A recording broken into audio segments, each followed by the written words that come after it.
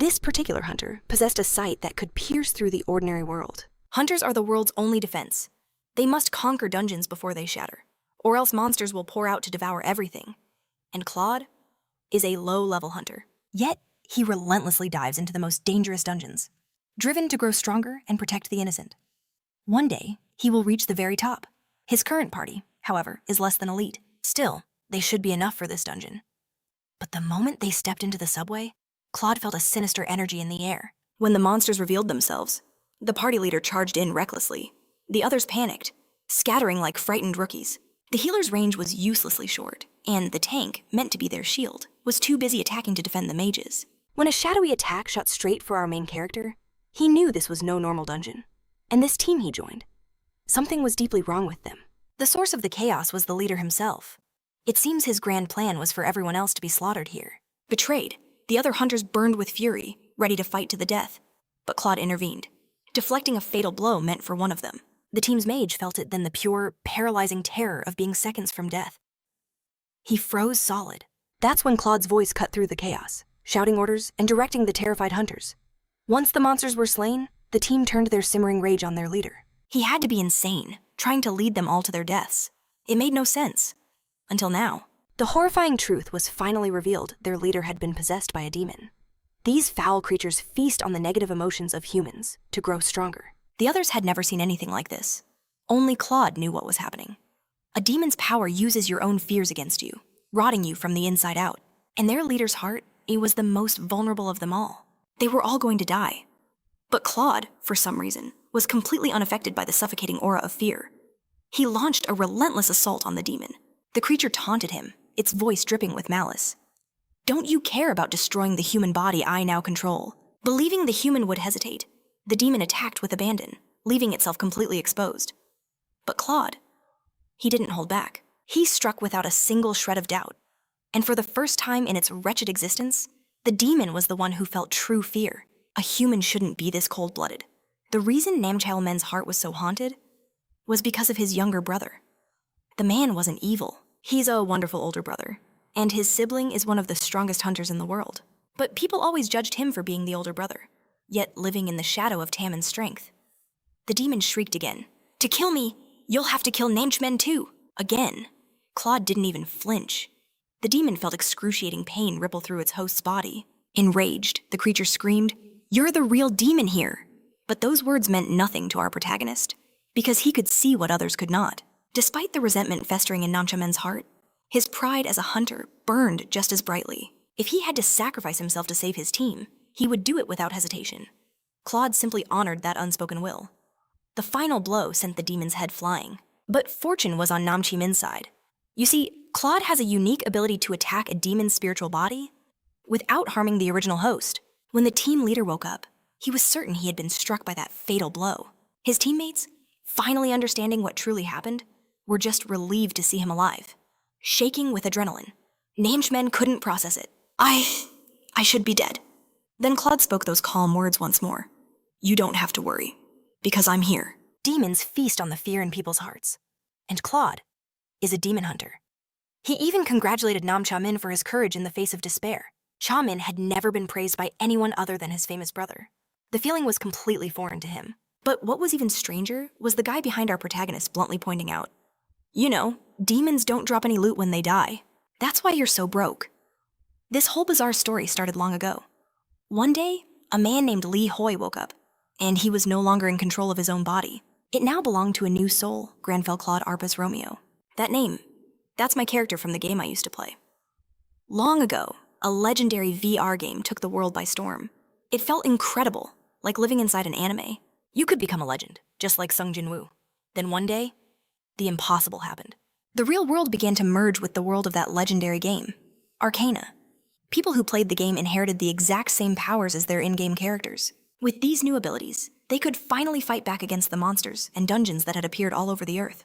Unfortunately for Lee Hoi, he was dirt poor and barely played, so his character was hopelessly low level and weak. And that wasn't his only problem. Claude's original personality was uncontrollable. If a superior so much as looked at him wrong, he'd fire back with twice the attitude. As time passed, the world grew more dangerous, and powerful players rose to become modern-day legends. But our hero, besides being weak, was stuck with a garbage tier class from the game, a demon hunter. It was notoriously the worst class for leveling up. Its only advantage was being incredibly effective against demons. But back in the game, demon-type monsters were practically non-existent. Back in the present, Kyo Min returned home, safe and sound, model. Nam Chi-min shoves a glowing screen in his brother's face, displaying a shocking online article. His brother, Taemin, scoffs in disbelief. For a guild leader to recruit someone from a mere post? It was utterly foolish. But Chimon's next words hit him like a truck. That person in the article is me. The revelation strikes so hard that Taemin's hand jolts, sending scalding coffee spilling across the entire table. Back at their home, the tension is thick. Taemin questions his brother, struggling to understand. You're really quitting as a player, to become an analyst for Gone. The decision made no sense. His brother had always been vehemently against such a path. What could have possibly caused this sudden 180-degree turn? But Chaelmin's eyes are firm. He insists he has never been more serious in his life. Seeing the doubt in his eyes, Taemin's voice sharpens. Are you trying to make a fool of me? Yet Chaelmin simply reaffirms his decision. He explains that for the first time, he saw his own weakness and his true calling. He was done living in his brother's shadow and would now walk his own path. A flicker of intrigue crosses Taemin's face. He had to meet this person. This player who had so completely shattered his brother's worldview. This individual didn't just handle a demon. They were immune to its status abnormality. It was a sign of an unbelievably powerful mind. He recalled his brother's words. The player fought with a dagger, not magic, making their true class impossible to decipher. With that much raw skill and power, Taemin couldn't wrap his head around it. Why would a player of that immense caliber ever enter such a specific, low-level rupture? Chaelmin admits the story sounds like a fantasy, but pleads for his brother's trust. Then, to Chaelmin's utter shock, Taemin agrees. He believes him, precisely because his own brother was the one who witnessed it all. He admits that he only reached his current position because of his brother's support. And with a flourish, he reveals a contract for Chaelmin's new role as an official Geon analyst. Taemin declares with pride that Chaelmin is his older brother and a proud analyst of the guild. Flustered, Chaelmin stammers his thanks as Taemin urges him to read the contract's terms. But as his eyes scan the document, Chaelmin's jaw drops. He looks up in disbelief, asking if these unbelievable terms are actually real. Meanwhile, our protagonist, Lee Hoyle, is processing the system message. Defeating that single demon had leveled him up 20 times. The character Granfell within him is indifferent, but Lee Hoyle is ecstatic. His mind was already racing, calculating how to distribute all his new stat points. After a refreshing shower, he decides to rest. Everything else could wait until tomorrow. However, Granfell's consciousness had other ideas. It surfaced, looked around the messy apartment, and was thoroughly disgusted. Guided by the principle that a clean environment cultivates a clean mind, it immediately launched into a deep, meticulous cleaning spree. After restoring order, he prepares a meal. The taste is surprisingly healthy, bland, even. Lee Hoyle reflects on his creation. Granfell was always like this, a creature of strict routine and absolute self-control. And then it clicks. The personality traits, the class, even the level he designed for his character, were now bleeding into his real life. The old Lee Hoyle would have just showered and ordered takeout. But through Granfell's eyes, his actions had become disciplined and healthy. He also considers that Granfell was never limited by a lack of talent. Quite the opposite. The character was a prodigy in magic, capable of mimicking almost any enchantment after seeing it just once. Intelligent, healthy, and overflowing with talent. As he lists the qualities, the protagonist realizes that if these traits are truly manifesting, his life is about to change forever. Eager to test this theory, he grabs his phone, only to see a long, rambling message from Kyomin. He has no idea what it's about and pushes it aside. The message could wait. Testing his newfound abilities was the top priority. Unsure where to begin, he decides to imitate an enchantment. He starts searching online, his eyes scanning for anything that catches his interest. Elsewhere, the Nam brothers stare at a screen in utter shock. The protagonist had flat out rejected their incredible offer. Chaelmin suggests the obvious, perhaps another guild had already made him an offer. But Taemin finds that impossible. As Korea's #1 guild, they offered a house, a car, all expenses paid, and a 95% profit share. He couldn't imagine any other guild in the country could possibly top that deal. Chaelmin reminds him that after the Mage Tower incident, foreign guilds began setting up branches in Korea. Since the best Korean guilds are all in the capital, he adds, the offer could have come from any one of them. A fire ignites in Nam Taemin's eyes. He would not let another guild poach this talent. He refuses to believe anyone could have made a better offer. He bolts upright, ready to leave. He turns to his brother, demanding to know what the protagonist looks like. His desire to recruit this player is now an obsession. He needs every detail, every piece of information to convince him to join their ranks. Nam Chailman pauses, recalling the man's presence. He wasn't flashy, he explains, but carried the air of a nobleman from a fantasy novel, dressed in elegantly simple clothes. Back with our protagonist, he is completely absorbed in his research, studying the intricacies of enchantment. In a shockingly short amount of time, he grasps the fundamental principles of magic. He realizes that as long as he has mana, he can wield it. Li Hoi chalks up this instant understanding to one simple fact. His character, Granfell, is a natural-born genius. Now certain he can wield magic, it's finally time to allocate his precious skill points. Unsure of Granfell's true potential, he keeps his options open, building for any possibility. He sinks 2 points into stamina and agility, and a decisive 7 points into mana. But during the process, a memory suddenly surfaces a piece of the tragic backstory he wrote for Granfell. Why it would appear now, he has no idea. Shaking it off, he decides to invest a single point into the luck stat, believing it's for the best. After all, Granfell's path forward will be a grueling one. Yet with that 1 point, his character's luck stat nearly doubles. He even daydreams that maybe he'll find a stray coin on the ground tomorrow.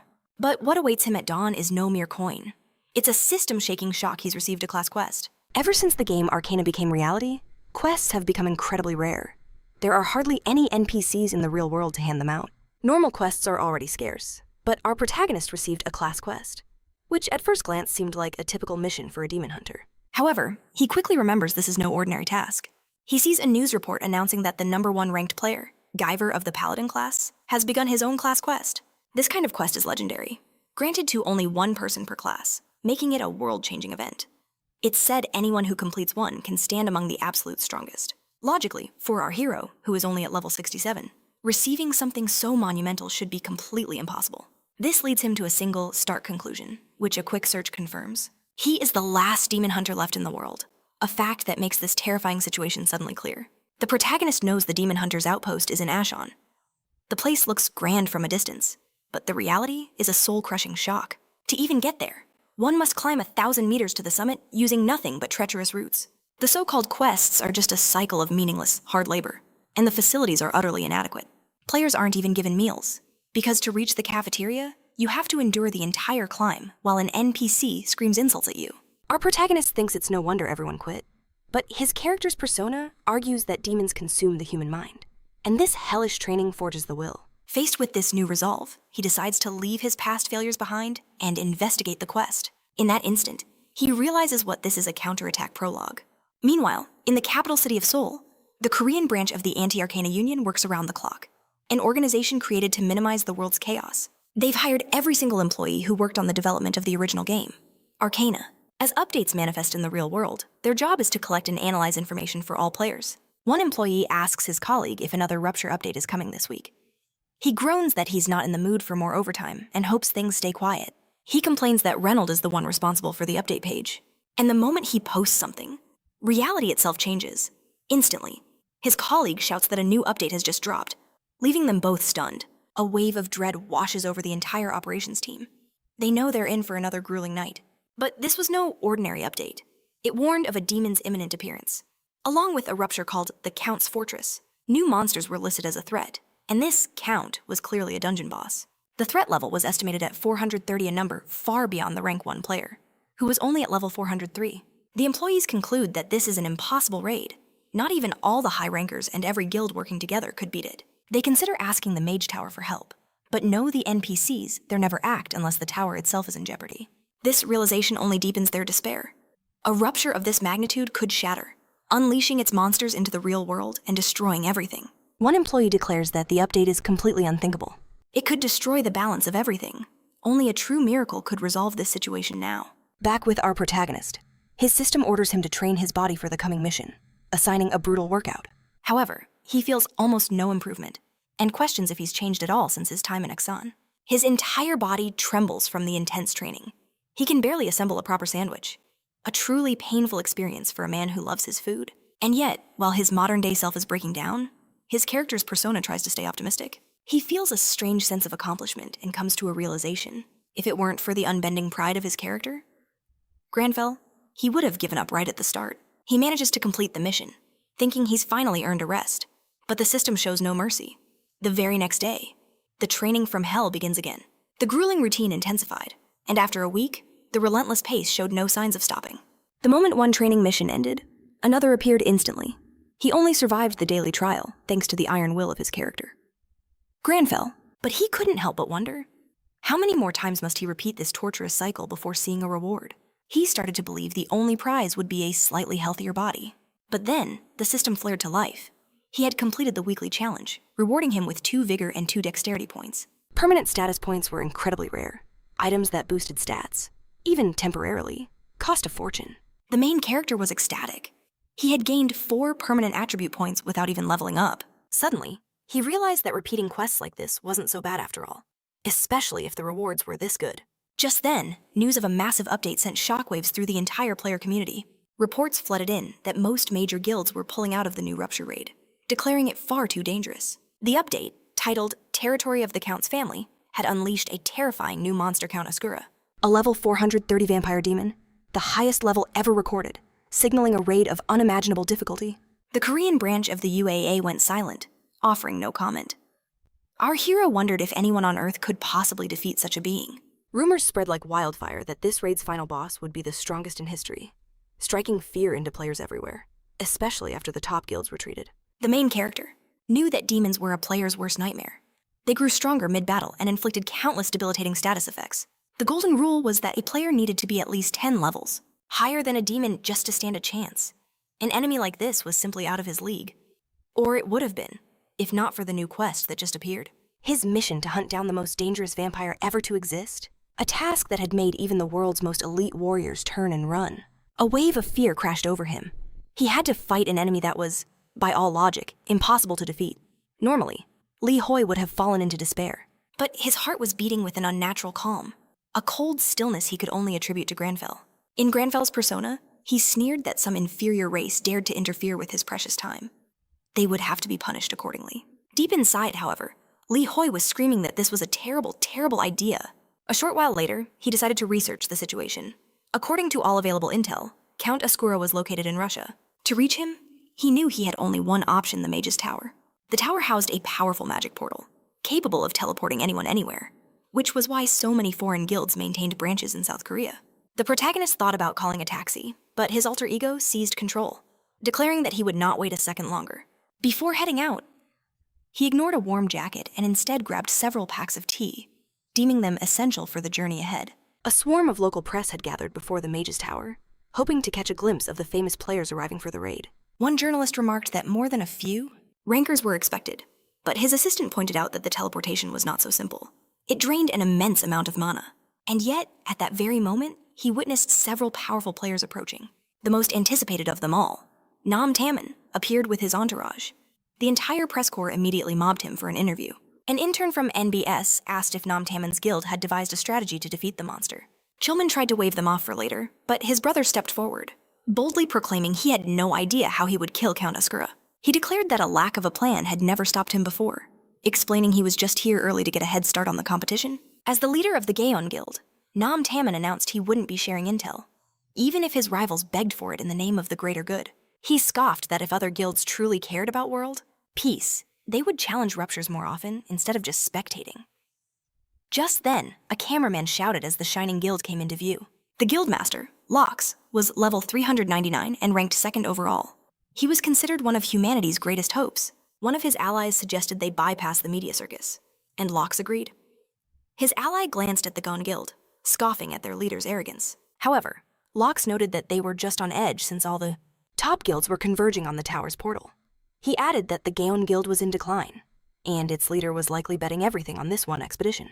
Meanwhile, Nam Kalman quietly advised his brother not to get worked up. He stresses a calm approach. They'll advance one step at a time, showing their true power when it counts. Changing the subject, his brother asks about the mysterious contact. Nam Cholman admits he tried to reach out, but the system update threw a wrench in his plans. His brother speculates that a player of that caliber will undoubtedly appear for a high-stakes raid like this. Meanwhile, our protagonist heads for the tower by bus. During the ride, he devours videos on magic theory, desperate to unlock its secrets. He breaks it down into 3 stages first, sensing the mana, then interfering with its flow, and finally, manifesting the phenomenon itself, putting theory into practice. The main character ignites a flickering flame in his palm. But being on a public bus, his sudden display of power sends a wave of panic through the other passengers. The driver shouts a warning about using dangerous skills on his vehicle. Our hero apologizes, stunned. that he could manifest magic on his very first try. He realizes he acquired this power just from watching a few videos. A wave of relief washes over him, but a quick glance at his system window reveals a problem. The new skill hasn't been registered, and acquired abilities should appear instantly. He can't help but wonder, could this be some kind of glitch in the system itself? Arriving at the Mage Tower, a place he'd only ever admired from afar, his eyes lock onto a swirling portal. Gazing into its depths, he feels a strange resonance. It felt like he could command its magic, even more easily than the simple fire he'd just created. But just as he prepared to test this new theory, a careless shove sends him stumbling forward, directly into the shimmering gateway. Nam Taman snaps at the man to watch where he's going, warning him of the dire consequences for their guild. For a fleeting moment, his brother almost recognizes the falling figure. But Nam Taman's call for the mission briefing shatters the thought. Nam Cholman begins the briefing, their target a massive rupture that has appeared in Russia. He displays a map of the gate's structure, revealing hundreds of potential entry points. The inner ring is the Count's family territory, with roughly 30 zones. But the epicenter is where Count Askra himself resides. Nam Cholman cautions them, however, that this is all just a theory based on past rupture patterns. If the gate shatters completely, the Count's entire castle could manifest in the real world. Over in Russia, the site is a media circus, swarming with players, journalists, and excited fans. A few streamers are even broadcasting live, braving the bitter cold for a chance at glory. And through this chaos, our protagonist emerges. An influencer mistakes him for a rival, and tries to shove him out of the shot. But he's in no mood for games. With a cold glare, he orders the streamer to move. The freezing air has worn his patience thin. Ignoring the noise, he marches forward, and stands before the gaping maw of the rupture, ready to plunge in. His only hope is for some warmth on the other side. But he's not the first to brave the gate. Other players are already deep within the fray. Deep inside, Leni Belalukchi, the level 348 leader of the Berserker Guild, is facing the ire of her own guildmates. They argue that her high-level EA doesn't give her an excuse to charge ahead so recklessly. Liani is infamous for her fiery temper. The moment Granfell steps through the portal, his system screams a warning of imminent danger. He's on the edge of hostile territory. The biting cold is a nuisance, but he forces himself to remain calm and focused. Just then, he spots them. A pack of level 230 wolves, closing in fast. Despite being only level 67, he activates his natural enemy skill, confident it will be more than enough. He scoffs, declaring the wolves chose the wrong prey. Now, he will teach them the true terror of being the hunted. As our hero begins his hunt, other parties across the zone engage their own targets. Liani's group is one of them, and she's already losing patience. One teammate tries to calm her down, but another just sighs. That's our guild leader for you. They all see the problem. Even after defeating wave after wave, the tide of snarling beasts is endless, and this is only the very first area. But something feels wrong to Leni. The wolves. They fight without any fear. It's completely unnatural. Her guildmates don't get it, but Liani insists the atmosphere feels far more dangerous than it should. She asks them a chilling question. Have any of you heard a single one cry out in pain? Silence is their only answer. Moments later, a lone howl cuts through the air. One of her companions notes, that wasn't a normal cry. It was a howl filled with absolute terror, a stark contrast to the fearless beasts they've been fighting. Liani's eyes narrow. They'll find their answers once they reach the source of that sound. Elsewhere, our protagonist continues his own slaughter. Drawing his bow, he feels his mana surge, embedding itself into the arrow. He knew the bow was mediocre, but with his mana, it could be reborn, igniting it with the power of fire. He unleashed hell upon his enemies. As the ravenous wolves closed in, the main character answered with a barrage of flames, watching from a safe distance. Liani Belalukchi and her guild were stunned by the spectacle. But as soon as the fight was over, the mysterious man simply decided to have some tea. The others were still processing what they just saw. How was he conjuring arrows of pure fire? They found his entire presence bizarre. Who wears a suit and tie inside a rift, and who calmly sips tea after such a vicious battle? A guild member theorized he was a streamer, maybe one who had followed another guild and gotten hopelessly lost. Leonie Belalukchi, however, cut through the speculation. This place was dangerous, no place for civilians. She warned him to leave while he still could. Granfell's only response was to take another slow sip of his tea. Being utterly ignored, Leonie's irritation flared. She snapped that when someone speaks to you, the least you can do is respond. But in that very moment, her comrades shouted a warning. More enemies were closing in. This time, the horde was massive, catching the party completely by surprise. And just like the wolves, these creatures were a terrifying level 230. Hold the line, Leni commanded her team. They braced themselves, trying to resist. But the sheer scale of the danger was becoming crushingly clear. In a flash, Leni herself charged into the fray, her blinding speed tearing through the enemy ranks. Then, a panicked shout. An enemy was perched high above. She realized with horror they had been surrounded by archers, completely exposed and about to be pincushioned. To their disbelief, the main character hadn't moved an inch. They called him a madman for continuing to drink tea in the face of certain death. The enemy captain gave the order. A devastating rain of arrows fell from the sky, and despair began to set in. Meanwhile, the protagonist remained utterly serene. He inspected the mana swirling inside his thermos, noting how easily it could be manipulated. He knew that manifesting the ability he truly wanted would require a vast well of mana, far more than he possessed at his current level. But then, a thought struck him. If magical enchantments weren't classified as skills, the entire equation would change. With that realization, he began manipulating the enchantment on his own thermos, and the result was more than satisfying. Liani braced for impact, shielding herself as best she could, only to realize the arrows never came. Her guildmates looked around, equally baffled. What just happened? When they dared to look up, they saw it. A massive barrier of solid stone had materialized, protecting them all from the lethal projectiles. Liani wondered if it was a form of alchemy, but this was on another level entirely. She had never seen anything like it. A skill of this magnitude should be impossible to cast so effortlessly. Suddenly, the protagonist was beside them. He explained calmly that this wasn't a skill at all. This was the raw, untamed power of pure magic. The fact that such a perfect defensive wall appeared from nothing left the entire group speechless. Even the protagonist himself was impressed with his own power. He'd had so little time to test his capabilities before entering the rift. But there was no time to celebrate. The enemy wasn't giving up that easily. The monsters on the ground began to advance, attempting to encircle them. The protagonist knew his peaceful break was over. The guild leader ordered her team to prepare for battle. She then turned to the protagonist, telling him to get ready. They were both in this now. As Granfell prepared to fight, he stunned Liani Belucci once more by summoning a bow from thin air. In the chaos of combat, one of the heroes cried out in pain. A teammate rushed to call for a healer, but in his haste, he left himself wide open to attack, just before the fatal blow could land. Something intervened. The warrior realized the monster's attack had been stopped by a single arrow. An arrow fired by the mysterious man in the suit. A storm of doubt and awe raged within Liani Belucci. She tried to comprehend his abilities, but with every move, her admiration only deepened. Granfell was a fountain of impossible tricks. This time, he knocked a fire arrow, and it streaked across the battlefield to incinerate the nearest foe. Liani's mind was reeling. The same man was using the abilities of a mage, an alchemist, and a master archer. It defied all logic. She could only stare and wonder. What exactly? Before long, the heroes had once again vanquished their foes. One of the guild members confirmed to his leader that the area was clear. No more hostiles in sight. She praised her team for their efforts, but her focus was locked on him. Why was this man alone in such a high-level rift? Why was he wearing such ridiculous gear?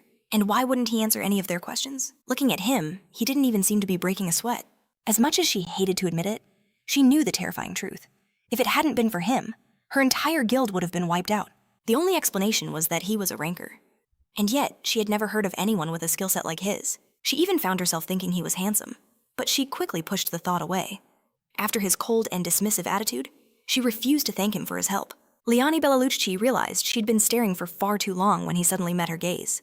A wave of embarrassment washed over her, and she desperately tried to act casual. But what truly unnerved her was the fact that he just kept staring right back. A flicker of hope ignited within her. Perhaps the main character would share his tea, an offer she knew she couldn't possibly refuse. To her utter shock, he walked right up to her, his voice laced with ice. "You've been staring for a while," he said, "but I won't be sharing my tea with anyone." And with those words, Liani Belucci's world of expectations shattered into a million pieces. A short time later, drones cut through the sky above the rupture area, piloted by a Korean journalist who had flown all the way to Russia for this very event. The eyes of the entire world were focused on this situation. This was the highest level boss humanity had ever faced. The reporter wasn't the only one. The world's press was providing full, non-stop coverage. The reports stated there were hundreds of smaller ruptures surrounding the main territory, all of which had to be cleared for the players to move to the next stage. This was correct. The boss's fortress was the final challenge, and legendary guilds like Shining and Gaon were already deep in the fray. The only question was, which of them would reach the end first? The first guild to claim the title for clearing this rupture would earn global fame. Their achievements would become legendary, creating massive anticipation across the globe. Inside a dark TV director's cabin, an employee brought him a coffee. He complained about the lack of light, but the director insisted he preferred it that way, immediately asking if any new videos from the rupture had arrived. His employee confirmed that all the teams were already halfway there. with the Shining Guild moving the fastest. The director voiced his desire to be the first one to interview the warriors the moment they emerged. In the middle of their conversation, they were startled by a sudden commotion. An assistant sprinted past the reporters, leaving them in a state of confusion. The director himself announced the incredible news: the first clearing of the territory's surroundings was complete. He ordered the reporters to follow the assistant immediately. Everyone was in shock, but the director explained that there was no solid information yet, and that was exactly why he needed them on the scene. Now, the assistant, having rushed ahead, finally arrived and contacted the director. His boss demanded to know which guild had cleared the area. The assistant's reply was unbelievable. It wasn't any of the guilds they expected. It was the Berserkers. The director found this bizarre. After all, the Berserker Guild was ranked a lowly 32nd, but the assistant confirmed the information, adding that he had even filmed their leader leaving with the others and had already sent the video. The director was speechless. He couldn't understand how they managed to enter the territory ahead of far stronger guilds like Shining. On top of that, the assistant reported that they appeared to be in perfect condition. He also spotted a Korean among the Berserker Guild, which was composed entirely of Europeans. This situation was so far out of the ordinary that it didn't take long for the journalists to close in. The assistant announced the arrival of their competition and declared he would try to get an exclusive interview.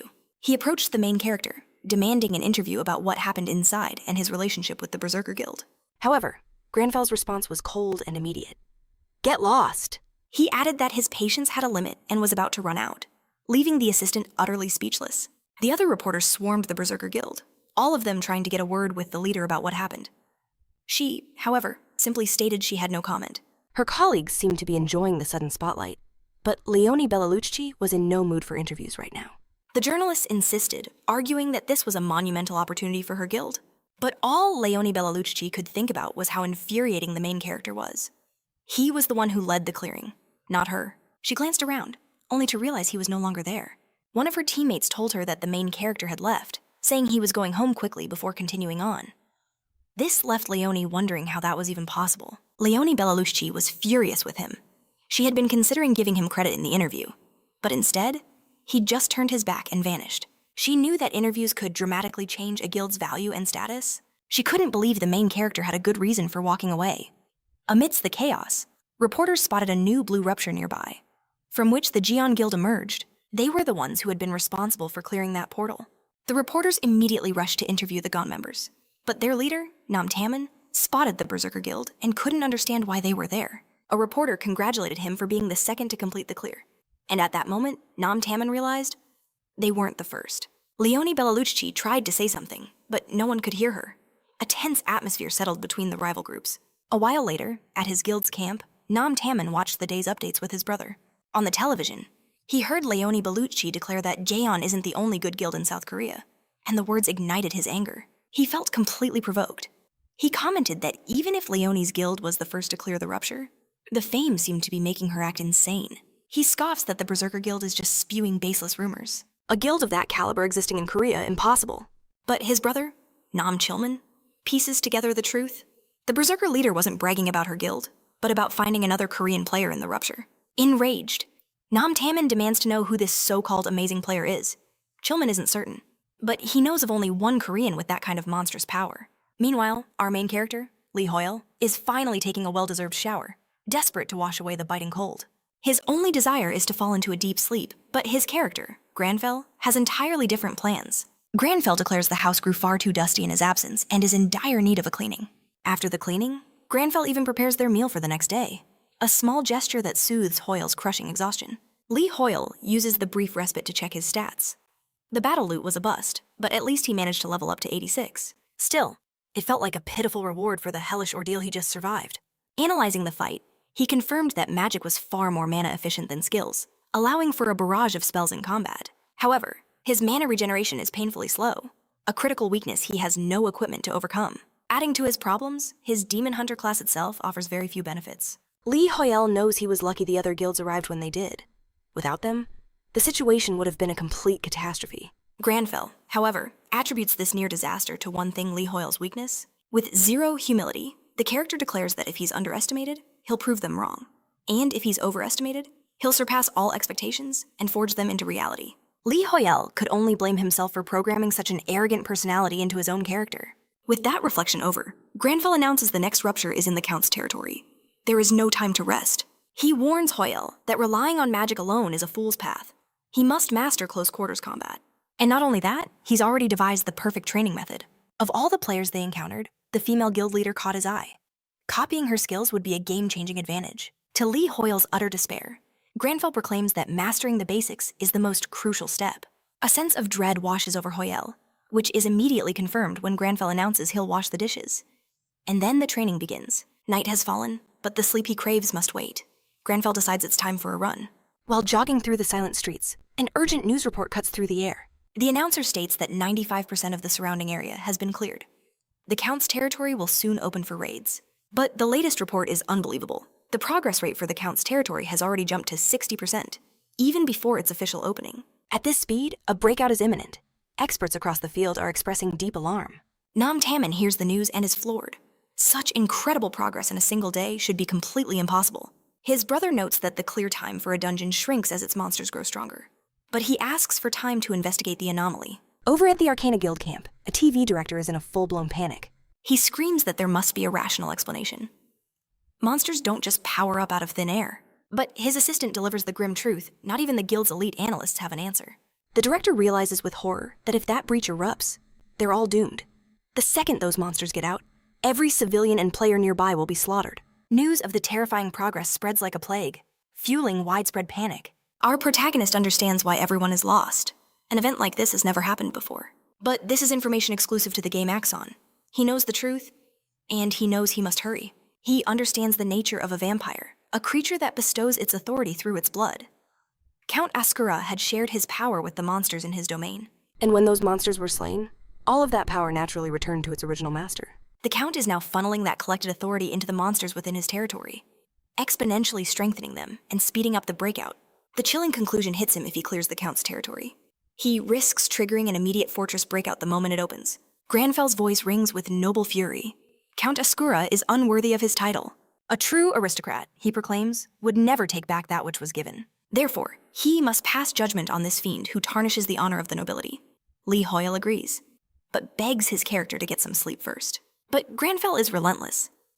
There will be plenty of time for sleep in the grave. 5 hours remain until the Count's territory erupts. Before a shimmering rupture, the Influencer Park Gang starts his broadcast.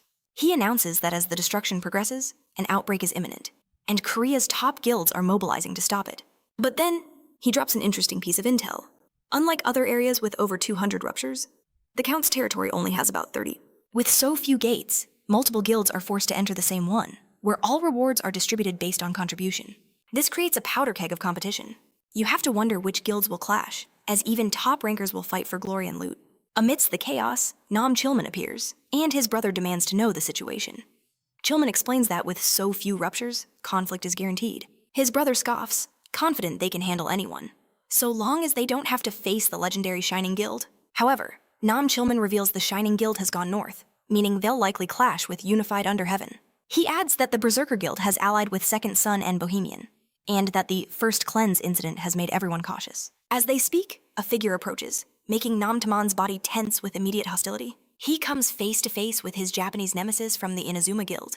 Their leader, Hagi Kazuma, smirks, feigning surprise to see the Gown Guild at the entrance of the very same rupture. Nam Taman fires back, reminding his rival how they swore they'd never open a branch in Korea, and assumes their plane just landed. Kazuma's taunt cuts deep, saying it's much better to fly to Russia than to set up a branch in South Korea. The provocation hits its mark. Rage flashes in Nam Taman's eyes, which is exactly the reaction Hagi Kazuma wanted. The two powerhouses are seconds from clashing, much to the delight of the influencer secretly recording them. And he isn't alone. The entire crowd buzzes, hungry for a fight as influencers and the press swarm in to capture the confrontation. However, Nam Kalman steps between them, arguing that the rupture's destruction rate is more critical than a battle of egos. But despite the attempt to defuse the situation, all Nam Taman can see are the rankings. The Inazuma Guild is ranked 4th, while his own guild, Gaon, is on the verge of dropping to 5th place. To make matters worse, Hagi Kazuma is the 6th ranked player, while he's fallen all the way to 11th. And that's not even counting the bitter rivalry between Japan and South Korea. Faced with this, even Kelman's calm resolve breaks. He will not back down. And so, the two brothers steel their resolve. They will crush the Inazuma Guild. The news spreads like wildfire. The Inazuma and Gaon guilds have entered the same rift. Their epic rivalry is famous, always drawing a massive audience who obsessively watch their rankings and the clash of nations. In the northernmost rift, the top two guilds are battling Shining at number 1 against Unified Under Heaven at number 2. In the southern rift, the 30th ranked Berserker Guild, 7th ranked Second Sun, and the 3rd ranked Bohemian Guild have formed an alliance. All the while, the global destruction rate has already hit 80%, sending waves of fear across the entire world.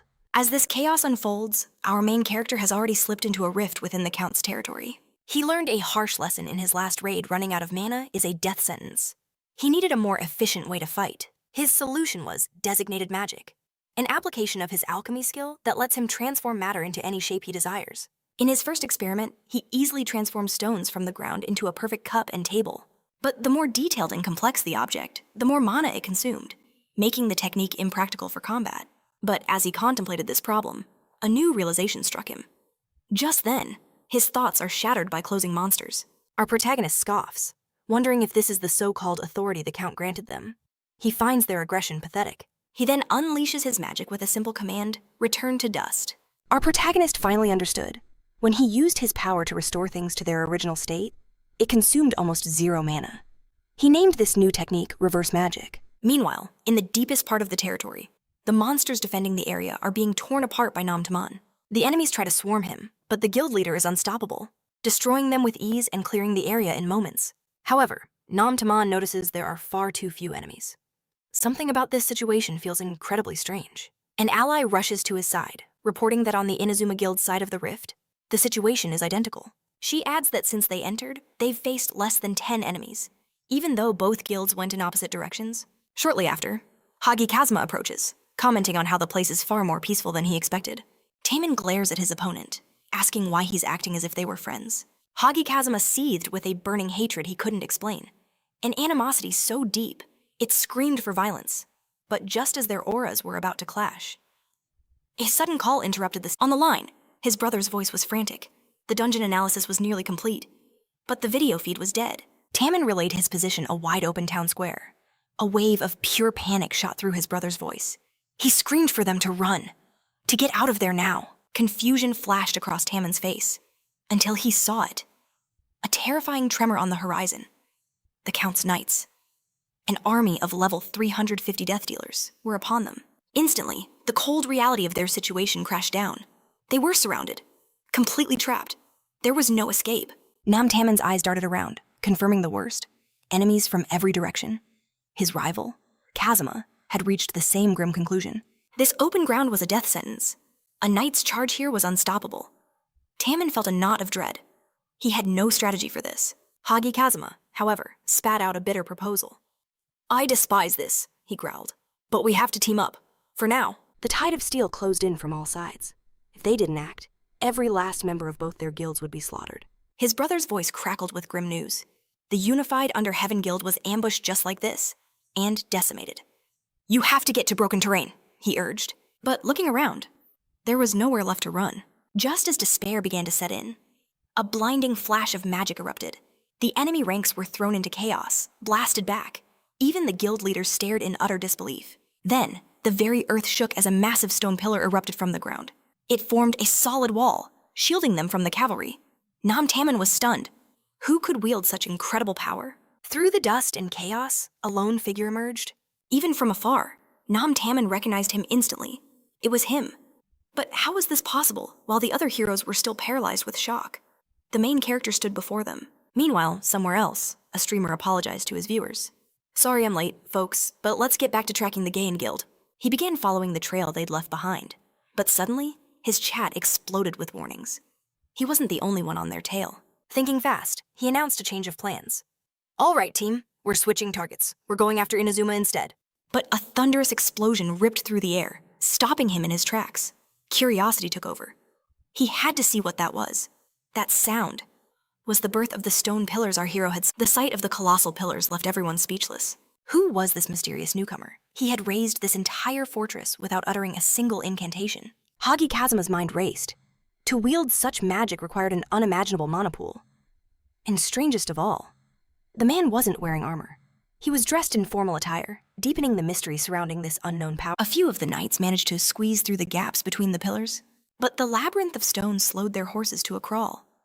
Seeing this chance, Nam Taemin shouted, "We can thank him later. Now, we fight, With the tide of battle suddenly turned, he charged forward. His enemies were finally vulnerable. Hagi Kazuma saw the opening as well, roaring an order to his guild. Attack! And just like that, the battlefield erupted in a storm of steel and magic. All the while, the streamer captured every moment, his jaw hanging open in disbelief. The sudden appearance of this unknown mage was the scoop of a lifetime. From our hero's point of view, it was simple. He was merely unleashing his reverse magic upon his foes. But to the streamer and his audience, it looked like a single warrior was taking on the entire cavalry, alone. The streamer couldn't process what he was seeing. A spectacle this legendary was unheard of. Our main character then drew a silver dagger, but hesitated. He couldn't risk damaging its durability. An idea sparked in his mind. Could he manipulate its mana, transform it, and then change it back to its original state? But he had no idea if the theory would hold up. He recalled a past experiment. When he turned a stone into a cup, it became as fragile as one, but upon reverting, its original durability returned. In theory, the same principle should apply to his dagger. With a surge of mana, the dagger morphed into a deadly spike. He unleashed a single, perfect test strike. He then reverted the weapon to its dagger form, inspecting it closely. It worked exactly as he'd planned. A faint smile touched his lips. This ability would be a game changer. When the dust of battle finally settled, Nam Tamon was lost in his thoughts. His brother's words of praise echoed in his mind, but seeing that power firsthand was something else entirely. Now, his desire to recruit this man was absolute, especially with his rival watching. But what could he possibly offer? Their first proposal had already been their best. While he was deliberating, the streamer from WeTV saw his chance. He rushed toward the protagonist, hoping for an exclusive interview, just like so many others. But before he could even ask a question, a crowd of warriors swarmed the hero. They showered him with praise, not even knowing if he was Korean or Japanese. Determined not to lose this opportunity, Nam Tamon pushed through the crowd. Finally reaching him, he formally introduced himself. "I've heard great things about you," he began. "I even sent you a message, an invitation to join my guild." The main character's response was ice cold. "That was not a formal approach," he stated flatly. "Therefore, I have no reason to answer you." His refusal is broadcast live across the world, and the news spreads like wildfire. The mysterious player declined an interview because of a lack of proper etiquette. Meanwhile, the main headline declares the Shining Guild the first to clear the Count's territory. But back at their camp, the guildmaster, Lox, feels no sense of victory. He's replaying the footage of our protagonist's battle, asking his top players for their thoughts. His ally, Camilla, claims she's just an archer, unable to judge. Demeter scoffs, saying there's no point asking what they clearly can't comprehend. This only fuels Locke's obsession. Camilla admits that the main character is undeniably impressive. He'll either be a powerful ally they must recruit, or a terrifying enemy they'll have to face. Demeter, however, sees through his leader. He claims Lox is just jealous that this mysterious player stole the spotlight, right after their guild's grand achievement. He warns his leader not to be so greedy. After all, they already had more than enough time in the limelight. Camilla agrees, adding that the press always chases a new sensation. A player like this is just a fleeting spectacle. But as his comrades leave for a celebration, Locke remains behind, his eyes glued to the screen, watching the footage on an endless loop. A mage named Jessie Hynessy approaches, intrigued. She notes that it resembles magic, yet it's something else entirely. Lox is stunned. He's never seen Jessie impressed by anything before.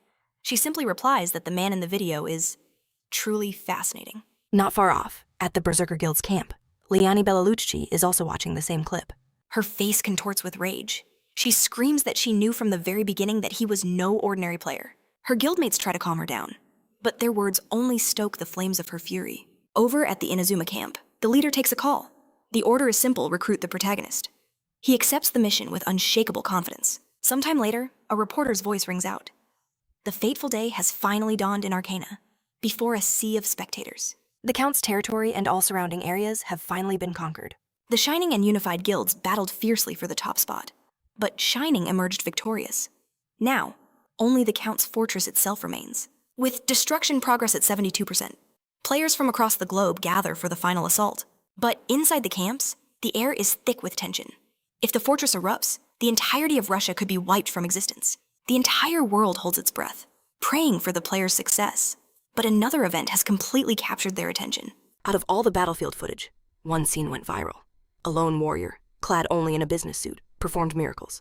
Everyone is desperate to know the source of his power, and the reason for his mysterious silence. But the protagonist's reasoning is simple. He's wearing these clothes because he doesn't own any others. The news reports show him moving massive stone pillars with his bare hands, leaving experts speechless.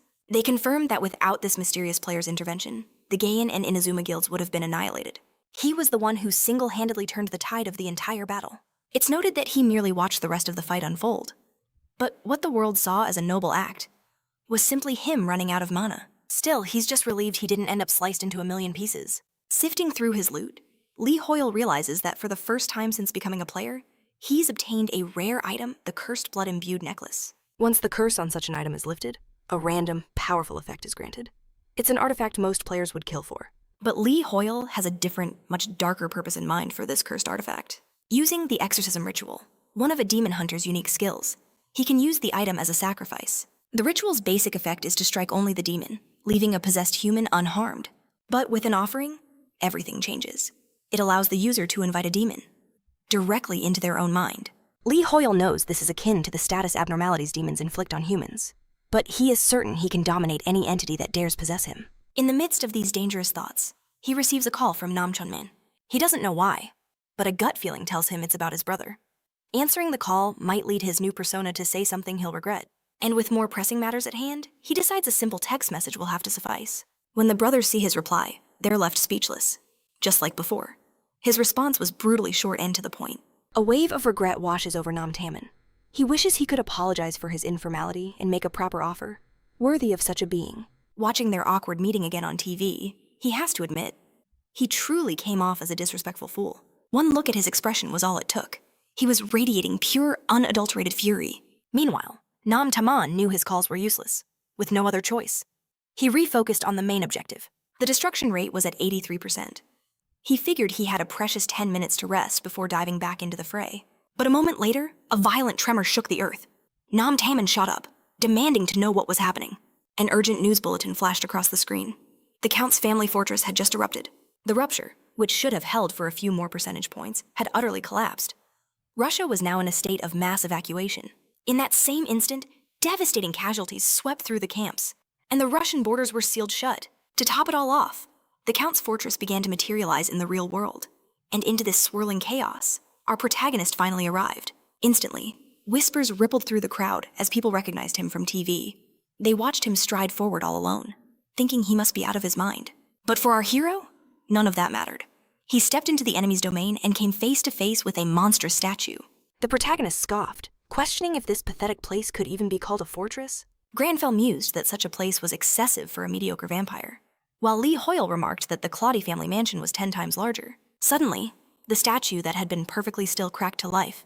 The protagonist realized the enemy had heard him, a smirk playing on his lips as he prepared for battle. Outside, the other warriors couldn't believe their eyes. They thought he needed help, facing an enemy over 10 meters tall. A foe of that size was impossible to defeat alone. Still, a darker thought crept into their minds. The thought of turning their backs and running for their lives. Meanwhile, our hero simply stared down the stone beast, and with a single, effortless gesture, he obliterated the enemy before it could even retaliate. The players watching from the gate were left utterly stunned, witnessing the fortress guardian fall in a single blow. Nearby, the Heining Guild heard the sound of the impact. They recognized that catastrophic noise from the video of the main character's legendary battle. Jesse bolted towards the sound, breaking formation and ignoring the desperate warnings from his guildmates. To Granfell, that was just another one of the countless stones he had shattered in his life. A mere statue wouldn't stand in his way. Just then, he sensed someone else approaching. Now that the guardian of the gate had fallen, the other players felt a surge of courage and began to press forward. He couldn't care less why these cowards suddenly found their nerve. At that moment, a system mission flashed before him. Defeat the vampire. Without a shred of hesitation, Granfell strode into the fortress.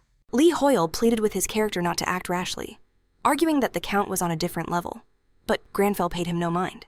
Upon entering, he found a grand banquet hall, but something about the place was deeply unsettling. Every single wall was adorned with portraits of the Count himself. Not long after, the Geon Guild finally made their way inside. Their leader, Nam Taman, immediately sensed that something was wrong. His team was confused, but he remained calm, stating only that he felt suffocated. Ever since stepping into the Hall of Paintings, he couldn't shake the feeling that he was being watched. His brother's eyes widened at those words.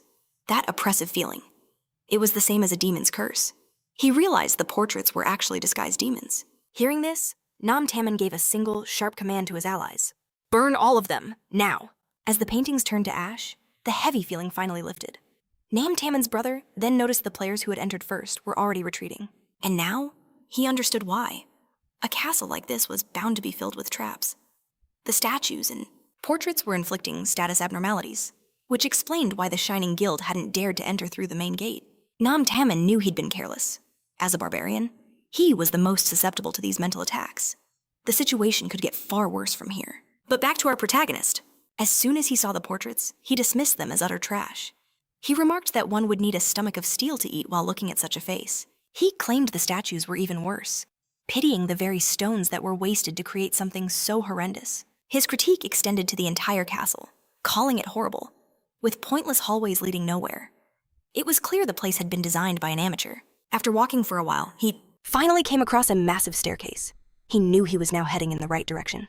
Judging by the layout and the foul stench in the air, he was approaching the heart of the fortress. And if he was right, behind that door was the dreaded Count Asura. The protagonist noted the eerie silence. He assumed the other players hadn't managed to make it this far. However, shattering his expectations, Jessie Heine appeared, her voice cutting through the quiet. "I finally found you." His magic was unlike anything she'd ever seen. She simply had to witness it with her own eyes. Lee Hoyle watches in awe as the girl hovers in the air, while Granfell's expression remains an unreadable mask of ice.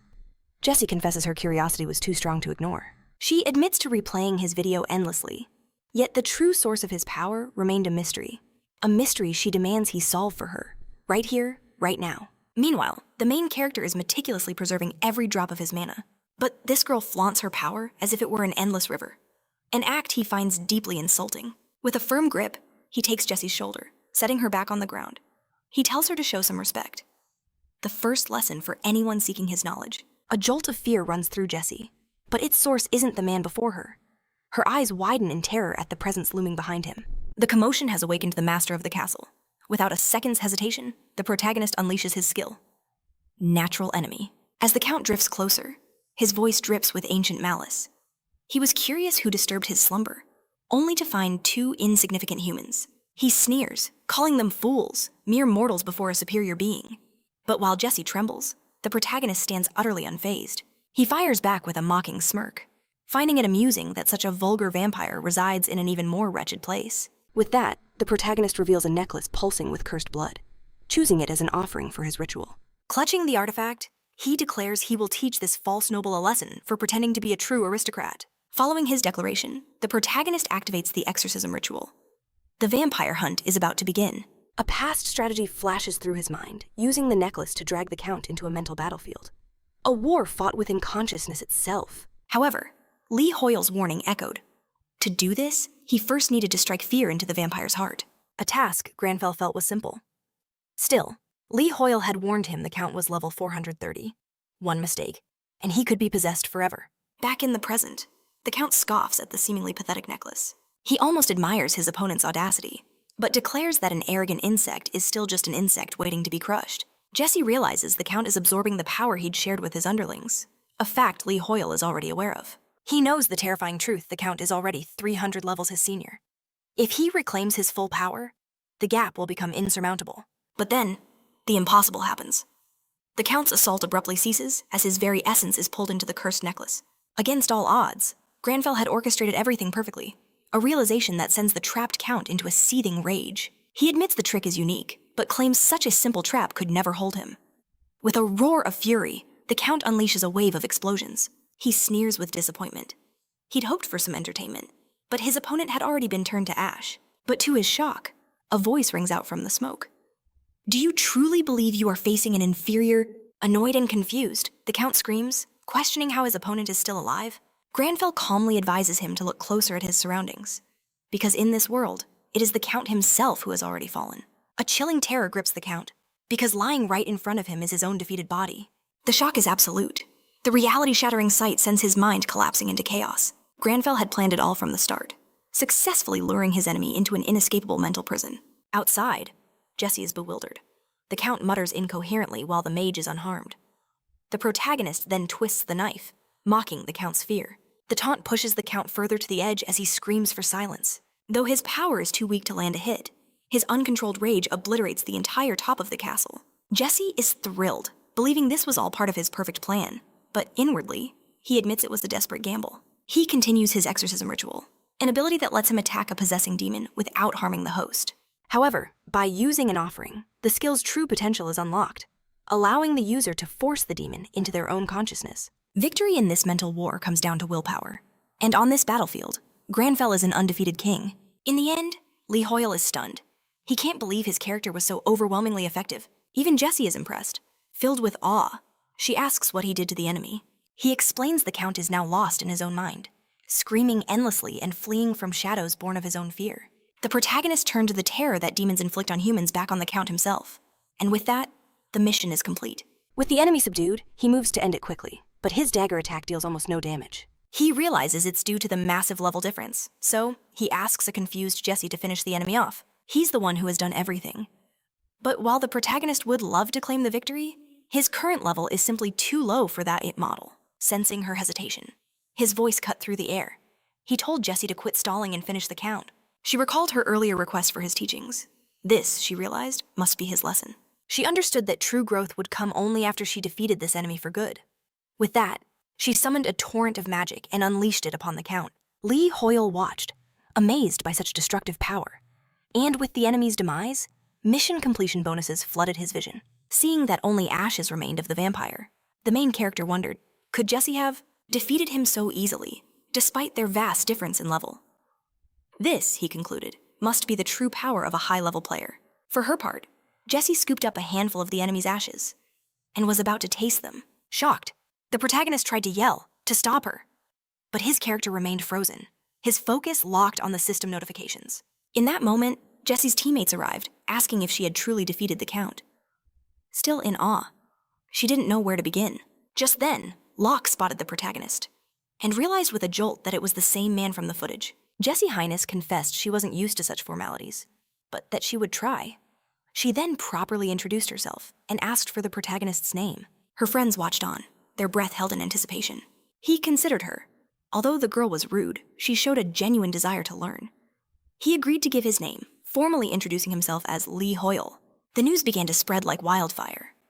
About a lone man who stormed the Count's fortress through the front gates. Early reports claimed that a living statue had attacked him. And before the other players could even react, this same man had shattered the Guardian to dust. By the time reporters arrived, the Count himself was nothing but ash. While watching the sensational news coverage, a little girl named Orang cried out to her mother that her Uncle Hoyle was on TV. At first, the woman was confused by her daughter's words, but then she looked at the screen and her blood ran cold. It was true. She was utterly stunned, seeing her brother's face plastered across every single news channel. Meanwhile, the protagonist was at home cleaning when the sharp ring of his phone shattered the peace. It was a call from his sister.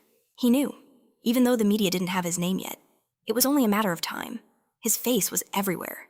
He glanced down, seeing dozens of missed calls from all three of his older sisters, with whom he had once been so close. But their relationship now was a completely different story. He always felt like an outcast, mistreated. He had no intention of answering their calls. To his surprise, a sharp, demanding knock echoed from his front door. An annoyed voice called his name, demanding he open up, knowing full well he was inside. Since he ignored her calls, she had come in person, warning him to open the door while she was still being nice.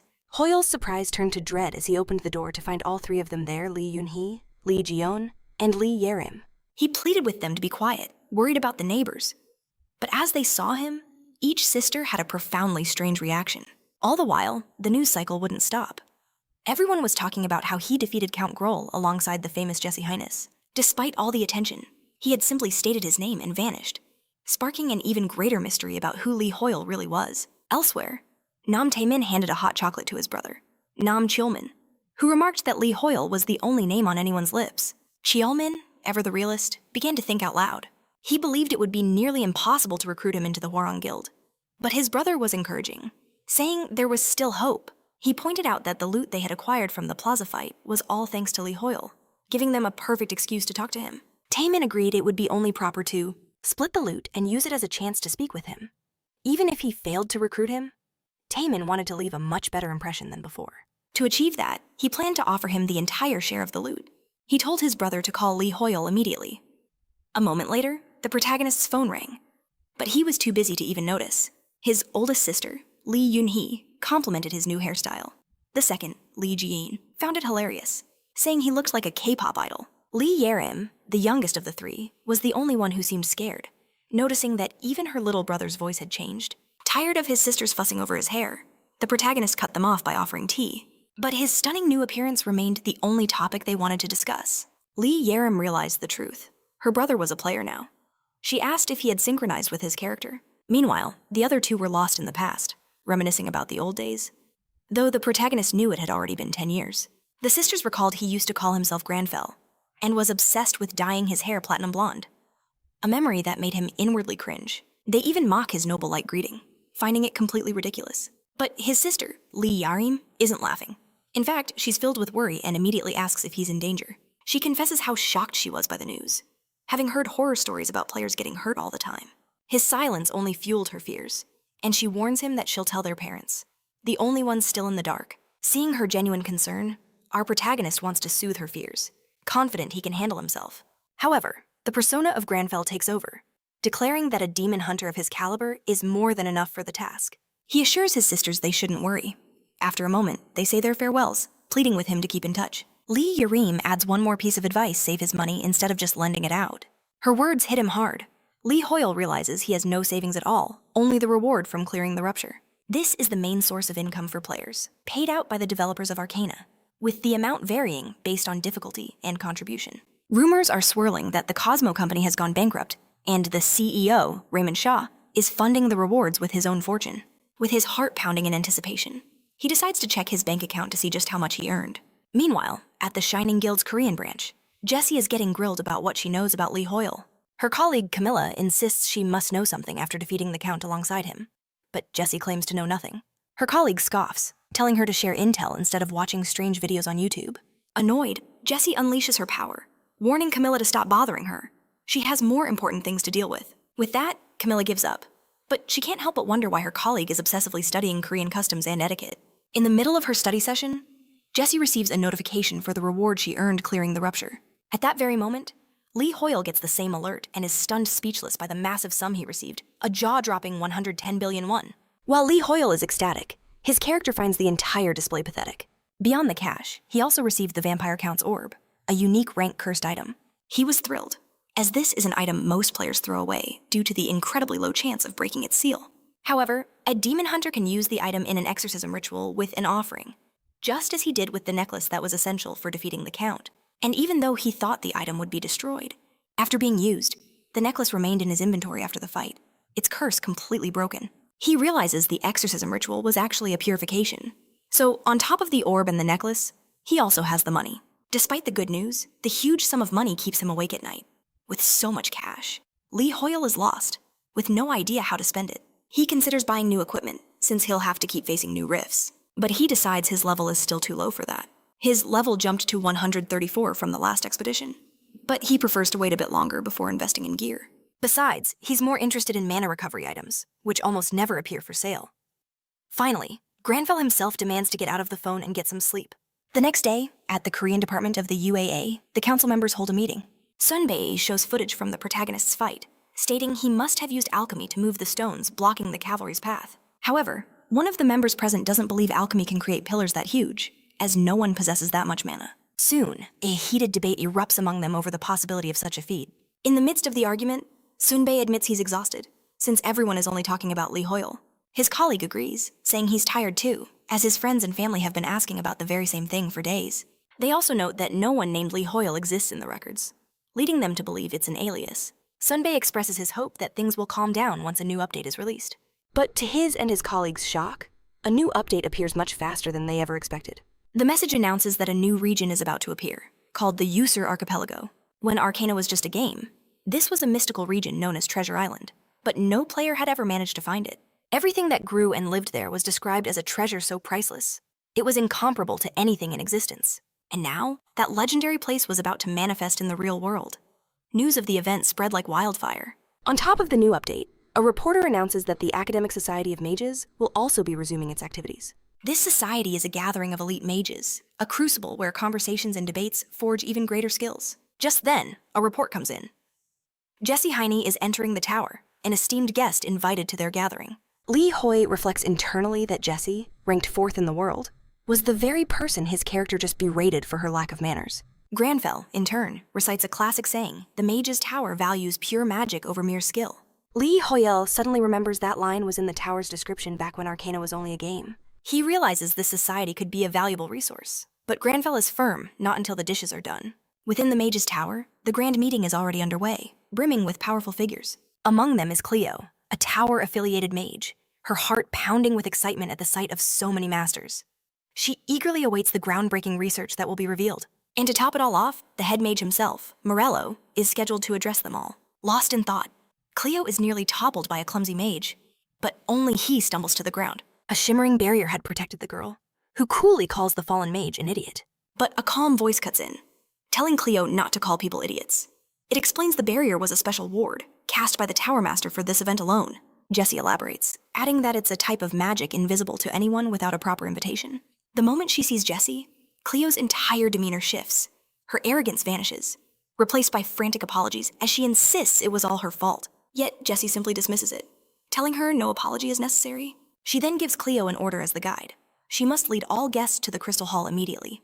Cleo reports that Jessie was the last to arrive. Everyone on the guest list is already accounted for. But Jessie holds up a hand, asking if they can wait just a moment longer. Cleo is confused, but Jessie simply says she has a good feeling that one more person is about to appear. And she was right. At that very moment, our protagonist had decided to join the assembly of mages. As he arrives, he sighs, thinking that every visit to the tower is the same chaotic scene, swarming with people. He figures the entire world is trying to reach the Yusra archipelago on the exact day he chose to come. To make things worse, Li Hoi is instantly recognized, and the entire crowd's attention snaps toward him. The protagonist is suddenly mobbed like a superstar, bombarded with requests for photos and a storm of questions. In the chaos, a man grabs his bag, stopping him dead in his tracks. The man claims to be his biggest fan, refusing to let go until he gets a picture. A flash of irritation crosses the protagonist's mind as he thinks of the expensive tea stored inside that bag. Tea he purchased with his own hard-earned money. In response, Granfell unleashes a torrent of verbal abuse so vicious it even startles Li Hoi. The protagonist worries for a second that this aggressive persona might be alienating his fans, but the exact opposite happens. The man is thrilled to be cursed at by his idol. Shaking his head, our hero tries to push through the crowd. That's when his eyes catch on a nearby wall. Something about it feels different. He decides to investigate. On the other side, Cleo nearly jumps out of her skin as the protagonist seemingly phases right through the wall before her. He, in turn, simply nods, remarking that the illusion magic is truly worthy of praise.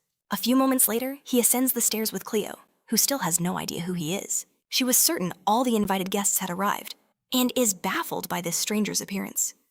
Sensing her anxiety, the protagonist asks her what's wrong. Flustered, Cleo quickly replies that there's no problem at all, but she couldn't hide her confusion about him not having an invitation. Still, she continues to lead him toward the meeting. Her mind raced. The illusion was cast by the Tower Master himself.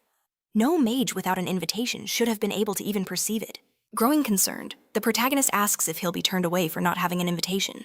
Cleo, however, reveals a hidden rule: anyone with the ability to see through the illusion is permitted to enter, even without an official invitation. She adds that in the Tower's entire history, he is the very first person to ever accomplish it, which is why she was so stunned.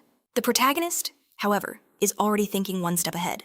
His only thought is on how to copy that incredible illusion magic, though he'll need to level up more first. Soon, they reach the tower's apex. Cleo welcomes him to the Crystal Hall, the sacred ground for the investigation of knowledge. When the world of Arcana became reality, its non-player characters were born into the real world. Among them, the most influential is the new head mage, Morello, the chosen successor to the Tower of Mages. He is a man who truly lives up to his title. He was the first to grasp the world's new reality, using his vast magical knowledge to forge a new future. And he is the founder of this very academic society. As Jessie's magic hat droned on with the explanation, her expression screamed utter boredom, which deeply offended the enchanted headwear.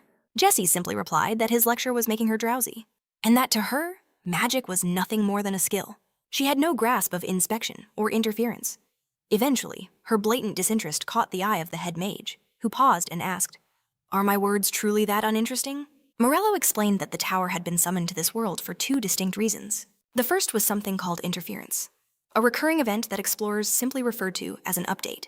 The mage elaborated that humans were not accustomed to true magic, just as the Acadians struggled to comprehend the science of the explorers. Because of this, he declared that for mutual understanding, both sides needed to put in the effort. This was precisely why the meeting's topic was science. a field he believed held the key to evolving magic. He then unleashed a brilliant demonstration of what he called a fusion and ignition created by uniting these two disparate worlds. However, he gave them all a solemn warning to be cautious when dealing with such power. The variables it could create were still unknown. For this reason, Morello announced that he needed everyone's cooperation. Finally, he opened the floor, inviting anyone to ask questions. Instantly, our protagonist's hand shot into the air. He informed the mage that he'd noticed unnecessary elements in the demonstration and asked Morello what he thought of the flaw. The head mage was blindsided by the question. A wave of shock rippled through the audience to openly question the great Morello was unthinkable. The head mage stared at the unfamiliar face, but seriously contemplated the audacious question. He fired back, asking the protagonist why he believed there were any flaws in his technique. "It's simple," the protagonist stated coolly. "I can feel a distinct friction." He explained that magic and science were fundamentally different concepts, and that the friction from combining them created inefficiency.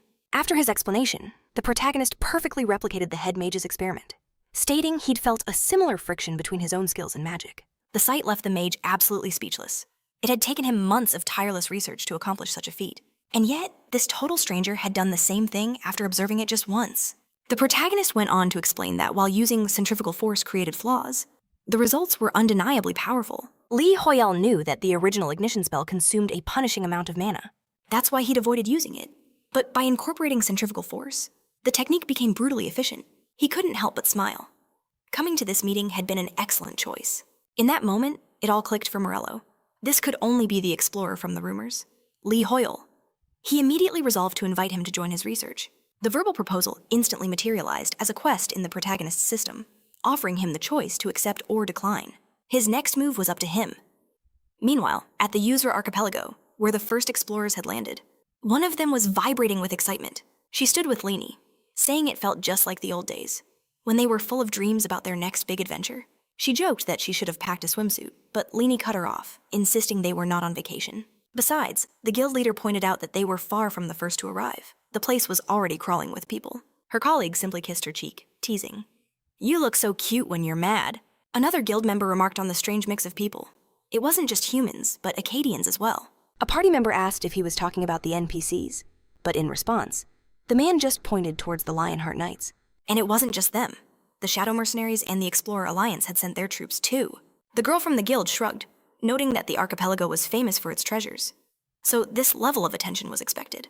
Leanie hated it. It meant more competition. Her colleague noted that at least the tower mages weren't there. At that very moment, the guild leader's communicator rang with a call from a mage. Breathlessly, the mage on the line shouted that she'd found Lee Hoyal at the Tower of Mages, and that he had challenged the tower's leader. Upon hearing this, Leanie burst into laughter, declaring that Lee Hoyal was truly insane, something she'd figured out during their first team meeting. Her colleague immediately realized the guild leader was still holding a major grudge. The mage continued, reporting that the tower leader had not only accepted Lee Hoyal's challenge, but had also given him a special mission, making everyone else burn with jealousy. Back with our protagonist, Morello had given him a simple task, make a list of everything he needed for his research, with a promise to provide it all. Lee Hoyal's eyes lit up. He could ask for literally anything. He planned to use this golden opportunity to his absolute advantage. A short while later, Morello ascended to the highest floor of the tower, having been summoned by the 5-star, the most noble of all mages. The great mage acknowledged Morello as the tower's rising young star, and mentioned he'd heard a rumor that an explorer had been brought in for a research project. He pointed out that the Tower of Mages does not meddling in an explorer's affairs, directly violating their code. That's why he demands an explanation. But Morello argues that the explorer, Lee Hoy, has already grasped the true essence of magic. He claims Lee Hoy has shattered the wall between magic and science, and that a talent like that cannot simply be ignored. The High Mage reminds Morello of their sacred duty to judge for themselves and bear the full weight of their actions. He assumes the young mage is aware of the consequences, and while he respects Morello's judgment, he must take full responsibility for his choices. With the conversation over, the High Mage dismisses Morello, but a bitter taste lingers for Morello. These old fools are blind to the world outside, and he wonders how much longer the Tower Master will remain silent. Just then, a cheerful voice calls out his name. It's Cleo, delighted to see him. She explains she's on her way to deliver the items that Lee Hoy requested. Morello offers to take them for her, but Cleo insists she can handle it, knowing how busy he is. Still, Morello persists, saying he was already on his way to see Lee Hoyle. Seeing his determination, Cleo gives him the items to deliver to our protagonist. Meanwhile, Lee Hoy is deep in his studies when Morello appears with the requested items. Magical equipment for mana regeneration. Exactly what he was hoping for. Morello asks if the items are suitable, but after a quick inspection, Lee Hoyle realizes they're all far too high level for him, rendering them useless. Morello quickly apologizes, admitting that he had underestimated Lee Hoyle's current stage of development. The mage then reveals the request made him curious, and because of it, he brought something far more special. He presents a hexag brooch, a unique item with a powerful mana regeneration feature. After analyzing it, the protagonist sees its level is perfectly compatible, and its stats are incredible. He immediately agrees to take it. Morello remarks that while he knew Lee Hoyle was no ordinary mage, he continues to be surprised by his sheer potential. Lee Hoyle notes the item looks deceptively simple, almost cheap, but based on the mage's words, he realizes its true value is far greater than it appears. Morello then explains that he can't proceed with their shared research just yet, as there are flaws in his magic, just as Lee Hoyle had pointed out. Hearing this, our protagonist agrees to wait until the mage is ready. Morello thanks him for his patience, expressing his firm belief that with Lee Hoyle's help, he can finally change the mage tower for the better. Back at the archipelago, the streamer High Gang TV is live, camped out and waiting for Lee Hoyle to make his grand entrance. He notes that countless players are pouring through the portals, and he's sure our protagonist will be among them soon. He vows not to leave until he sees him. But the mention of Lee Hoyle's name attracts unwanted attention. A player named Kinver approaches, his dislike for all the hype surrounding the protagonist clear on his face. After Arcana became reality, a notorious group emerged. Its members infamous for doing anything to achieve their goals. Wherever they went, disaster followed, and according to the rumors, Kinver was the most cruel among them. It's whispered that players who entered rifts with his group simply vanished, so Kinver's sudden interest in Lee Hoyle is raising alarms. He startles the streamer, muttering that it wouldn't be very funny if Lee Hoyle's heroic act ended in tragedy. Before disappearing, Kinver warns that he'll be watching the stream, and with a chilling goodbye, he's gone. The streamer's chat explodes into chaos, with many now begging Lee Hoyle not to show up. Annoyed by the comments, he passionately defends our protagonist, declaring that he isn't driven by greed for treasure and that he will appear when the time is right. At the same time, Granfell asks Lee Hoyle if there's any compelling reason for them to venture to the archipelago. Lee Hoyle confirms there isn't. Despite the treasures rumored to be there, he is severely underleveled. The archipelago rift demands a minimum level of 350, while he is only at level 134. On top of that, the monsters there are on a completely different scale. To go there now, Lee Hoyle knows, would be certain defeat. Besides, it's rare for demons to even appear in the archipelago. But in that very moment, a notification flashes before him, an exclusive mission for the Demon Hunter class, ordering him to investigate the 7 deadly sins. Lee Hoyle all knew of these legendary beings from his past, but he never dreamed he'd find one in the Yusra archipelago. He remembers defeating the Count by a hair's breadth, a victory of pure luck. He knows it's foolish to hunt another legendary enemy so soon. However, Granfell's voice cuts through his hesitation. If there was no reason before, there certainly is one now. This is no time to waver. He proclaims that if evil is gathering there, it is their sworn duty to eradicate it. With zero hesitation, Granfell prepared for the mission, leaving Lee Hoyle in a state of utter despair, clad in clothes completely unfit for a jungle. A short while later, Lee Hoyle's diehard fan, a streamer, breathed a sigh of relief. His legendary idol had finally graced them with his presence. Inwardly, Lee Hoyle was melting under the relentless sun, but outwardly, Granfell sensed only one thing, a sinister presence coiling around them like a serpent. He could tell this oppressive aura was on another dimension entirely, far beyond that of any common demon. Sensing this profound corruption, he theorized the island itself was the wellspring of this power, deciding it was best to keep his natural enemy skill permanently active. As they ventured deeper into the territory, the streamer shadowed Lee Hoyle's every move, desperate to capture every single second of his hero's journey. This annoyance was the last thing our main character needed. He had to focus on finding monsters weak enough for his current low level. The streamer's chat frantically warned him that he was disturbing Lee Hoyle, but he arrogantly brushed them aside, claiming they were all mistaken. Besides, in his mind, he was a ghost, a phantom, completely undetectable and bothering no one. But then, a sudden roar shattered the tense silence, startling even the oblivious streamer. Nearby, a party of players was locked in a desperate struggle, and they were clearly losing ground. Their opponent was a fearsome level 420 emerald tiger, a beast whose hide reflected sunlight with a blinding glare, like 1,000 shattered suns. Each blow from the beast sent shockwaves through the forest, forcing one of the players to scream for his team to hold the line and not break formation. Just then, a lone figure emerged from the chaos. The players recognized him instantly, demanding to know what he was doing there, a question Lee Hoyle was screaming internally. Granfell had hoped for a simple scorpion as a warm-up, but seeing the tiger first, he figured this beast would have to suffice. Given the enemy's overwhelming level, Lee Hoyle knew that for him, escape was impossible. His character, Granfell, calmly assessed the dire situation. The blinding light was a serious tactical disadvantage. To counter it, he unleashed his power, shattering the very earth beneath the creature. His logic was simple: if the monster can't move, it can't attack. The other players were left utterly speechless by the move. In the midst of battle, he decided to test his newfound magic. Unleashing Master Marcello's ignition, the attack vaporized the tiger instantly, and the system awarded him his share of the hunt's contribution. But what truly thrilled him wasn't the reward, but the sheer, overwhelming might of his new magic. It had surpassed all his expectations. The other players were just as stunned that such a powerful foe was annihilated with a single spell.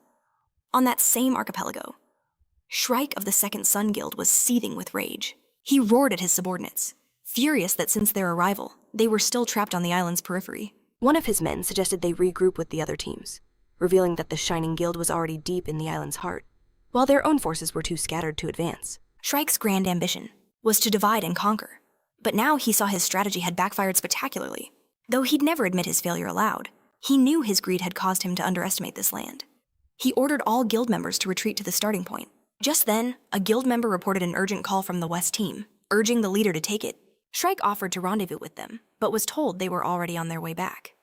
Confused, the guild leader demanded to know why. His subordinate explained that Lee Hoyle had already swept through their designated route like a storm, forcing them to find a new path. As Shrike struggled to process this, another subordinate rushed in with a report from their spy in the Mag's Academic Society. He revealed that Lee Hoyle had accepted a quest directly from the head of the mages, and would likely be the first player ever to acquire his own personal laboratory inside the tower. Unable to believe a player could forge such a deep connection with a top-tier NPC, Shrike commanded his analysis team to uncover every secret they could about this matter. He now understood that Lee Hoyle was a far greater threat than anyone had ever imagined.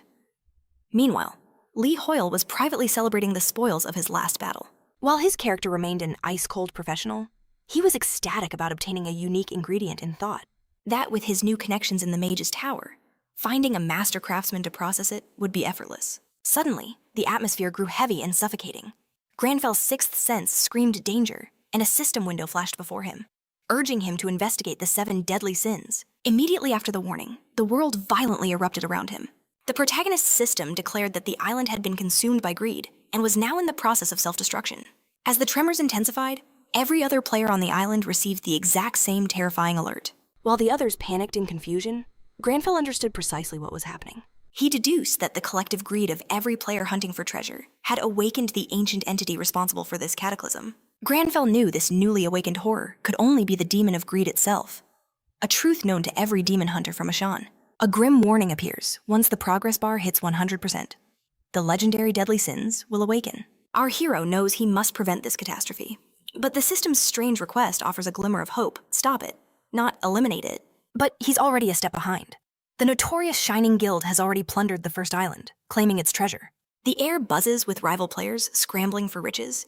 It's clear now everyone in this archipelago shares the same insatiable goal. Granfell's wisdom echoes in his mind to escape greed's corruption. One must abandon all desire. A noble thought, but a near impossible feat. Faced with this paradox, a radical solution forms. There's only one way. He must claim every last treasure for himself. Elsewhere, the Shining Guild wastes no time. Their forces already storming the second island of the archipelago.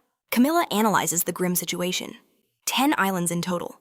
The moment they seized the first treasure, one of 10 ominous squares filled. Her conclusion is chilling. This isn't just a race for treasure, it's a countdown to destruction. Locke connects the dots, recalling Jesse's report from the Mage Tower about Lee Hoyle's fiercely competitive nature. He then poses the critical question, could their guild even stand a chance against a monster like him? Data shudders at the thought of a direct clash, and Camilla agrees. Their hands are already full with ordinary foes. Besides, Camilla adds with a knowing glance, Jesse would never sanction a fight. It's obvious her colleague is hopelessly smitten with Lee Hoyle. Locke concedes, admitting it's just his own envy talking. There's no honor in attacking someone who hasn't provoked them. But in that very instant, a second square on the destruction bar lights up with a dreadful glow. Deer identifies the culprit, the Unified Underheaven Guild, with another major power in the race. The plot thickens. A surge of panic hits Locke. If they don't move now, they'll be left in the dust. Back with our main character, Lee Hoyle questions Granfell's logic. The ancient spirit's reply is simple and dire. Greed itself will bring ruin to everything. Therefore, the only path to salvation is to seize the treasures from the hands of the greedy. As if summoned by fate, a new group appears. Their regal armor is unmistakable. They are the legendary Knights of Lionheart. Lee Hoyle is stunned. To find the Empire's finest knights from the Golden Age of Arcana here, Granfell formally greets their leader, Captain Harkin of the King's Guard. While his men are tense and wary, Captain Harkin remains composed, politely asking for the stranger's name. He introduces himself simply as Lee Hoyle, mirroring the captain's surprise at finding such esteemed knights in a place like this. But Harkon senses something different about this man. An aura that sets him leagues apart from any other player he has ever met. Yet, it's not his power that truly captures the captain's attention. It's the unique brooch pinned to Lee Hoyle's chest. Before another word can be spoken, the sky rips open. A massive object crashes down, narrowly missing our hero. A meteor, one of the knights shouts in confusion. But it's no meteor. The true owner of this island has awakened. A colossal, level 450 giant golden fang turtle. Without a moment's hesitation, the captain's voice rings out. All knights, prepare for battle. The beast readies a devastating attack. Spread out now, the captain roars. The turtle's power is overwhelming, kicking up a storm of debris. The knights are blinded, unable to approach a foe of such impossible size. Amid the chaos, the captain's blood runs cold. He spots his right-hand man, Enoch, directly in the path of the monster's crushing stomp. A desperate roar tears from the captain's throat. Enoch, get out of there! But it's too late. The turtle's foot smashes down, the shockwave blasting everyone back. As the dust settles, an unbelievable sight greets the captain's eyes. Lee Hoyle stands before Enoch. He had conjured a protective wall from thin air, a feat that leaves the knights absolutely speechless.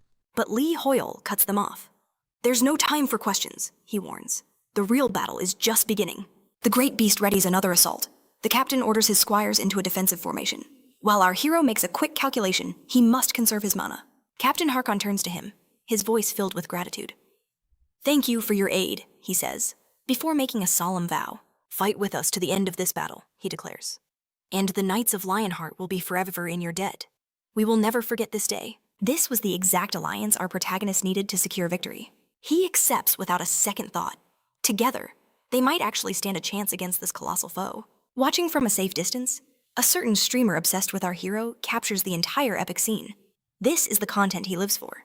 His chat explodes with warnings about the danger, but he just grins, promising them he's far enough away to stay safe. Back on the battlefield, the Lionheart captain rallies his men.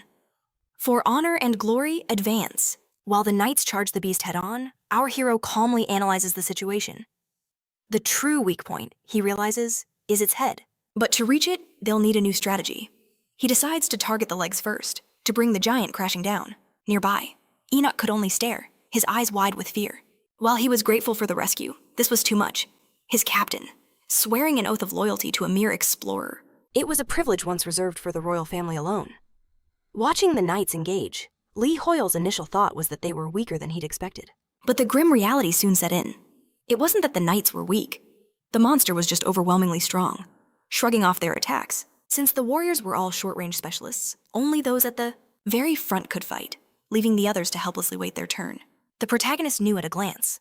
If this stalemate continued, their defeat was certain. To make matters worse, his system blared a dire warning. The island's destruction level had already passed the halfway point. He realized the other players were far ahead of schedule. The catastrophe was approaching faster than he could have ever imagined. As he desperately searched for an opening, the monster let out a furious roar. The very ground split apart, spewing magma in a hellish eruption. The knights tried to fall back, but solid ground was vanishing beneath their feet. In the middle of the chaos, an idea sparked in the protagonist's mind. Remembering the architecture of the Mage Tower, he turned to the knight commander. "Are you ready to advance?" he declared. "I will open the path." Then, commanding the stones on the ground, he forged a staircase from the rubble that shot directly towards the monster's head. This incredible feat left everyone completely speechless, the knights, their shocked leader, and even the streamer watching from afar. The group's mage whispered that she'd only ever seen magic like that inside the Great Mage Tower. While Enoch couldn't believe an explorer could wield such power, his suspicions about the main character were growing by the second. The leader of the Lionhearts roared, "The path is open. We must advance. We cannot waste this chance with the time we have left." By relentlessly striking the enemy's weak spot, the knights finally began to deal staggering amounts of damage. But in the heat of battle, the main character received a strange system alert. Captain Harkon and the Lionheart Knights had forfeited their entire contribution share for defeating the giant turtle. As a result, all the credit flowed to him alone. But he couldn't understand why they would make such a great sacrifice. After the battle was won, Harkon King's Guard approached the protagonist. He explained that the brooch the Explorer wore was a legendary gift, bestowed upon the Mage Tower by the Emperor himself, long ago. Harkon proclaimed that Lee Hoyle had saved countless lives, and for that, their gratitude would be eternal. Furthermore, the knights offered to fight by his side whenever he wished. Immediately after, an orb of pure energy materialized on the scene. Lee Hoyle knew it was the island's treasure, but he hesitated on whether he should claim it. He feared the act would awaken his own greed, but knew that if he left it, another player would surely steal it away. Noticing the destruction level ticking ever higher, Lee Hoyle decided he needed a moment to think. To his utter shock, his character Granfell acted on his own, snatching the item without a second thought, completely defying his player's will. For Granfell, wealth was meaningless. As the heir to a legendary family, he had already experienced the pinnacle of luxury. The feeling of greed simply did not exist in him. Granfell believed he possessed the one perfect method to prevent the island's destruction, and it began by taking this treasure, completely unswayed by any form of avarice. Confronted by this pure action, Lee Hoyle was struck by the reality of his own greed, wondering if such a state was truly possible for a human to achieve. Meanwhile, from a distance, the protagonist was being watched by his nemesis, Kinver, who noted his new alliance with the Lionheart Knights. Kinver sneered. Lee Hoyle could collect all the treasures he wanted, but eventually, he would have to face him. At that instant, one of Kinver's barely living victims tried to push himself up, whispering that the Shrike of Second Sun would hunt him down. Those, however, were his final words. Kinver snuffed out his life, adding, another name to the long list of players who had perished by his hand. Kinver was certain this display of force would be enough to crush all his rivals at once. Elsewhere, the streamer obsessed with our hero cheered, seeing him take the treasure without his greed stat increasing. However, upon inspecting the item, Lee Hoyle's excitement vanished. Despite being an epic grade treasure, all he received was a broken crown. He was hoping for so much more. He was starting to think this was all some kind of cosmic joke. Then, his system alerted him the Lionheart Knights had officially joined his party. The Knights' captain, Harkon Kingsguard, declared he would follow Lee Hoyle from this moment on. Fulfilling the oath he had sworn, Lee Hoyle, who hadn't taken the promise seriously, now understood the weight of his words. The captain and his entire army had truly become his retainers. Harkon Kingsguard stated, I do not know your goals, but from now on, I will serve as your shield and your sword within this archipelago. A wave of pure thrill crashed over the protagonist. The continent's greatest knights were now his allies. No monster could stand in his way. As he welcomed them, Kinver watched from the shadows, his mind racing. One of Kinver's allies broke the silence, asking why the Gems. Destruction progress was unchanged. Despite Hoyle claiming a treasure, Kinver simply smirked. There was nothing to fear. He revealed that while their target was stronger, he had already prepared a deadly surprise for him at the docks. The moment our hero steps onto that boat, a lethal toxin will end it all. Kinver was certain. Not even those legendary knights could stop this trap. The treasure would be meaningless. But then, the protagonist glanced high into a tree, and Kinver's world shattered, the observer nearly tumbling from his perch in sheer shock. Just from that gaze, Kinver felt a paralyzing bloodlust wash over him. He was discovered. There was nowhere to run. In reality, Hoyle was just admiring a peculiar animal that had piqued his interest. But Harkon, the king's guard, saw beyond the creature. He warned of a hidden watcher in the trees, sending a fresh wave of terror through Kinver. After the knight's warning, the protagonist scanned the area again, but only saw a squirrel, leaving him utterly baffled. His thoughts were cut short as the system chimed in. Only 2 treasures remained before the archipelago's destruction. Since he'd claimed an item without raising the greed gauge, he calculated that only 1 true treasure was left for the taking. The new mission was clear: seize that final treasure before anyone else, even if he believed the destruction rate wouldn't reach its peak. Harkon, the king's guard, bowed his head. Whatever his new master wished, he would accomplish. Still reeling from the shock, Kinver was so terrified he couldn't even respond to his ally on the comms. He replayed the moment in his mind. The king's guard meant to capture him, but Hoyle let him go. Was it pity or a warning? Whatever the reason, he had stared death in the face. This mission was a lost cause. It was time to retreat. He sent a final, desperate warning. Stay away from Lee Hoyle if you value your life. Hearing this, his ally, Park Hun-jun, erupted in fury. He couldn't comprehend this sudden cowardice, furious that Kinver had just hung up on him. He had invested a fortune, even borrowed money, for the poison Kinver demanded, and now he was just backing out unacceptable. When his own men tried to calm him, Park Hyunjin exploded, snarling that it was easy for them to be calm when it wasn't their money on the line. His companions tried to restrain him, but his paranoia was taking over. He accused them of being far too composed, his mind twisting their calmness into conspiracy. They must have schemed with Kinver against him. Ignoring their frantic denials, Park Hyunjin roared, demanding to know how much they were paid to betray him. The violent commotion startled a flock of birds, and the sudden noise caught our protagonist's ear. The captain asked if something was amiss, but Hoyle couldn't be sure. Just then, a system notification flared to life. It was a danger warning, but this one pulsed with a far more menacing energy than before. His demon hunter instincts screamed at him. A terrible threat was fast approaching. Meanwhile, Park Hyunjin's rage had boiled over. He began attacking his own men, one of whom cried out that he always knew Park was obsessed with money, but never dreamed it would lead to this madness. Park Hyunjin shrieked back, consumed by delusion, claiming they had taken a bribe to side with Conver. But they weren't alone. Hidden in the brush, an obsessed streamer was broadcasting the entire meltdown live to the world. He caught the exact moment Park Hyunjin declared he was simply taking back what was stolen from him. Gripped by terror, the streamer bolted. He finally understood. The Supernova Guild was insane. The rumors about them hunting other players were all true. If they saw him, he would be next. He had to escape, unseen. In his panicked flight, he slammed right into another player. It was the Explorers Alliance. One of them asked the terrified kid if a monster was chasing him. The streamer gasped in relief. He was safe. He reasoned that not even a maniac who killed his own teammates for money would dare fight an entire guild alone. He decided to stay close, using the group as his shield. As the race for the treasures continued, drones soared high above the archipelago, broadcasting the rules of the game. The territory was divided into 10 islands, each holding a hidden treasure. The path to finding each one was different. Some were easy, others lethally difficult. The Shining Guild and the Explorers Alliance had already claimed their prizes. Now, all eyes turned to the final island, where players and guilds were gathering for the last chaotic scramble. Among the first to arrive were the formidable members of the Shining Guild, who had already secured 2 powerful treasures. The Korean Guild, Gaon, had also claimed a treasure and was now hungry for a second. Also in the mix was the Inazuma Guild. They had been moments from victory, but the Gaon Guild had reached the island first, snatching their prize away. The final island, at last, the rival guilds, Second Son and Berserker, had arrived. The stage was set for the ultimate showdown over the final treasure. As streamers broadcast the historic event to the world, something completely unforeseen shattered the scene, leaving everyone breathless. The Lionheart Knights appeared on the final island's shore, the Empire's most elite warriors, a force no one ever dreamed would join this treasure hunt, and leading them was their captain, Harkon King's Guard, a legendary figure rumored to be above level 600. For the lesser guilds, all hope was lost. But the true shock came when, from the Knights' ranks, Lee Hoyle himself stepped forward. In an instant, our main character became the eye of the storm. His powerful avatar projected an aura of unshakable confidence and focus. But beneath that calm exterior, he was absolutely terrified on the inside. Lee Hoyle had expected this level of attention, but it did little to calm the storm raging within him. Some players saw a rival to be crushed, but the truly wise saw a monster that should never be provoked. His greatest fear was being exposed. If they knew he was just a newbie, the godlike image built by the media would crumble into dust.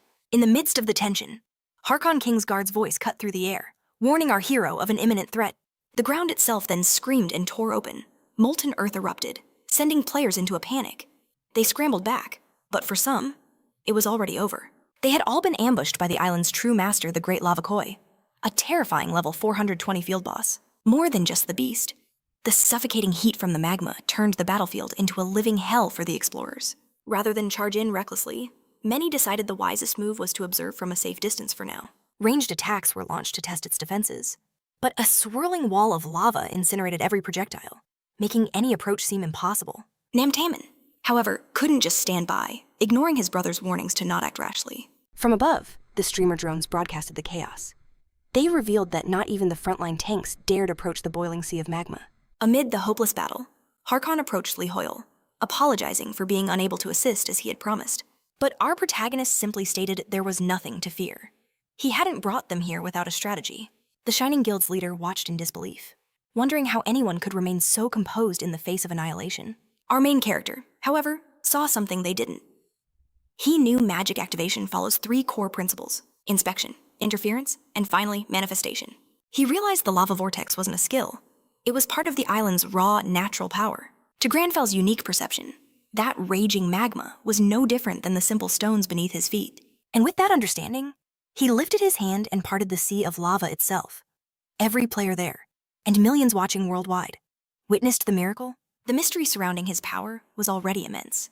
But this legendary feat pushed it into the realm of gods. But the only thought screaming in Lee Hoyle's mind was that his mana was rapidly approaching 0. He had to end this now. Harkon had to seize this one chance to strike down the beast as fast as possible. The walls of displaced lava nearly melted the drones, but the streamers only cared about capturing the breathtaking spectacle. Harkon King's guard roared that the way was open. Now was the time for the knights to fulfill their duty. Lox, realizing he'd been outplayed, furiously ordered his guild forward, but they were far from the only ones with that idea. With every guild charging, Tammon's brother warned him that against a titan like Harkon, only the first to strike would have a chance. To everyone's shock, however, the beast didn't wait to be attacked. It launched itself into the air, using its massive body to crash down like a living meteor. The explorers thought they were fighting a mindless fish, but the creature's cunning was far beyond anything they'd imagined. Its relentless aerial assaults made it impossible to approach, complicating the battle even further. But then, its rampage was cut short. Massive spears of rock erupted from the ground, impaling the beast and pinning it down. The heroes looked around wildly for the attacker, until one realized the protagonist had cooled the lava, forging it into weapons with an impossible technique. A move like that should have defied the very limits of the system's mana. Regardless, our hero gave the signal for Harkon King's guard to strike. Immobilized and helpless, the monster was now an easy target. Harkon delivered the devastating final blow, but other explorers nearby also shared in the glory of the kill. Humiliated that his guild failed to claim the top spot, a furious Lox ordered a full retreat. Unlike him, the rest of the world erupted in celebration. The unbeatable monster had finally been slain. Lee Hoyle and the Lionheart Knights earned the highest contribution rate. What everyone saw as a carefree expression on his face was nothing but the crippling exhaustion of complete mana depletion. As the chief architect of their victory, a worthy prize materializes for Lee Hoy. The island's greatest treasure was now his. But the moment his hand closed around the object, something went terribly wrong, stunning every spectator. The destruction meter vanished. A wave of confusion washed over the crowd. Then, a sinister aura began to bleed into the air. After an agonizing delay, the meter reappeared, revealing a terrifying truth: only one final level remained for completion. Lee Hoy knew Granfell was no creature of greed. This treasure shouldn't have changed anything. But the system confirmed his worst fears. Another treasure had been claimed by an avaricious hand. Elsewhere, at the Explorers Alliance Guild, its members lay defeated. Park Hun-jun had struck them down and vanished with their treasure. The guild leader's rage boiled over as an ally tried to calm him. Staring at his ill-gotten prize, Park Hyunjin's mind began to fracture. A splitting headache tore through him as his own thoughts faded away. The archdemon of greed had found its vessel, and now it was in complete control. It was his own insatiable avarice that had opened the door, leaving his mind helpless. A puppet for a demonic master. The demon sneered, claiming it only helped the man get what his heart desired. In return, it was now the demon's turn to take what it wanted. Just then, a figure stumbled into the scene, attempting to intervene. It was the streamer obsessed with our main character, his face pale with terror. But then he spotted a familiar crest. A warrior from Lionheart had arrived. If they were here, Lee Hoyle wasn't far behind. Miles away, the protagonist's senses flared. He caught the foul stench of a demon on the wind and instantly locked onto his target. Overcome with excitement, the streamer declared this was the moment he had been waiting for and brought his live stream back online. But the Lionheart warrior cut him off, reporting the enemy was still active, and asked Lee Hoyle for the order to attack. In that instant, a new quest blazed into existence. A system alert flashed before his eyes. The ancient evil of the Yusra archipelago was stirring, and he would be the one to face it. Worse, the stolen treasure was being twisted by pure greed. The main character's mission stopped the corruption, no matter the cost. Failure was not an option. The final stage of destruction would consume everything. As the cataclysm began, explorers screamed in terror. The true enemy revealed itself, an evil that dwarfed every monster they had faced. It unleashed a devastating attack, shaking the very foundations of the world. The ground buckled as a colossal form began to rise, so immense it threatened to cover the entire archipelago. Drones high above captured the unbelievable sight. The islands themselves were merging into one, with something monstrous emerging from the center. From the heart of the new continent, a golden castle erupted into the sky, leaving every witness speechless. Even Harkon of the King's Guard was awestruck. Lee Hoyle had never heard of such a thing. Could this also be a hidden treasure? But his system delivered a chilling notification. This was the Castle of Greed, the very lair of one of the 7 deadly sins. Its aura was so profoundly evil, every instinct screamed for him to stay away. At the same time, Harkon sensed an imminent threat, roaring at his men to prepare for battle. Seconds later, a knight screamed a warning. The very ground beneath their feet was churning as the undead began to claw their way out. A golden castle and an army of the undead. The streamers couldn't believe their luck. This was premium content for their audience. But their excitement was cut short by a sudden message. One of them warned the others that this was no time to celebrate. Back at the UAA base, chaos erupted. Sunbae's friend frantically argued they had to intervene immediately, or everyone would perish. But their hands were tied. All they could do was push a notification about the New World update. Lee Hoyle saw the alert and his blood ran cold. The enemy's level was astronomical, far too high even for the Knights of Lionheart. He realized the mission was impossible. The weakest minions were level 500, and the boss was a staggering level 650. The Lionheart captain tried to hold formation for a strategic retreat, all while forming a protective circle around Lee Hoy. But the protagonist stepped forward. He looked Harkon in the eye and asked if the oath he swore to be his sword and shield still held true. Harkon's face was grim. He reminded Lee Hoyle their foe was one of the 7 deadly sins, and asked if he was truly certain he wanted this fight. Lee Hoyle's resolve was absolute. He declared that demons exist to be slain. There was no other path forward. Staring into his eyes, Harkon saw no trace of fear, unaware that deep inside, the protagonist was gripped by absolute terror. Inspired by this unwavering determination, the captain rallied his knights. He roared that no matter the cost, they would honor their oath. They would carve a path for Lee Hoyle to the heart of the enemy's lair. As the world watched in awe, the streamers and their viewers were completely stunned. The path to the castle was a surging ocean of undead, and they were charging straight into it. Despite the impossible odds, the protagonist gives the order for the Lionheart Knights to advance. The UAA staff watches in disbelief, realizing someone is defying their warnings and attempting to breach the castle. Shattering all expectations, the player Lee Hoyle and the Lionheart Knights charge headfirst into the enemy horde, broadcast live for the entire world to see. Meanwhile, the UAA desperately tries to isolate the castle, attempting to dissuade anyone else from joining the suicide run. As he pushes forward, our hero is stunned to see the knights are performing far better than he ever imagined. After all, they are the greatest order on the entire continent. He focuses inward, regenerating his mana and praying he can intervene when the time comes. A few watching explorers consider joining the fray, but the chilling memory of the lava fish stops them cold. If they barely survive that, this would be certain death. To them, the mission isn't just impossible, it's a guaranteed grave. Soon, our hero realizes the horrifying truth: the undead rise endlessly, making every attack futile. To make things worse, his mana is still dangerously low. But suddenly, a brilliant light pierces the chaos, stunning the explorers and even catching Lee Hoyle himself by surprise. Nam Tamon has arrived to aid the battle, and he isn't alone. The legendary Berserker Guild charges into the fray. The shocking alliance between Gain and Berserker instantly makes headlines. As players from both sides reinforce Lee Hoyle around the palace, though that hardly stops the two proud guild leaders from clashing. The sudden support flusters Lee Hoyle, but his character strides forward, bluntly telling the leaders their help is needed. This directness makes the real Hoyle cringe at how incredibly rude it sounds. For her part, Leonie Belalukchi states that while she feels indebted to Lee Hoyle, she would have appreciated a bit more courtesy. Tamon's brother whispers that this is a chance to make a good impression. But from Hoyle's view, all he sees is 2 nervous guildmasters. Amidst their bickering, the fallen undead begin to rise again. The Lionheart warriors instantly leap back into the desperate struggle. Tamon orders his clerics to bless the allies, knowing they'll need divine protection to fight against these abominations. Our protagonist immediately approaches Leonie. The Lionheart Knights need a blessing like that too. He adds that he has no tea to offer this time, but he desperately needs her help. As if on cue, more backup arrives. The Saints of Gion announce they will provide full support, allowing Lee Hoyle to fight without any restraints. Leonie is stunned that her rival guild answered his call before she could. With fresh reinforcements, the Lionheart Knights fight with renewed vigor. Our hero turns to Tamon, promising he won't forget this gesture. Tamon replies with a grin that he'll find a way to get whatever Lee Hoyle needs, even if it's divine protection itself. But our hero scoffs, claiming he doesn't believe in foolish things like deities. The real Lee Hoyle is furious. His character's tongue is far sharper than he'd ever be. The knight Harkon overhears this blasphemy and, for a critical moment, is distracted. A voice echoes in his mind as a holy figure appears, whom he mistakes for his majesty. But in truth, the being approaching him is the enemy, fighting the illusion. Harkon screams a warning. The palace gates are dangerous fallback. His mind flashes back to a solemn promise made to his emperor.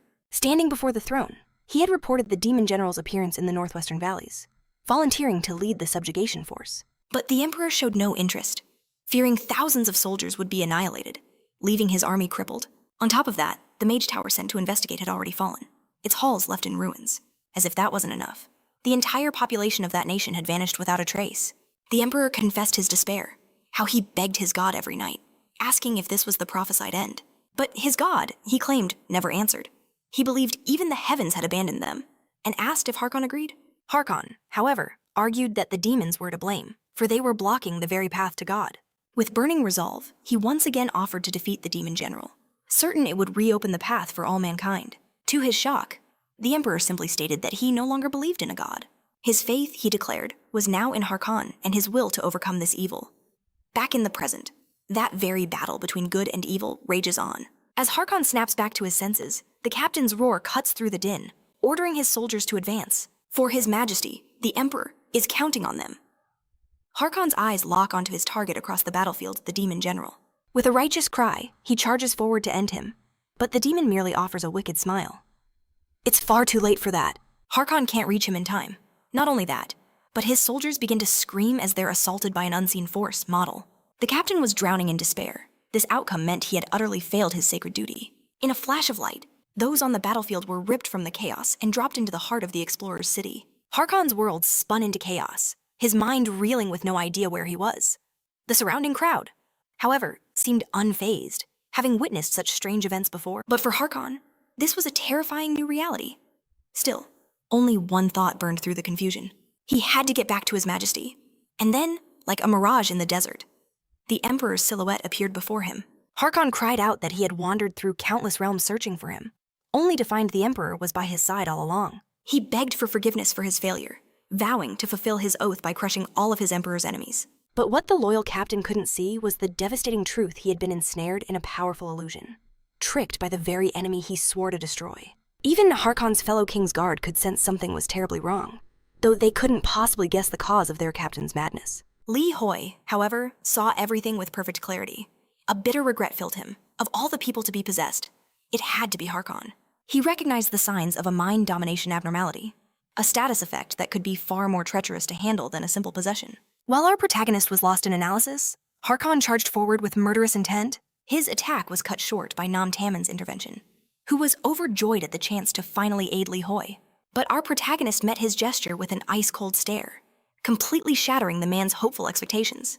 Despite his cold reaction, Li Hoi knew that without Taman's interference, he would have been killed. In that critical moment, he had been so disoriented that he'd completely lost track of Harkon's movements.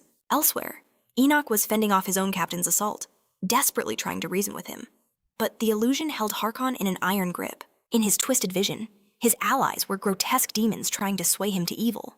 Jessica joined Enoch's pleas, but their captain answered only with another brutal attack. The escalating situation had the protagonist on high alert, shouting for the others to evade at all costs. Still, Harkon's blade nearly found its mark, and the terrifying reality of their danger crashed down on them all. To make matters worse, Harkon seemed even stronger now.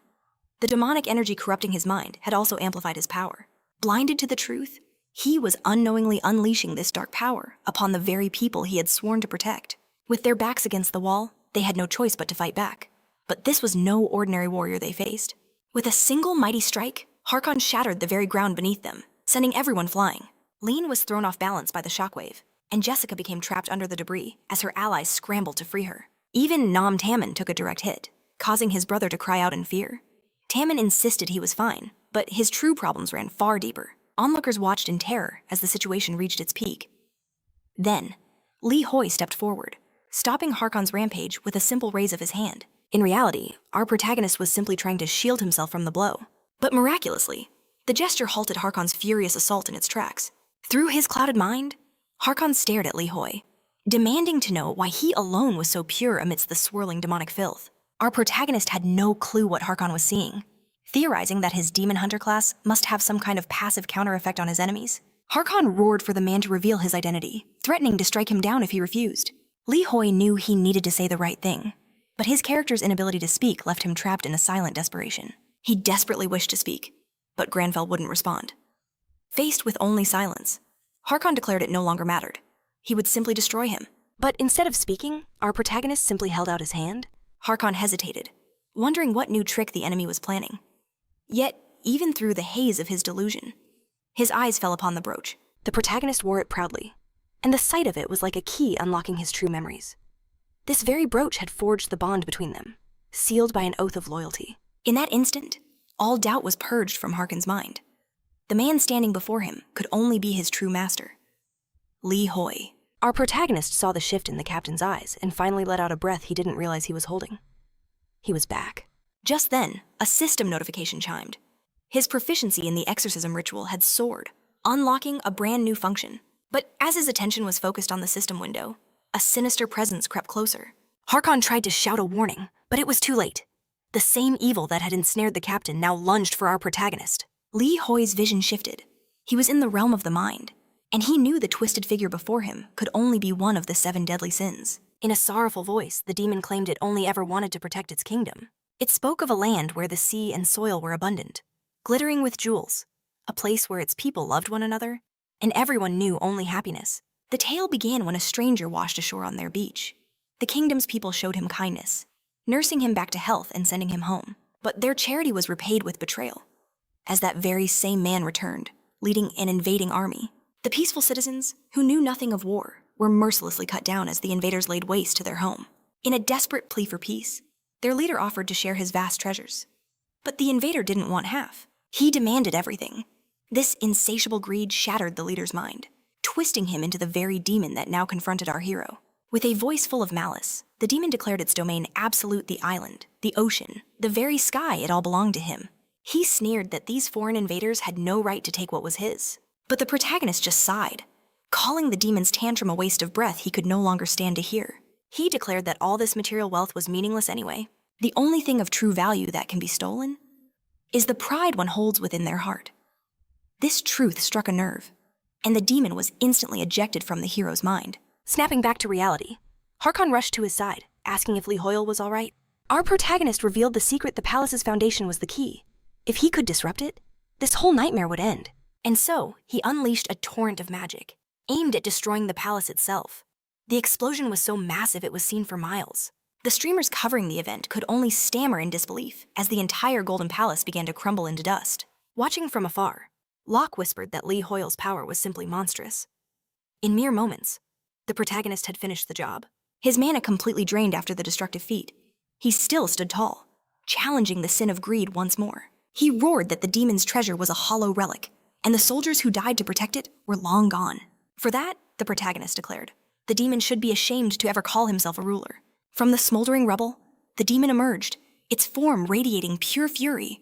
Enraged by the destruction of its palace and the challenge to its authority, it screamed, asking what kind of human our hero could possibly be. Bent on total annihilation, the demon shifted its focus, attacking the protagonist's allies. Unlike Li Hoyle, they couldn't withstand such overwhelming power. To make matters worse, a system warning flashed. The deadly sin of greed had its eyes locked on him. The demon cackled, declaring it would forge the hero's comrades into a new undead army. But Li Hoyle's voice cut through the chaos like a blade. That's enough. Instantly, the demon's hold over his allies shattered. No one could comprehend what had just happened. Even the demon was stunned. Never before had anyone broken its mental domination. How did you escape my control? The demon shrieked in disbelief. I am one of the 7 deadly sins, the original sin of greed. With an icy calm, Romeo replied, you are neither greed nor a deadly sin. A system window blazed to life, announcing the protagonist had chosen the vampire sphere for absorption. The exorcism skill activated. Its passive effect shielded all nearby allies from abnormal status effects. And its active effect could drag the soul of a chosen demon directly into his mind. Holding the sphere confidently, Romeo spoke not to the demon, but to the soul trapped within. Last king of the Yusra kingdom, it's time to wake up. The demon's jaw dropped in confusion. Our hero's voice was stern. It's time to atone for your mistakes. The sphere shattered, unleashing beams of brilliant light. The demon laughed, thinking it an easy attack to dodge. Is that all you have? But from within the light, the spirit of Hakuna, the last king, calmly raised his hand. This is enough, he said mournfully. My palace has already fallen, bathed in the purifying rays. The demon turned to Hakuna's spirit, screaming, you dare betray me! Before it could finish, its body was utterly annihilated. Watching the broadcast, Wum could only stare in shock. Across the world, everyone watching on their screens shared the same look of pure astonishment. The field reporter put a hand to his earpiece, let out a relieved sigh, and shouted that our protagonist had done it again. Li Hoyle simply never knows his limits. But who was this a new figure had emerged from the sin's remains? It was Hakuna, the former king, now kneeling before the protagonist. He stared at his own hands, confused. Where am I? He was supposed to have perished along with the mortal sin. How is this possible? He asked. Are you truly the one who stood against greed? Romeo, however, was calmly scrolling through a deluge of system pop-ups, completely deaf to the king's questions. He figured it would take a year just to read through all his new rewards. A system window notified him that his hidden quest had only 9 seconds remaining. Romeo's eyes widened. A quest with a time limit. A hidden quest. At that, this was an incredible reward. The system window confirmed it, the hidden quest. Kingdom had appeared. But Hakuna, the king who had sought to end his existence along with his sin, had not yet found a reason to keep on living. He had to remind him he was the king of Yusra. The countdown was ruthless. 8 seconds remained. Romeo had to place the crown upon the king's body. But Lee Hoyle's mind raced. What crown? Where was he supposed to get a crown now of all times? 7 seconds. The system's relentless clock ticked down. Hoyle desperately pleaded with the system, begging for just a moment to think. Suddenly, a new window stunned them both. The system declared they needed the island's lost treasure, the broken crown, an epic ranked quest item. The protagonist's memory sparked. He recalled how he'd found that crown. This had to be it. A reporter smiled for the camera, his voice filled with intrigue. Who is this mysterious stranger? He asked, appearing where Greed himself fell. Could this be Greed's true form? Or perhaps another original sin? Just then, player Lee Hoyle retrieved something from his inventory. Shrey watched the broadcast on his phone, gritting his teeth in disbelief. Is that really a crown, bathed in a holy light? Romeo brought the crown towards the fallen king's head. Hakuna stared at his own hands in shock, crying out, "This is my body." The system window chimed. Quest completed? Lee Hoyle sighed, a wave of relief washing over him as he clutched his chest. He'd gotten that crown after defeating the great turtle.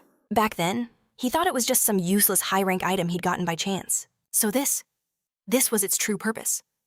The weight lifted from his shoulders. A new notification flashed. Lee Hoyle has fulfilled the conditions. The secrets of the Yusra archipelago will now be revealed. Romeo stared in awe at the brilliant light emanating from the system window.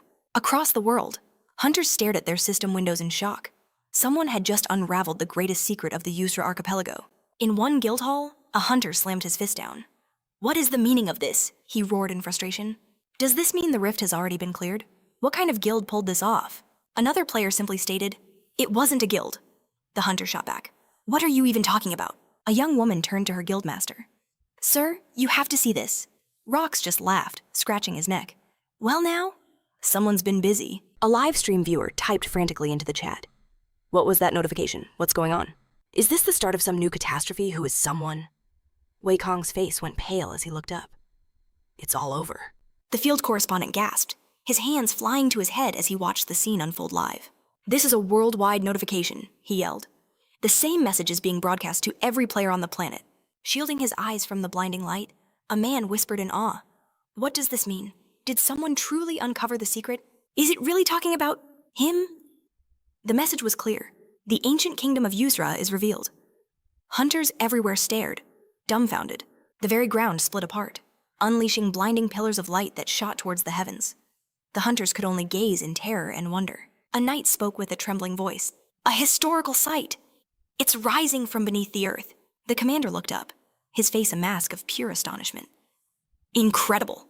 This was the lost, ancient kingdom of Yusra. A system announcement echoed across the world. A new region, the kingdom of Yusra, has been discovered. A man stared at the impossible structures appearing from the ground. What is all this?" The reporter barked. "You can film the scenery later for now. Zoom in, get as close as you can." The cameraman yelled back, "This is maximum zoom." The reporter didn't hesitate. "Then run over there with the camera now." Romeo gazed upwards, his expression unreadable. Lee Hoyle could only stammer. "What is happening?" He watched as the king rose, wondering what he had just unleashed. The resurrected king, Hakuna, knelt before them and formally introduced himself. A new notification appeared only for Hoyle. "You have become the savior of the Yusra kingdom. Your affinity with the kingdom has reached its absolute maximum." The protagonist's influence in the kingdom was now unparalleled. The royal authority feature has been activated. Hakuna bowed his head low. "I offer my deepest gratitude to the savior of both my kingdom and my life." Tammin gasped. "Is that really the king?" A huntress beside him swooned. "He's so handsome, maybe I should go introduce myself." Leon sighed, his expression weary. "What nonsense are you spouting now?" Hidden on a tree branch, Khan watched the entire scene unfold, his eyes wide with shock. Lee Hoyle himself was just as stunned. Hakuna placed a hand over his heart. "Respected savior," he began. "May I be so bold as to ask your name?" Lee Hoyle put a firm hand on Romeo's shoulder. He couldn't afford to be careless here. He might be the fallen ruler of a lost kingdom, but he was a king nonetheless. The protagonist whispered to Romeo, "Be polite." Romeo simply stated his name, his tone cold and blunt. The nearby hunters gasped. Such disrespect. But Hakuna simply smiled, raising a hand graciously. "I understand completely," he said warmly. "Then your name shall be honored in my kingdom for generations to come." The hunters exchanged confused glances, taken aback by the king's grand declaration. Leon questioned if their roles weren't reversed. Noting how he acted like a complete buffoon with everyone, Lee Hoyle had to agree with her.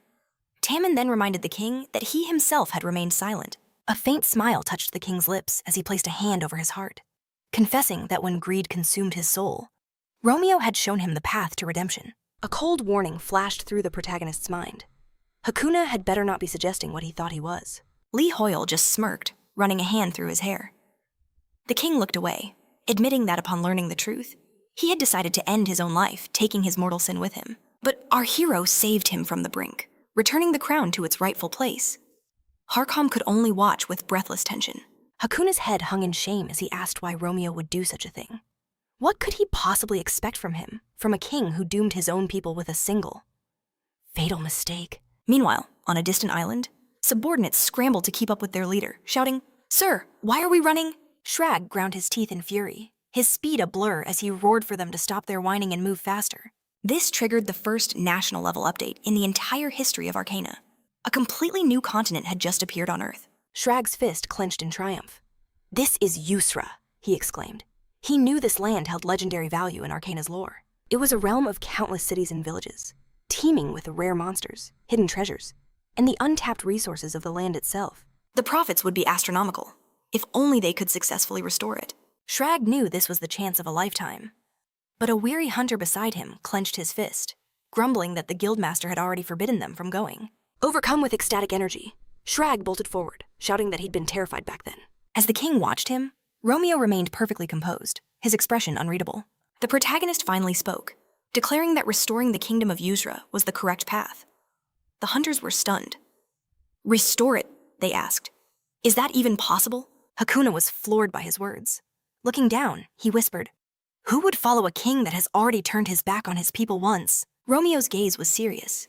"That will depend entirely on your actions from this point on," he continued, promising to help Hakuna regain his pride by atoning for his past mistakes. The king was utterly astonished. A slow smirk formed on his lips as he lowered his head. "It's almost as if you can read my very thoughts." In that instant, a system window materialized, announcing a new hidden quest. The Yusra Kingdom. The awakened king sought to correct his grave errors and revive the Yusra Kingdom to reclaim his lost honor. The conditions for victory, however, were not displayed. So it's exactly as the quest window says, Romeo thought, his gaze distant. Hakuna lowered his head, placing a hand to his chest. "Then it shall be as you wish." Suddenly, a booming voice shattered the solemn atmosphere. Shreg appeared, hands on his hips, proclaiming, "That's exactly how it should be." With a grand smile, he declared that a magnificent kingdom like Yusra deserved to be restored, and that his guild, the Second Son, would offer their full support. The guildmaster raised a hand, smiling at his hunters as if asking for their forgiveness for his bold move. They whispered among themselves, wondering if Shreg was just trying to cash in. The man had some serious nerve. He then put a hand on Tammin's shoulder, his eyes locked on the protagonist. He extended his hand with a charming smile. "You must be the renowned Lee Hoy." The guildmaster claimed he'd heard great things, but inwardly, he knew this protagonist was the one truly in control of this entire situation. He had to get on his good side. Shreg eagerly grabbed Romeo's hand, exclaiming loudly how wonderful it was to finally meet him. He gushed that everyone in the Second Son Guild were devoted fans. The other hunters could only watch this display with wide-eyed shock. Shreg looked happily at the protagonist, but the hero simply turned to face him. An icy tension filled the air, and Shreg began to sweat, realizing the atmosphere was not good. Did the guildmaster do something wrong?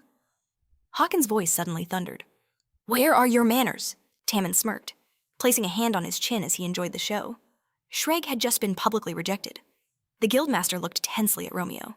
He laughed nervously, admitting that perhaps he had been too rude. But why did Shreg grab the protagonist's left hand of all things? Romeo grimly clenched his teeth, fighting to stay conscious. He had almost fallen asleep on his feet, unable to even close his eyes for a second. He had used far too much mana. Not only had he destroyed the entire palace, but he'd also performed a world-class exorcism ritual. The crushing fatigue was catching up to him, and he knew he would collapse soon. He just needed to get home and sleep. Ignoring Shreg completely, Romeo turned back to Hakuna, the king of Yusra, and stated that he had a proposal for him. Everyone watched in stunned silence as the bizarre scene unfolded. Sometime later, at the Berserk Guild's headquarters, the news reported that Jan and Berserk would collaborate to restore Yusra, while Haken would remain in the kingdom. The caption beneath Shriog's photo bluntly asked if he was nothing more than an empty space. Seeing this, Lean and her assistant burst out laughing. With a mocking grin, one hunter asked who was up for ice cream. In disbelief, another shot back, asking what was wrong with them. Had they all truly gone insane? Another hunter, glancing up from his newspaper, commented on what he saw. It seemed an article had been posted, detailing his abysmal performance in public. The first hunter scoffed, asking what on earth he was talking about. In the comment section under Shreg's video, viewers held nothing back, stating he had absolutely no shame. They said he lacked basic decency, which was why nobody ever gave him the time of day. The hunter just smiled, pointing at the phone as he and the huntresses erupted in laughter. Meanwhile, at the Januald headquarters, the news reported that Shreg's public humiliation was far from over. As old posts began to surface, one photo showed the guildmaster with a cigarette hanging from his lips. Under a truly ridiculous caption, tears of joy streamed down Namchul's face as he hugged his brother, shouting that they had done it, and that Tammin was a good boy. He clapped his brother's shoulder, his voice filled with pride, and declared how proud he was of him. Tammin had just received the quest to restore the Yusra kingdom, but his brother just smiled, disagreeing, saying he only did what Namchul had instructed. Namchul yelled out, wondering how he could possibly contain all this happiness. He then asked his brother to let him give him a kiss. The man tensed up and flatly refused. A nearby hunter, watching them, wondered what was wrong with those two. He couldn't help but, with a grave expression, another man stared into the distance. This quest, he said, wasn't just good. It marked the first kingdom to appear since the Arcana began to reshape reality. Once the reconstruction is finished, its value will become immeasurable.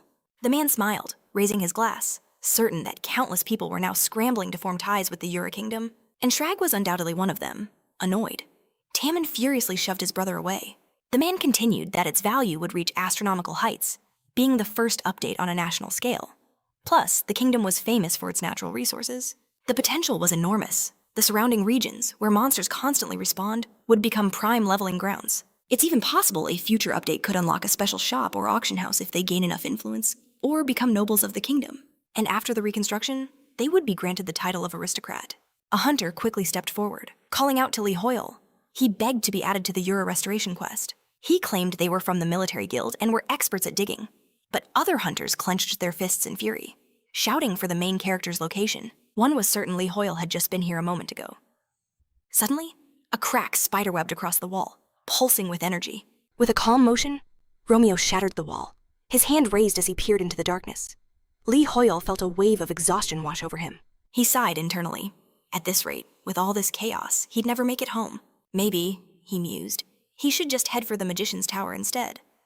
The protagonist sighed, placing a hand on the rubble as he looked away. Suddenly, he froze, surprised by the shock of blonde hair that appeared right before his eyes. It was Jessie, floating in the air above Romeo, greeting him with a cheerful shout. She cupped her cheeks happily, exclaiming that she had been waiting for him for so long. Li Hoyle's mouth fell open in shock. For a second, he thought he was seeing a ghost.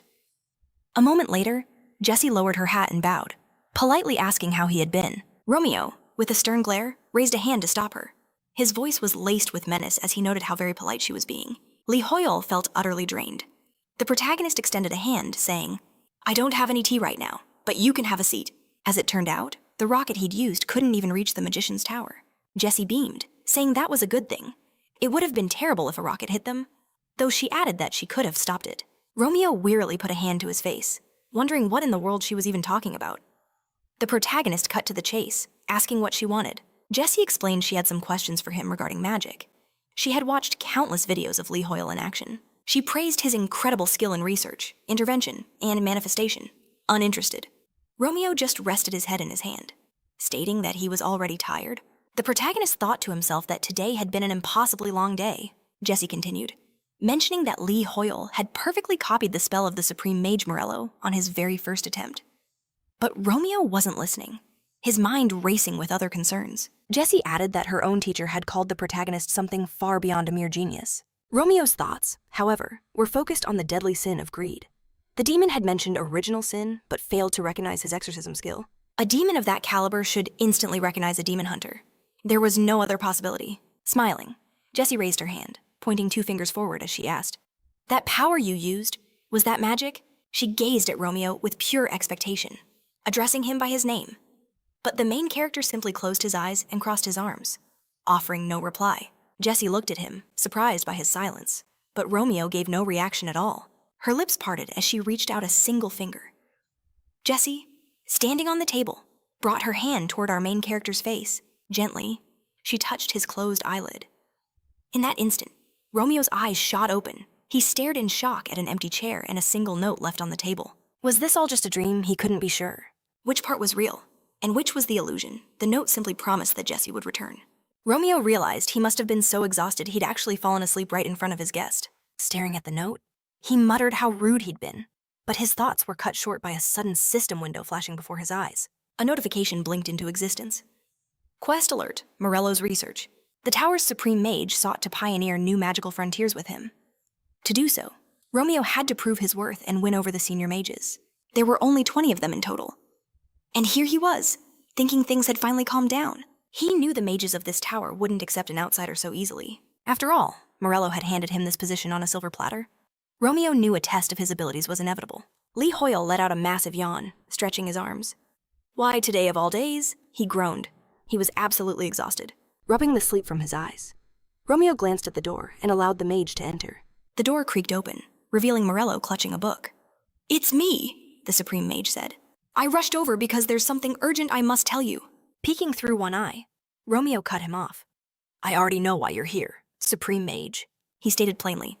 I need to prove myself, don't I? Morello, taken aback, could only stare at our hero's messy hair.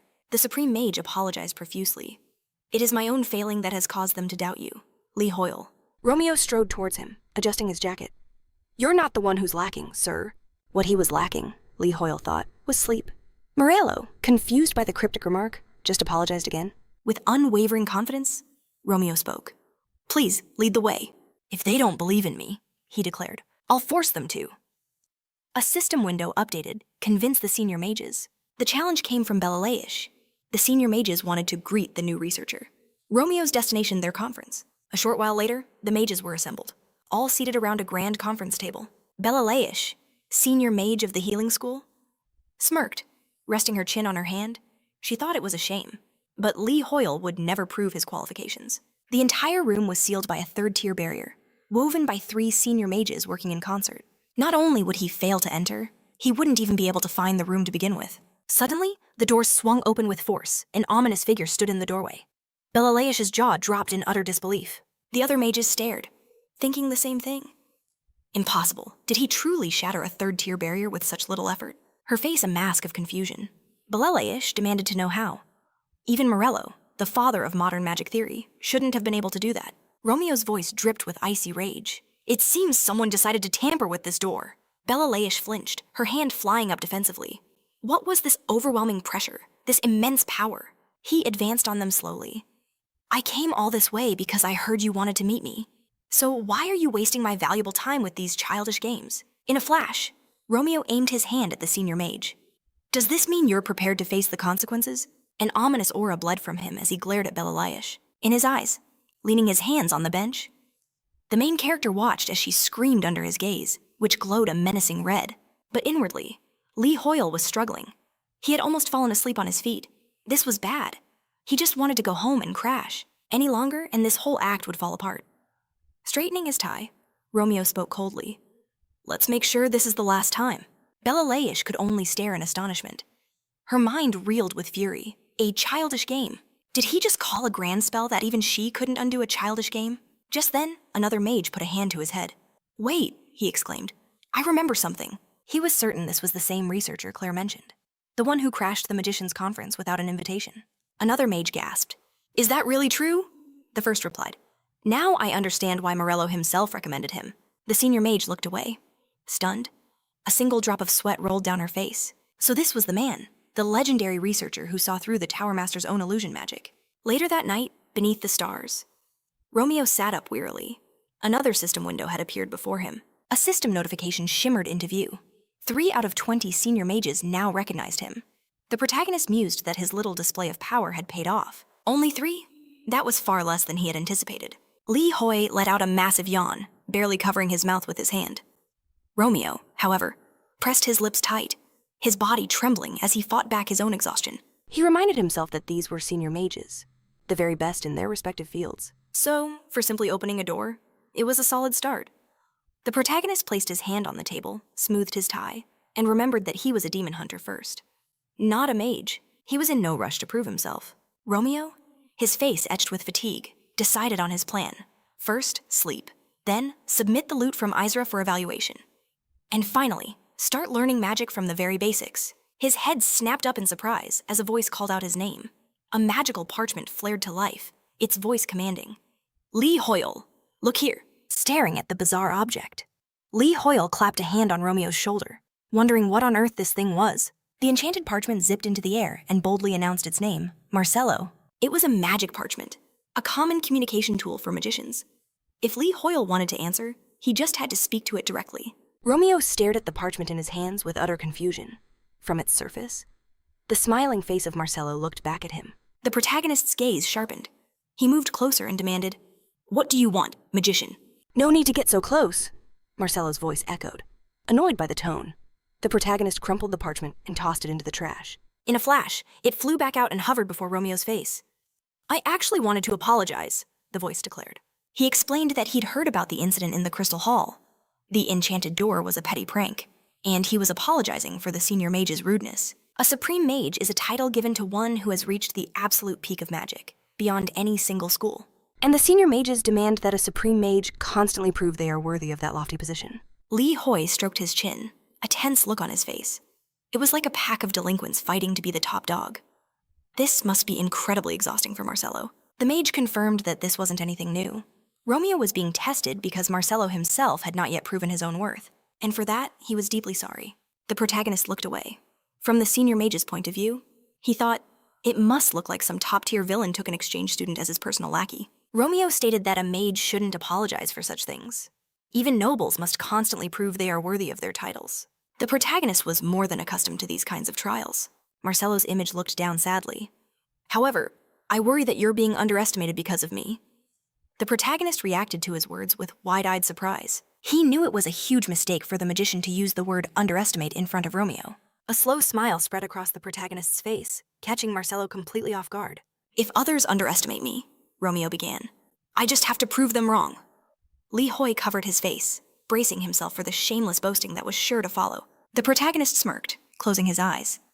"And when people overestimate me, I just have to turn their expectations into reality." As he spoke, the parchment bearing Romeo's face added, "If someone doubts me, I will simply continue to hone myself and my abilities as a leader. I have also been impolite," Marcello admitted. "I should have come to speak with you in person, not through this parchment." Romeo crossed his arms, looking at the floating parchment, and said, "It's fine." "No, I should have been more considerate," the magician insisted. The main character raised a hand, his eyes closed. "Like I said, there is no need to worry." But Marcello had already decided. "I'm on my way," he added. "I will be at your location in about 10 minutes. I'll see you then." With that, the magician's voice cut out, and the magic parchment fluttered lifelessly onto the table. A tired look crossed the main character's face. He'd already told him it was fine. Romeo lowered his head into his hand, thinking that at this rate, the only sleep he'd get was in the grave. Earning the respect of the senior mages as a novice would be a monumental challenge, especially for someone who wasn't even a magician at all. A brilliant sphere of energy materialized in Romeo's hand. He calmly watched the orb float before him. Besides, he was only level 266. The senior mages were all at least level 600. To them, Romeo was nothing but a rookie. But he resolved not to let a mere number stand in the way of his goal. The protagonist raised a single finger, a plan already forming. He needed to investigate. Lee Hoy knew what he had to do. He would shatter the expectations of those who looked down on him and turn any exaggeration into his new reality. Romeo activated interference, turning the ordinary spheres into raging fireballs. He then used manifestation, shaping the flames into brilliant, floating lanterns. As flying lanterns filled the room with light, both Romeo and Lee Hoyle watched with serene expressions. The main character saw this as Romeo's pride, and by extension, his own. A faint smile graced Lee Hoyle's lips. He put his hands on his waist, spitting out his words. Our hero simply leaned against the bookcase, thinking this whole display was pointless. His mana was already drained, just from a bit of simple light magic. The most fundamental of all magical arts. Just outside the door, Marcello turned to Lee Hoy and asked if he was in there. He pushed the door open, announcing his entrance. Romeo, ever calm, simply folded his hands and permitted it. Meanwhile, at a construction site in Uzra, Namj couldn't believe his eyes. It was as if the entire world had gone mad. Everyone on their phones was claiming the same thing. Li Hoi was not the one who defeated the mortal sin, with an unreadable expression. Tammin looked down and asked, "Why does no one trust him?" Marcelo could only look up, stunned into silence. Romeo shot him a sharp look. Why was this magician staring at him like that? He was certain his poker face hadn't slipped. "What's wrong?" he asked. Marcelo demanded to know. "Did you just use magic in this office?" Romeo brought a hand to his face. It was only a little light magic, he thought. Did the room really smell like something was burning? Our hero explained that he was just practicing a little bit of basic magic. He wasn't about to burn the office down, so the magician had nothing to worry about. Marcelo stared in utter disbelief. "That's not what I'm talking about," he declared. "How could basic magic leave behind such incredible traces?" He explained the concept of a magic trace. When a spell is cast, it leaves a unique signature, detailing the exact method and intervention used. The more complex the process, But Claire, beaming with joy, interrupted him. "They're magnificent," she exclaimed. Marcelo blinked, completely surprised. "When did you get here?" he asked. "These traces are absolutely first-rate," she repeated. She wondered if they belonged to Marcelo, guessing he'd attempted a dragon summoning or something just as grand. But Marcelo shook his head. "These are the magic traces of researcher Li Hoyle." Claire's jaw dropped. "From elementary magic?" she asked in disbelief. How could someone leave such dense traces? With something so basic just then, other mages began rushing into the room. The Supreme Mage gazed in awe. "Truly exquisite magic traces," he remarked. A man adjusting his glasses added, "I saw them from afar and simply had to come." Another magician grinned, gesturing towards Marcelo. "Are these really your handiwork?" he asked. "Just how much did you interfere with the ambient mana?" He looked around, shocked. Where did all these people come from? Mages were calling out to each other. "Come see, there are incredible magic traces in here." With traces like these, a mage mused, Marcelo could easily win the 823rd Magic Trace Beauty Contest. But could he truly win against him? The previous year's champion? The mage turned back to Marcelo, demanding, "What is this? What kind of spell did you use?" Marcelo pointed nervously. "It wasn't me. It was player Li Hoyle." He glanced at the empty seat. "Wait, where did Li Hoyle go?" Romeo was already sprinting down the hallway, a grim expression on his face. What in the world were these weird traces, he panicked. Were these people all just magic-obsessed nerds? He had to get home and rest. There would be no peace for him here. But his path was blocked. A group of mages stood before him with sly grins. Well, well, if it isn't player Li Hoyle." A girl pointed, a wicked smile on her face. "Perfect timing. We were just coming to find you." "You were so confident back in the Crystal Hall," she mocked. "Let's see if you can solve this little problem." A system window popped into view. He was being challenged with a modern puzzle. It was one of the 3 great challenges of the Mage's Tower. The current solution record stood at 9 days, 3 hours, 21 minutes, and 7 seconds. The girl held the puzzle with immense confidence. "The more mana you pour into it," she explained, "the more complex it becomes." She boasted that even a master like Marcelo would take more than 10 days to solve it, without even glancing her way. Romeo snapped his fingers, casting conversion magic on the puzzle. The system window instantly updated. New record 1 second. The girl who had issued the challenge collapsed to the floor, screaming in disbelief. As he walked down the stairs, another window appeared. 7 out of 20 senior magicians were now convinced of his power. That was faster than I expected, Romeo thought to himself. Suddenly, camera flashes went off everywhere. "It's him! He's right there!" people shouted. A reporter thrust a mic forward, demanding to know if Li Hoyle truly defeated the mortal sin alone. Rumors were swirling that our hero had done nothing, that he'd simply stolen the credit from others. They pressed him for a comment on the accusations piling up against him. Panic seized Li Hoyle. He grabbed his friend's shoulders, his mind reeling. What was all this chaos about? A stern expression hardened his face. "This is beyond rude," he declared. "I have no obligation to answer those with no manners." Just then, a mage rushed through the crowd. "There you are," he called out. "We have questions about your magical trace." He demanded to know if the spell our main character had cast was truly just basic light magic. An old man then extended a hand. "Would you join me for tea in my lab?" he offered. "In a lifetime studying magic, I've never witnessed such a phenomenon." Cornered and overwhelmed, Li Hoyle could only let out a cry of sheer panic. Phones were shoved in his face, their owners shouting, "They're saying Harkon was the real hero. Is it true you two clashed?" Li Hoyle stared at the encroaching mob, his fear boiling over. Their voices merged into a deafening chant of his name. Tears welled in his eyes as he saw hands reaching for him from all directions. It was over.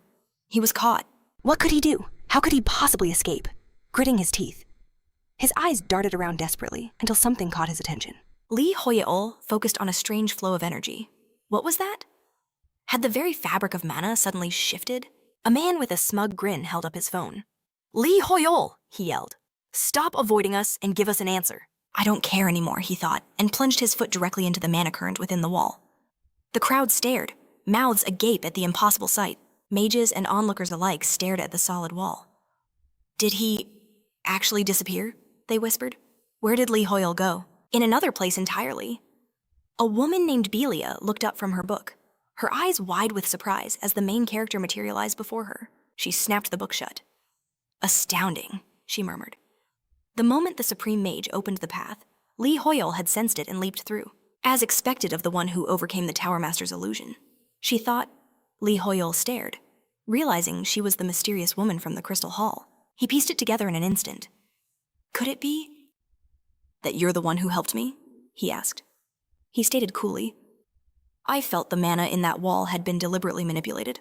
It was a feeling he recognized all too well, just like the one from the Tower Master's illusion. The main character concluded that someone had meddled with the mana, and restoring it to its original state would require a full investigation. Belia covered her mouth, her body shaking with unrestrained laughter. Lee Hoyeol stared in confusion. Why was she laughing? Was it something he said? Overwhelmed with gratitude for her help, our protagonist explained the entire situation to her. The Supreme Mage listened, then offered her wisdom. When others underestimate you, you must prove them wrong. And when they overestimate you, you must rise to meet every single expectation. Belia smiled, wiping an amused tear from her eye. Is that truly how you see the world? Lee Hoyeol awkwardly scratched the back of his head. How did she read him so easily? The Supreme Mage then turned to face him properly. She placed a hand over her heart. You know, Lee Hoyeol, you are likely the only person in existence who would call the Tower Master's grand illusion simple magic. Forgive my manners, I have yet to introduce myself. Placing a hand to her heart, she formally stated, My name is Belia. A brilliant smile lit up her face. And like Supreme Mage Morello, I have also decided to acknowledge your qualifications. A system window blazed to life before his eyes. 8 out of the 20 senior mages were now convinced of his power. Sometime later, our protagonist sat under the warm sun, scrolling through his phone. The headlines were brutal. It turns out he wasn't the one who killed the mortal sin. Lee Hoyeol stared in disbelief. He had expected an uproar about his bizarre escape, but instead, the comments were surprisingly trivial. It seemed Jean and Berserker were already in the forums, doing damage control on his behalf. The messages flooding his phone were all defending him. For a moment, he thought he could probably just ignore the whole affair. But Lee Hoyeol sighed, looking up at the sky. If that were true, why did he still feel so restless? He threw himself into training his weak body cleaning, taking out trash, lifting weights, anything to bridge the gap in his physical power. As a result of constantly grinding the class quests, he thought his stamina had now reached 33 while his agility hit 35 thanks to various bonuses. This gave him a 10 to 20 point lead over other players at his level, a massive difference gained from simple repetition. These class quests are a real cheat code, Lee Hoyeol thought with a faint smile. But there was a catch. For a demon hunter, stamina and agility were almost completely useless. What he desperately needed was more mana. Still, he wondered if he could develop a close combat technique. After all, he was a demon hunter who used magic. Why not bend the rules a little more? He thought back to that aura blade Harkin had used. How had he managed that? The energy felt distinctly different from ordinary mana. Closing his eyes, Lee Hoyeol focused his will. To his utter amazement, faint crackles of lightning began to spark and dance across his entire body. The protagonist stared down in disbelief. The kitchen table had been cleaved in two by pure energy. The very wall of the room had also been breached by a torrent of water energy. Hoyeol looked back, a carrot resting on his head, wondering, did Romeo just use an aura sword to chop vegetables? Everyone stared at the water pouring from the massive crack in the wall. Meanwhile, at the headquarters of the Yusra Archipelago Restoration Brigade, Leni was glaring at her phone as if she wanted it to burst into flames. A nearby hunter cautiously approached. What's got the guildmaster so furious today? He whispered. She's watching some video, another hunter replied. But I have no idea what it is. On the screen, a news correspondent was speaking. We cannot confirm if the Night Order did most of the work, with Lee Hoyeol merely landing the final blow. As it stands, there is nothing definitive we can report on the matter. Suddenly, Kong's enraged face appeared on the broadcast. That's ridiculous. Our Lee Hoyeol killed the deadly sin himself. I was there, I saw it all. The moment that monster appeared, we were all frozen by a status effect. The protagonist saved every single one of us. But a so-called truth seeker spoke into his mic. I believe it was Rock, the #1 ranked hunter, who actually defeated the Sin. He's likely staying silent now, the man reasoned. To maintain his mysterious persona, he scoffed. How could anyone imagine a nobody player like Lee Hoyle killing a deadly Sin on his own? More than likely, with Rock staying quiet, the protagonist just seized his chance to claim the glory. With a furious cry, Lainey hurled her phone to the ground. They don't know anything. They're just spouting absolute garbage. A nearby hunter blinked in surprise. The way our guildmaster expresses herself is truly something else. Does that really help with anything? One hunter asked. Another raised his glass with a smirk. It's very effective in disputes with other guilds. A female hunter smiled, lowering her mask. Lainey, what's got you so worked up again? She cheerfully placed her hands on the fuming guildmaster's shoulders. Lainey crossed her arms defensively. Those idiots keep spouting nonsense about what happened with the deadly Sin. The truth is that Lee Hoyle defeated it himself, but they're denying it, even though none of them were even there. The huntress's eyes widened in mock surprise. Do you really care that much about how they treat him? Lainey's face turned beet red as she quickly looked away. Why would I care? She retorted. Do you think I've gone crazy or something? Lee Hoyle just helped us with that gate and gave us a quest. I'm only concerned because he's our benefactor. The huntress just smiled knowingly. That's so sweet. You're angry because they're insulting him. One of the hunters chimed in, grinning. Looks like our guildmaster has a crush on Lee Hoyle. Hey, that's cruel to say to me, another hunter complained. A huntress holding a shovel patted Lainey's arm. Don't be so angry. It's just noise from talking heads. The huntress was certain it would all blow over soon. How about we talk about something more pleasant? Remember how we were told we'd be given titles if we raised our influence level? Lainey held a helmet in her hands, her expression hardening with resolve. The huntress continued. Once we finish this reconstruction, our influence and kinship with the Era Kingdom will skyrocket. After that, we'll become aristocrats with our own lands then. Not even the Shining Guild or that second son can treat you disrespectfully here. The guildmaster replayed those words in her mind, and a sly smirk crept onto her face. She's smiling, the huntress shouted loudly. I saw it, guildmaster. You're so much cuter when you smile. Beaming. The huntress grabbed Lainey's cheek and affectionately ruffled her hair. Lainey's fist clenched in frustration. Get off me, she yelled. But then, looking down, her expression softened. The quest to restore the Isra Kingdom was an unbelievable opportunity. Treasure islands, where one could gather arcana resources without ever entering a rift.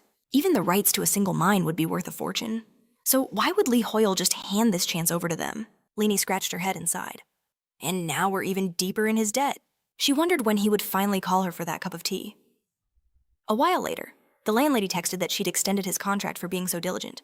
How was he able to break things like that, Romeo replied, admitting it was all his fault. He added that since he couldn't control his power, he would pay for all the repairs. The landlady was completely baffled. What on earth are you talking about? The protagonist stared grimly at his dark phone screen. Lee Hoyle thought to himself that using the Aura Sword was a huge success, but his absolute lack of control was a critical failure. Moments ago, he'd been panicking, trying to figure out how to shrink the massive blade. He laid on his bed, trembling, thinking, my health, it's dropping. The price for wielding the Aura Sword was steep, resulting in a 6-day slumber. Now, Romeo walked through the fields, thinking how his online searches had yielded nothing. Coming here was his only option. But would the legendary Harkon even agree to teach him? Suddenly, a knight's hand shot up like a wall. He barked an order. Halt! You go no further. This is the sovereign territory of the Isra Kingdom. This area is under restoration. Only those with express permission may enter. Do you have a citizen's ID card, or perhaps a pass? He demanded. Romeo's response was serious and direct. I do not. Lee Hoy was inwardly impressed. Their development was astonishingly fast, but the knight's face grew grim. Then that means you are forbidden from entering. He offered a curt, unapologetic apology. You need to leave this place. The main character sized him up, an arcane who had relocated to the Era Kingdom. This knight certainly took his duties with deadly seriousness. Romeo clenched his fist. There was no other way. I'm here to meet Harkon. The knight's eyes widened in disbelief. You mean Sir Harkin? A malicious smile crept onto his face as he scoffed. Sir Harkin is a person of immense importance. There is no way I would allow a commoner like you, someone with zero authority, to meet with our great commander. A flicker of annoyance sparked within our hero. This guard was starting to test his patience. The knight waved a dismissive hand. I suppose I could pass on a message? To Harkon. Or was it Hakuna? He then laughed out loud. What a ridiculous person! He arrogantly pointed at the main character. How dare you address the commander and his majesty with such insolence? Do you really believe you can deceive us by pretending to be their friend? I've seen countless players just like you. They all come here claiming to be His Majesty's savior, calling themselves Li Hoi or some other nonsense. At that exact moment, a joyful voice cut through the air. Li Hoyol. The knight froze, his arrogant expression shattering into one of pure shock. He turned his head slowly, staring back at the protagonist with eyes full of terror. A system window flashed before Li Hoyol. His name had been revealed. The authority feature within the user kingdom has now been activated. Affinity with the user kingdom has reached its absolute maximum. Li Hoyol looked up, a thoughtful finger on his chin. Ah, he thought to himself. So this is how it works. The king beamed, taking his hand with reverence. Our respected savior, what on earth brings you to our lands? Romeo calmly explained. I have some business with Harkon, but it seems I need permission to enter. Hakuna looked completely baffled. What are you talking about? According to the system of the user kingdom, your authority is equal to my own. What kind of king asks for permission to enter his own kingdom? Romeo finally understood. I see now. Our hero was just now beginning to understand the truth.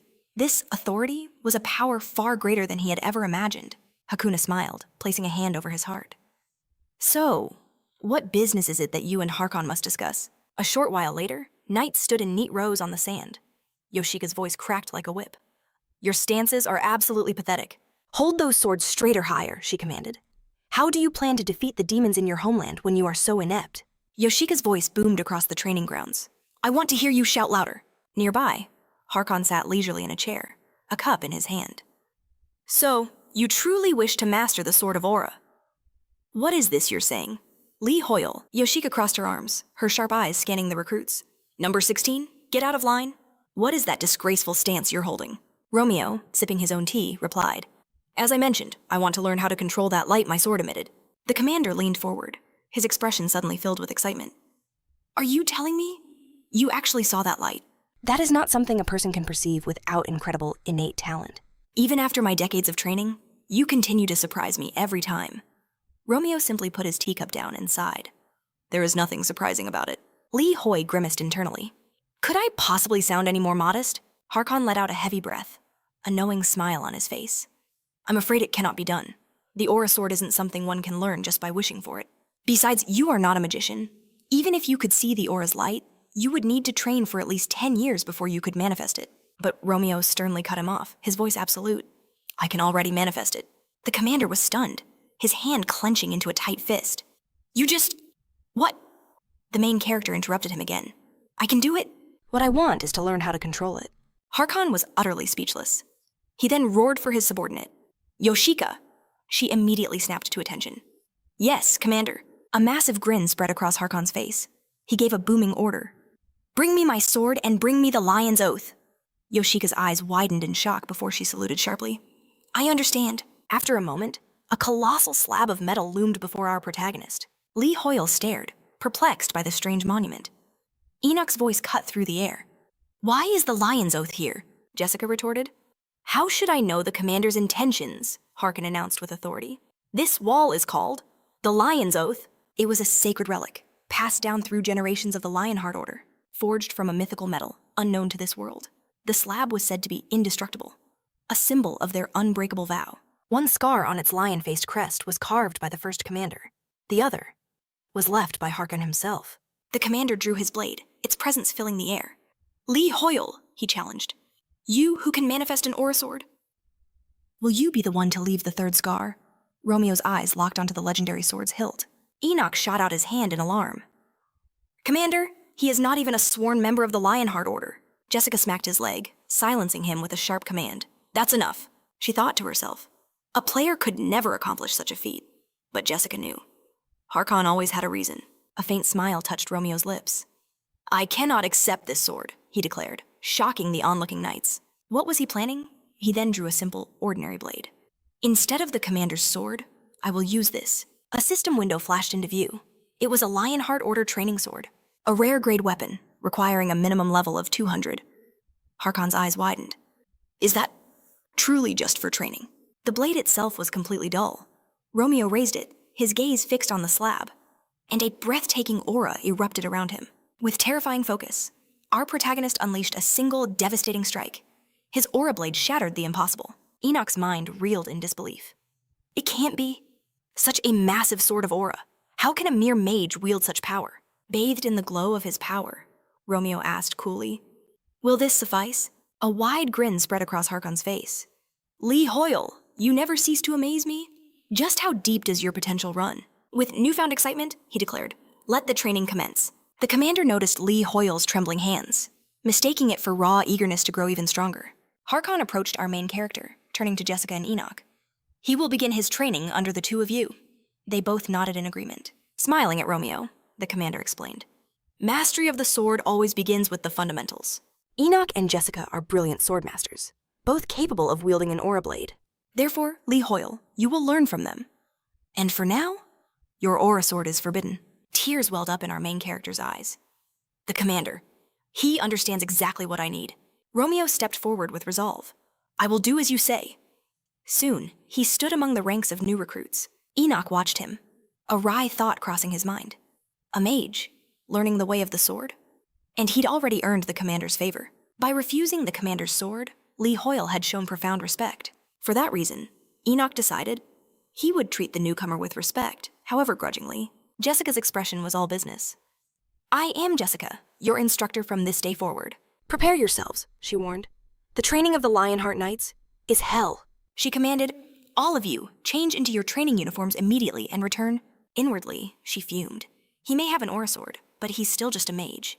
Without stamina, that aura is useless in a real battle. I'll push this weak mage until he breaks, Jessica vowed to herself. In no time, Romeo had changed and secured his belt. Jessica's face flushed slightly. She muttered, for a mage, he's surprisingly well built. Enoch shot her a stern look. Careful you don't choke on your drool. She cleared her throat and yelled, let's begin. Jessica held her blade with expert confidence. The foundation of swordsmanship begins with the grip. All of you, raise your swords. Enoch, arms crossed, corrected a recruit. Too low. Your left hand should be forward, level with your navel. Jessica barked another correction. Thumb down and fix that footwork, don't let it splay outwards. Appearing behind another knight, Enoch advised, your right hand should only tense at the very moment of impact. He then commanded the recruits to execute a single, wide swing. Romeo stared intently at his own blade, recalling how Commander Harkon had held his model toe. His swings were a storm of speed and power.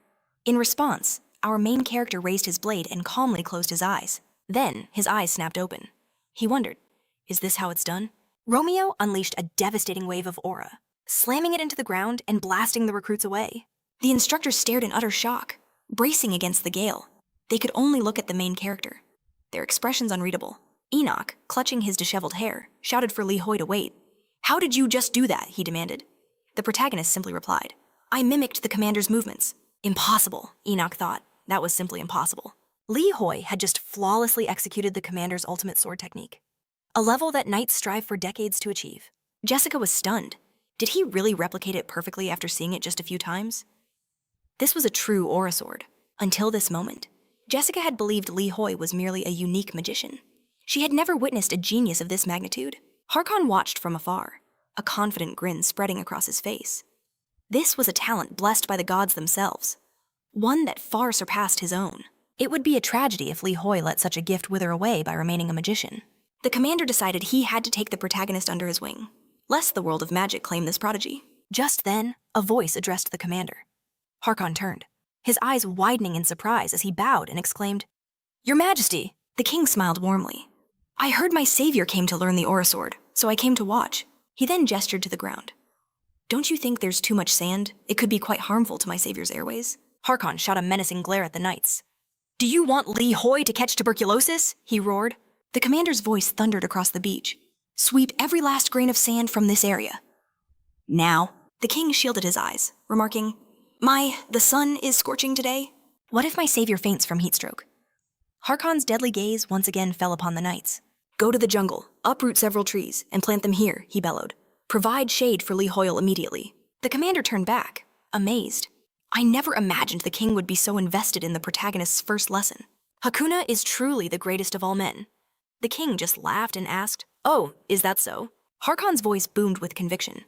Seeing his majesty's profound interest, I cannot simply stand by. He then shouted for Jessica and Enoch. Tossing his armor aside, he declared, I believe I've grown far too relaxed lately. From this moment on, Harkon announced, I will be training alongside the recruits. Pay no mind to my rank. Treat me as you would any other newcomer."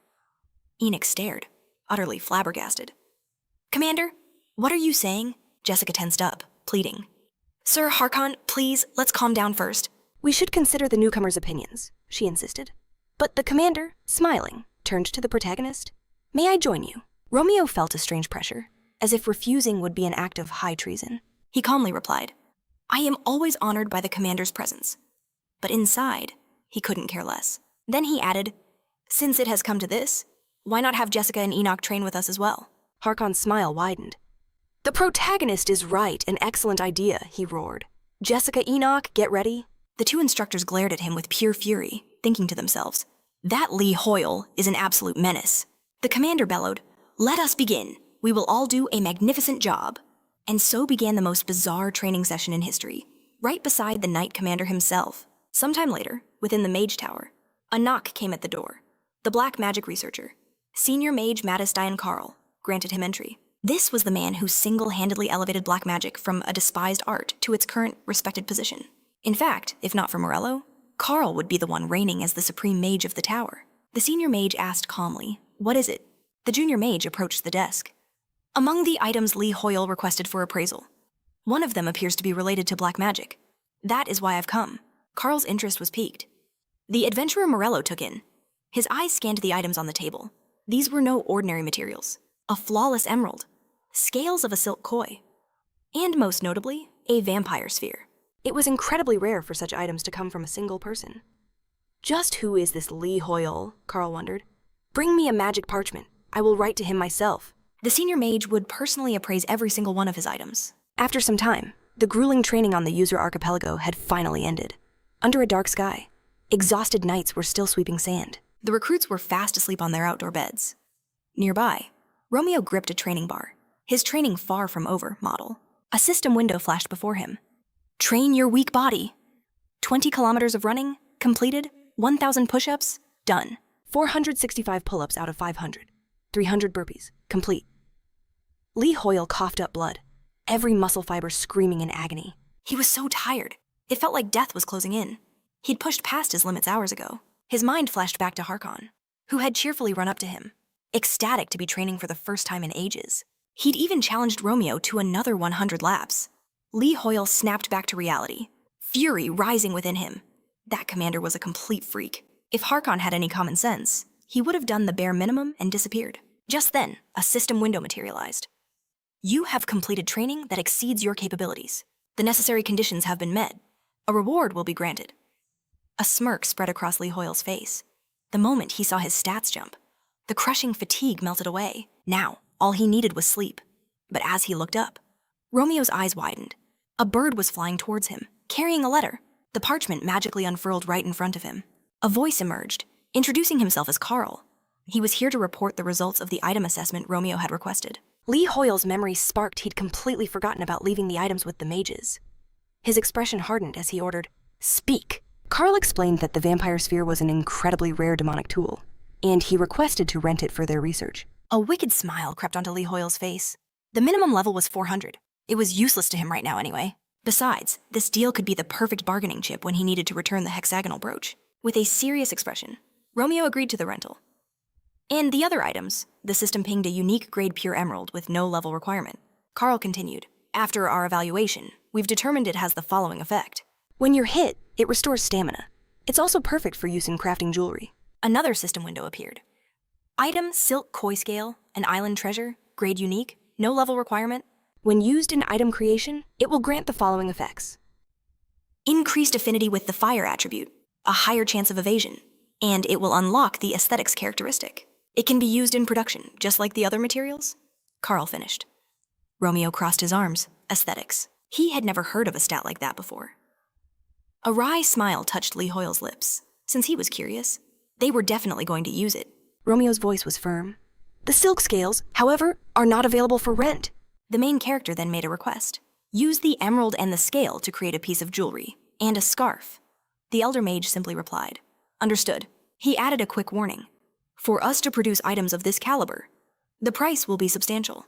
Lee Hoyle's eyes sharpened. It was time to unleash the negotiation skills he'd honed in the corporate world. But before he could speak, Romeo placed his hand on the parchment. He looked to Carl and declared, "The price is irrelevant. I expect to see the best possible result." Lee Hoyle's blood began to boil. That was the single worst thing to say when bargaining. Carl was stunned. Price doesn't matter. He demands the absolute best. What kind of man was this Lee Hoyle?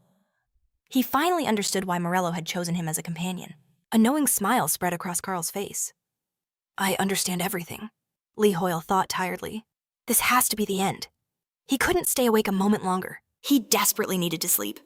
Collapsing onto the bed, the protagonist said goodbye to the senior mage. "From the parchment?" Carl's voice called out. Wait, but it was too late. He remarked that Lee Hoyle had fallen asleep instantly. A new inscription quickly burned itself onto the parchment. "With all due respect," it read, "I request a private meeting. The senior mage will be waiting for you in the Hanging Gardens." Sometime later, dawn broke over the quiet Usra archipelago. While everyone else was sound asleep, the main character was already running along the beach. The system window hovered beside him. "Train your weak body. Run 20 kilometers. His current progress, 17 kilometers. He had already completed 1,000 push-ups, 500 stretches, and 300 burpees. A confident sigh escaped Lee Hoyle. He was actually getting used to this hellish quest. Suddenly, from the parchment clutched by the bird, Carl's voice called out his name. The elder mage sounded worried. "You haven't responded since last night. I was growing concerned." Please forgive me if the message I left displeased you. Romeo gave him a puzzled look.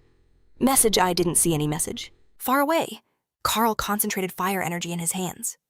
So, he didn't see it, he murmured to himself. Then everything is fine. "In any case," the elder mage continued, "I respectfully ask to meet with you tomorrow afternoon. At the Hanging Gardens?" Romeo's response was calm. That will be difficult. Carl inquired about his schedule, proposing noon in 2 days' time. But after a glance at the parchment, our hero simply stated that would also be difficult. The elder mage's eyes widened. "It was a curse," he remarked, "for someone like Lee Hoyle to be in such high demand." Undeterred, Carl proposed the morning in 3 days. Romeo's calm reply came once more that, too, would be difficult. In that moment, Carl understood everything. This wasn't a negotiation. It was a test from Lee Hoyle, the legendary patron of the Tower of Magicians researchers. Carl realized the main character was gauging him, testing if he possessed the proper etiquette and respect befitting a senior mage. Romeo spoke with an air of indifference. At this moment, it is impossible. I must focus on sharpening my aura blade. He elaborated that he had no time to spare for personal meetings. A weary look crossed Carl's face. "In that case, when would you be free?" The senior mage quickly added he would adjust to any date.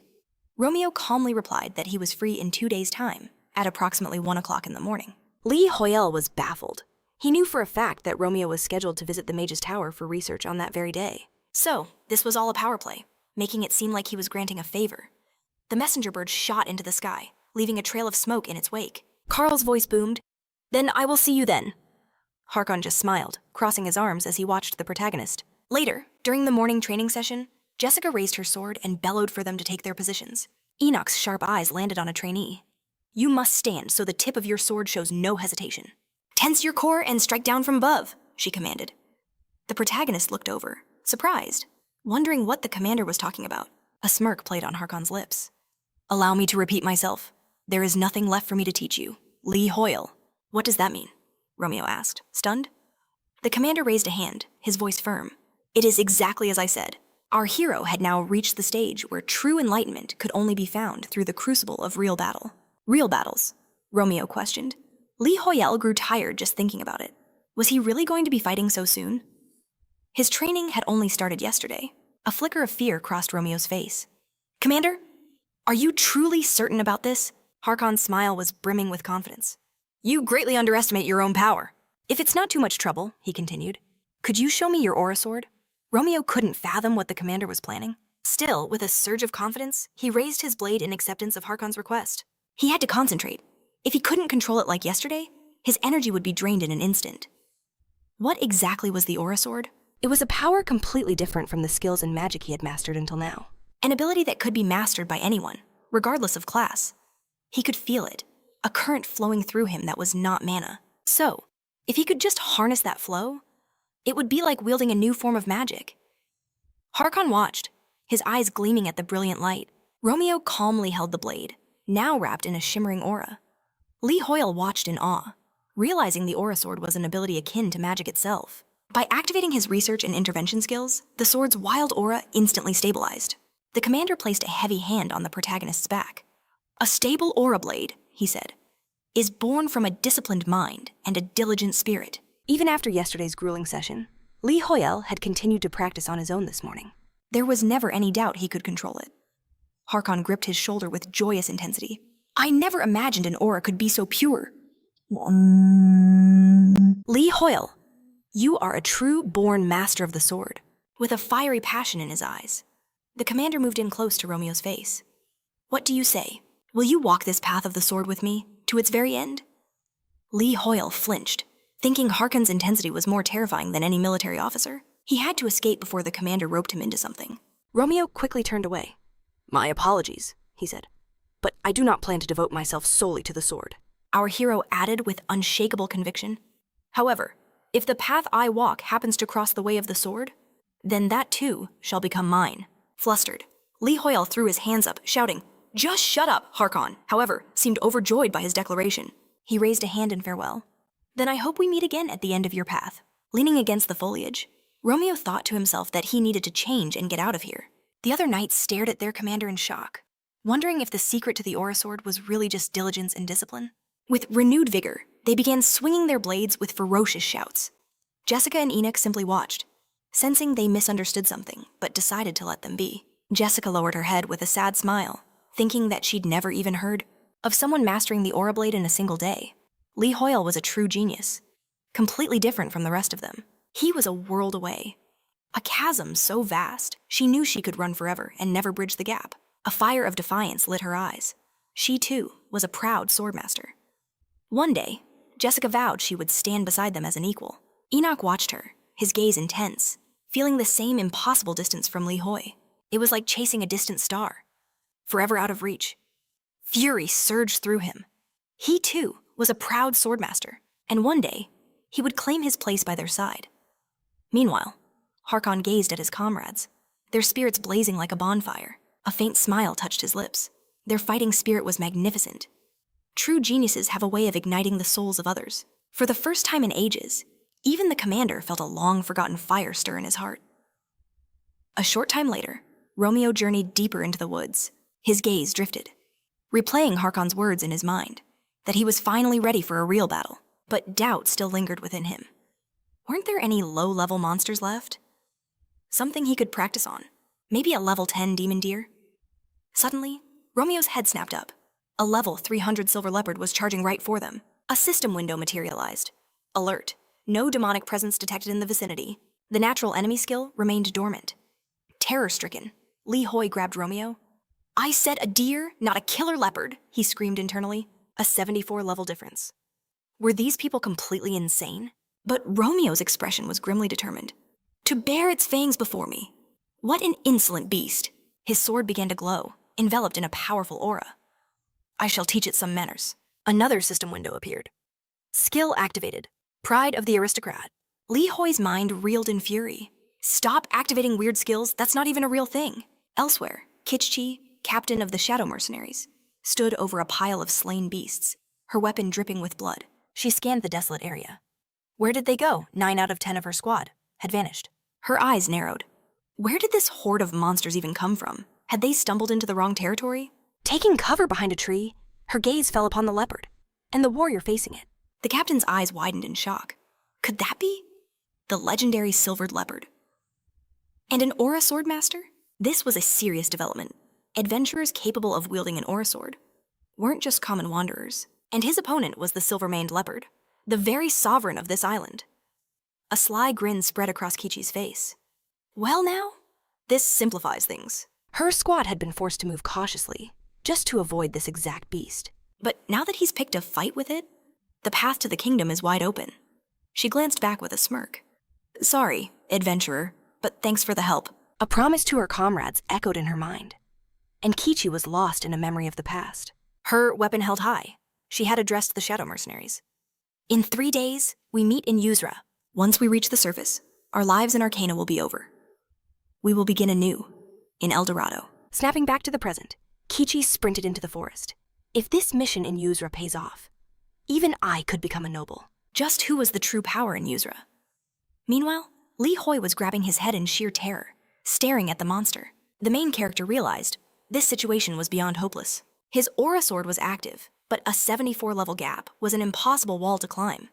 And unlike the battle with Deadly Sin, his natural enemy skill was silent. The slightest misstep, one careless move, and the leopard would tear him to pieces in an instant. But he couldn't afford to wait. His control had grown, but the aura sword still devoured his energy at an alarming rate. If he could just use magic to bind it like he did with the Emerald Tiger, this fight would be over in a flash. But Romeo confidently raised his glowing blade. It is time I demonstrate the fruits of my training. He was going to fight with his sword alone. With tears welling up, Li Hoi thought, his pride is going to get me killed. Is this murder?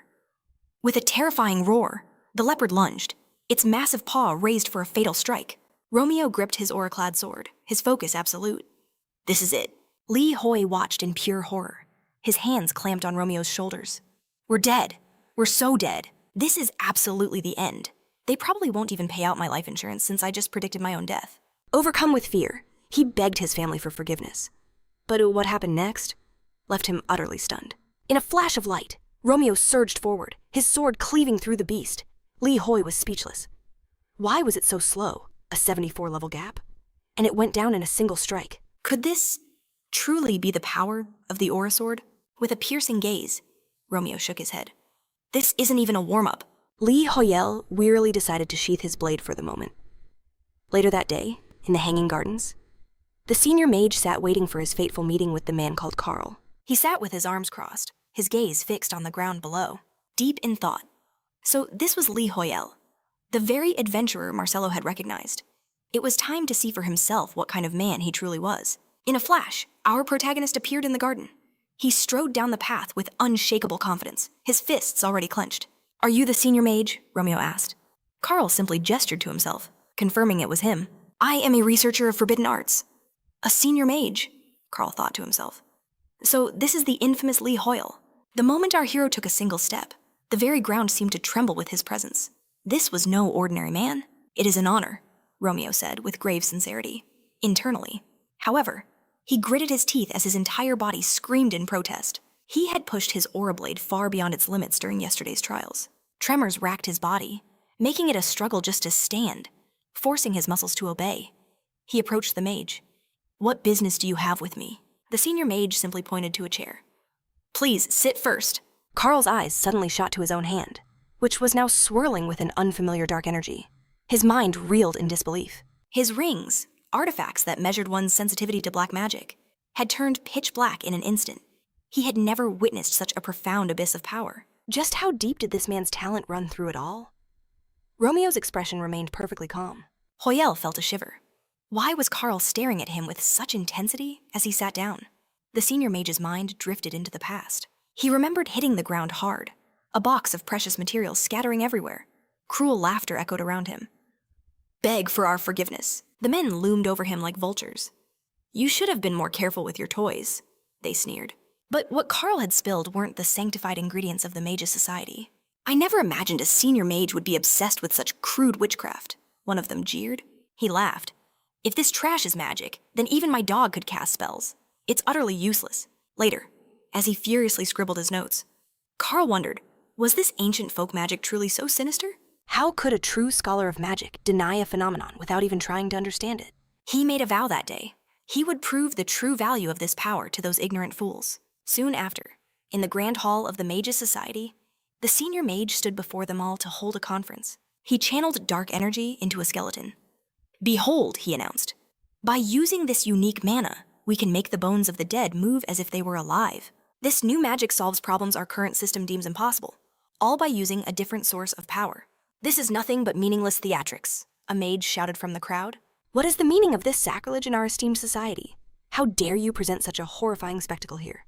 Another accused him with pure disgust. You have finally succumbed to evil, Carl, his hands glowing with dark mana. Carl roared in frustration. Stop your blind denial and look at the essence of this power. This is the key to solving a problem our magic is helpless against. This could be the answer to the universal interference. An archmage turned to the president. There is no need to listen to this madness any longer. We implore you, President, make your decision. We encourage diversity, but this is nothing short of heresy. The president, however, remained perfectly calm. He addressed the senior mage. Have you decided what to call this new school of magic? Carl stared in surprise before a triumphant smile spread across his face. "Yes," he said, his voice filled with newfound pride. "From now on, we shall call it black magic." In the wake of his demonstration, the other mages slowly began to accept black magic. However, his glory was tragically short-lived. The senior mage clenched his teeth, his head in his hands. He truly believed he could solve the problem of the universal interference with his new power, but several years had passed, and his research hit a dead end. And then, just as he feared, the Tower of Mages appeared on Earth. The Elder Mage stared at the corrupted sky, convinced there was a way to stop it. But he knew he couldn't do it alone. In the end, Carl was left to wallow in shame, crushed by the weight of his own failure. The Elder Mage snapped back to the present. He couldn't imagine someone with such a powerful affinity for black magic existing outside of the arcana. Carl was completely stunned. A new hope began to burn within him. With this, man, he thought, they could finally overcome the limits of their research. Just then, Romeo, still sitting calmly, spoke his name. "Carl." He gestured towards the pulsating light from Carl's rings, questioning if it was connected to their current discussion. Our protagonist raised a cup of tea, stating he could only spare 1 hour, any longer, and the tea would grow cold.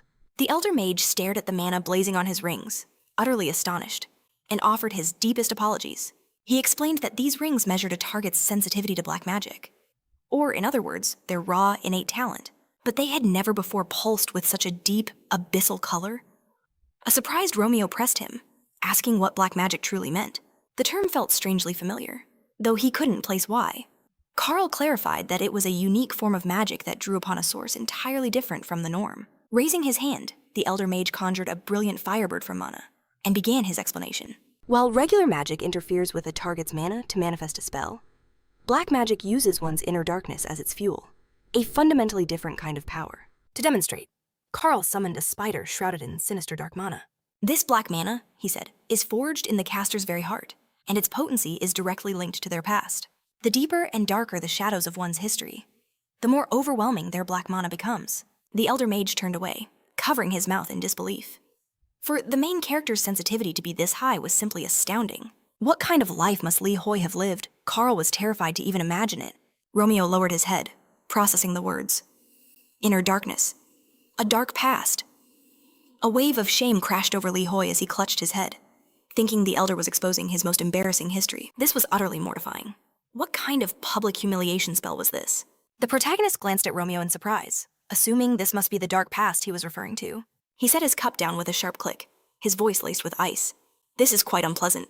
Crossing his legs, he fixed the mage with a stern glare, asking if it was standard etiquette for the tower to intrude upon a person's private history. Faced with such intensity, the Elder Mage flinched, placing a hand to his chest and begging for forgiveness for his grave misconduct. He confessed that in his scholarly excitement, he had made the terrible mistake of insulting him.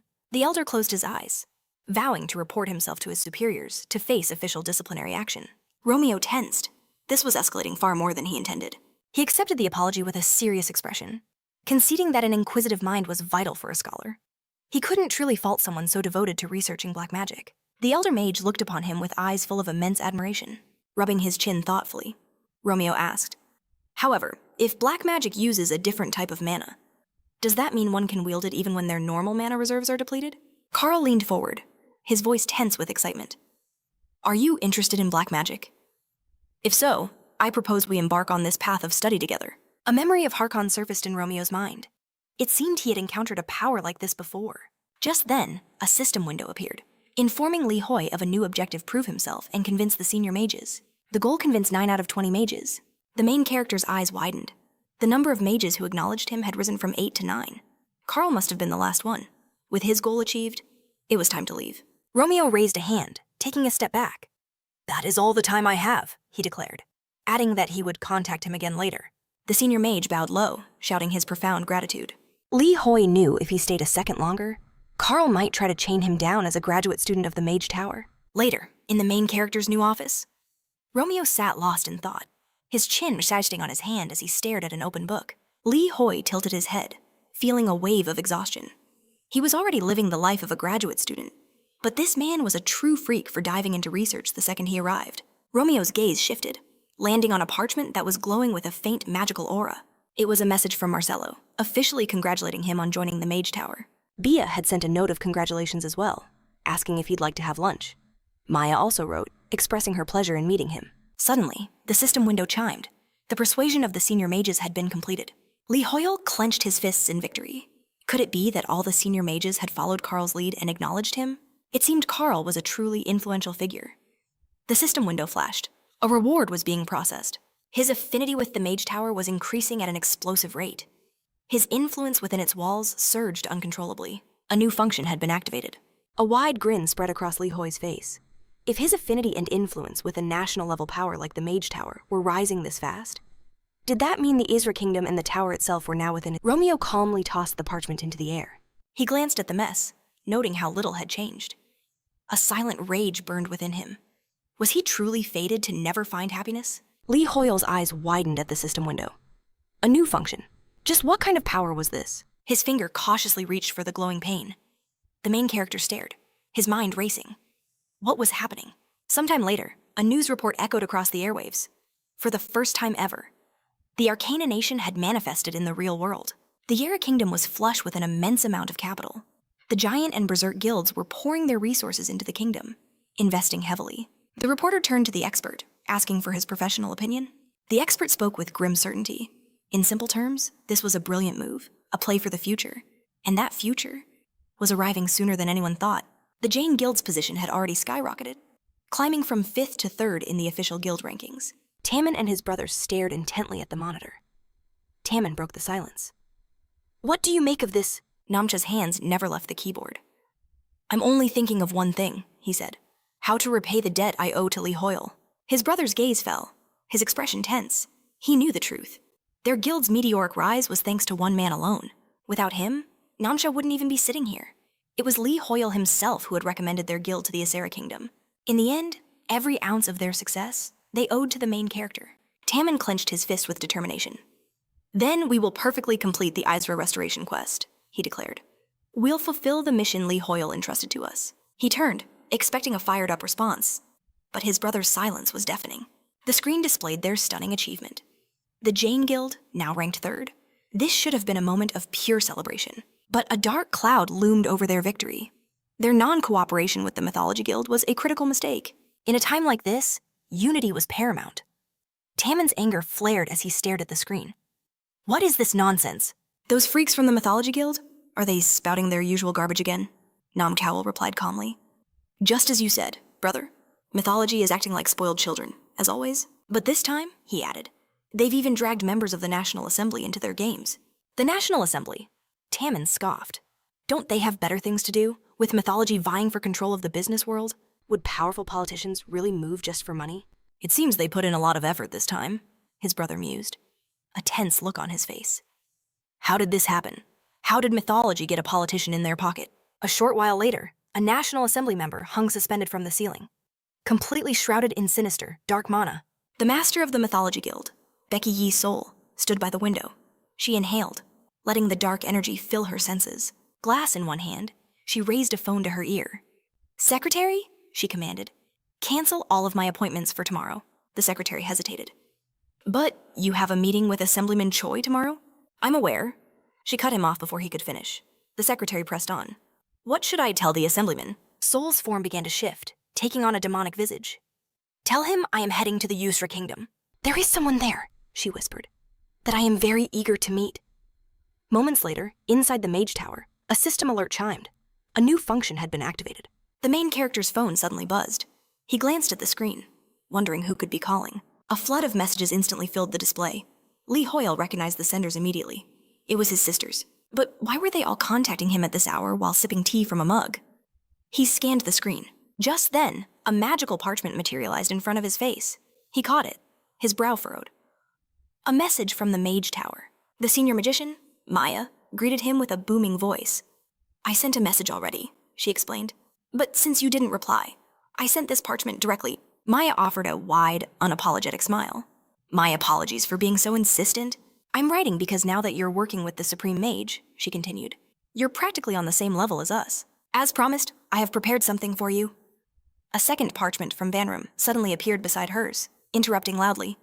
Greetings, Lee Hoyle. Allow me to introduce myself. It boomed. In honor of you joining our ranks, I have prepared a small gift. Then, a A flurry of other parchments from countless mages swirled into existence. He stared, completely overwhelmed. What was all this? The main character gave a confident thumbs up. It was time to make his move. With a determined expression, he clenched his fists and dashed away. Sometime later, at the Archipelago Palace, King Hakuna was roaring with laughter. "So this means you've come seeking peace and quiet," he boomed. It must have been overwhelming. Li Hoyle. With his eyes closed, the hero held his cup. Indeed, it was the king, seated at the table, nodded sagely. This is the burden one must bear when becoming the Supreme Mage's research partner. This was how high-ranking mages showed their sincerity. Li Hoyle told himself not to get worked up over it. Romeo raised the cup to his lips, his voice firm. He doesn't take bribes, especially not when they're disguised as sincerity. Hakuna threw his head back and laughed heartily, proclaiming that this was the Li Hoyle he knew and respected. The king was certain this unwavering conviction was precisely why the deadly sin of greed had fallen before him. Hakuna then leaned in, asking if Li Hoyle had seen the video the Giant Guild posted online. It was a masterpiece showing his triumph over the great evil. Romeo's head snapped up, a tense shiver running down his spine. "What video?" he asked. At that exact moment, his phone began to ring. The screen lit up with an incoming video call from his third sister. Li Hoyle paled, realizing he'd forgotten to answer her message. He worried something had actually happened. Romeo grabbed the phone, offered a quick apology, and stepped aside. He answered the call, asking what was wrong. Yellum's furious voice immediately erupted from the speaker. "This is enough. You are not greed or some mortal sin. You are Li Hoyle, the last king of the Yusra kingdom. It's time to wake up." In the background, a smiling Erin climbed onto her aunt's back, yelling a loud hello to her uncle. Yellum snapped at her to get down. She then aimed the phone's camera, showing Romeo on the screen to the others, and declared it was time to correct their mistakes. Yellum flashed a sarcastic grin, stuck out her tongue, and laughed, asking if the resemblance wasn't uncanny. Unhai also laughed, adding that the battle was unbelievably cool.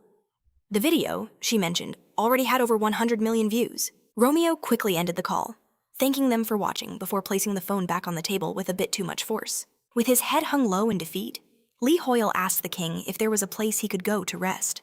Hakuna raised a finger with a wide smile, loudly agreeing and asking if Li Hoyle had any specific preferences for his accommodations. The king suggested a duchy, considering Li Hoyle was the founder of a kingdom, or perhaps even an independent domain. But Romeo just gave a sheepish smile, replying that a normal room would be more than enough. Inside, his mind was screaming, "I want to die!" Sometime later, he arrived at a large wooden house nestled deep within a forest. Li Hoyle wasted no time opening the door. He tossed his jacket in the closet and loosened his tie as the weight of the day fell from his shoulders. He sank onto the sofa and stared at his phone. Li Hoyle felt a burning wave of embarrassment. He couldn't fathom how the video got so many views, or who gave the Jane Guild permission to film and upload it. He thought about suing them for filming without consent. As he stewed, Romeo felt a strange sensation. Something felt off. It was a familiar feeling he'd had before.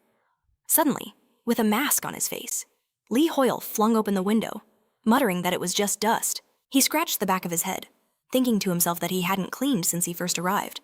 Later, at the Jane Guild's camp in the Uzra archipelago, NPCs stood guard at the entrance of a large tent. Inside, Tammin furiously jabbed his finger at something on his phone screen, demanding to know what this was. The screen displayed their stock chart, showing daily, weekly, and monthly changes. The Jane Guild's shares were in a complete freefall. Tammin threw his hands up in disbelief, roaring about the bizarre things that had happened to their stock prices. Namchul, sitting at a computer, sighed heavily. It was because the Mythology Guild had started spreading strange rumors again. Tammin's brother demanded to know what he was talking about. Why did those freaks constantly try to set them up? They relentlessly ruin everything as soon as the assembly shows them any support. "Mythology is just trash," Tammin roared, demanding his brother send him links to the articles.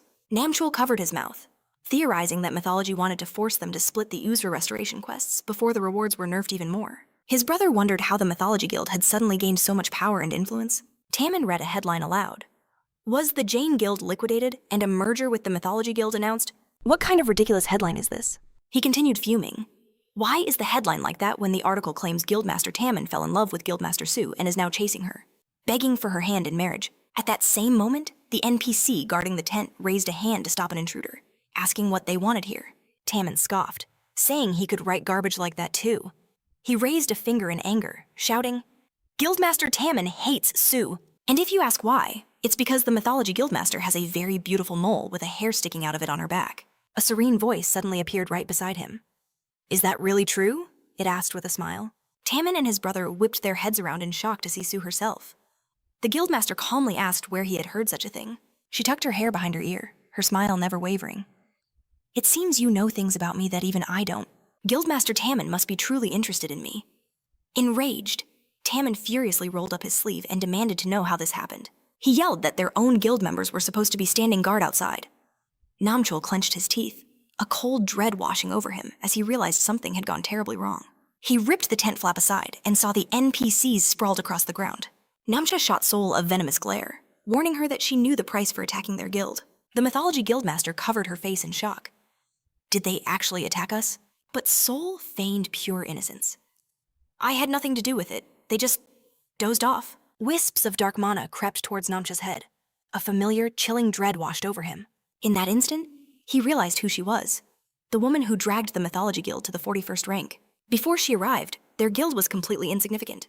All the while, Sol watched him with a placid smile. Enraged, Tammin jabbed a finger at her. Sol, what is the meaning of this? Have you completely lost your mind? But Namcha trembled, recalling a terrifying fact. Sol now had the backing of the National Assembly. How could she gain such influence? Could this be mind domination magic? But that shouldn't work on players. So how? He had to warn his brother, but his body wouldn't move an inch. A cruel smirk played on Sol's lips. There's no point in fighting it. Terror seized Namcha.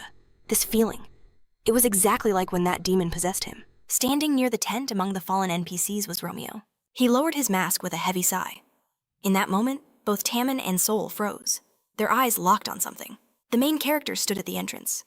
Just finished cleaning, he declared. But the filth in here is unbearable. Romeo strode towards the guildmasters. Sol's eyes widened. It's him! A powerful aura flared around our hero. You wanted a demon, he said, holding up his phone. On screen, a video played of Romeo's declaration. This is enough. It's time to right my wrongs. The video showed his determined gaze. The real demon is Tammin, who gets his kicks from humiliating others. Guildmaster Tammin threw his hands up, utterly bewildered. He stammered in fear. Is that a real video? Sol's smile was pure venom. Oh, you'll want to watch this? She had planned to squeeze more information out of Tammin. But now, her true target had walked right into her trap. Sol smirked to herself.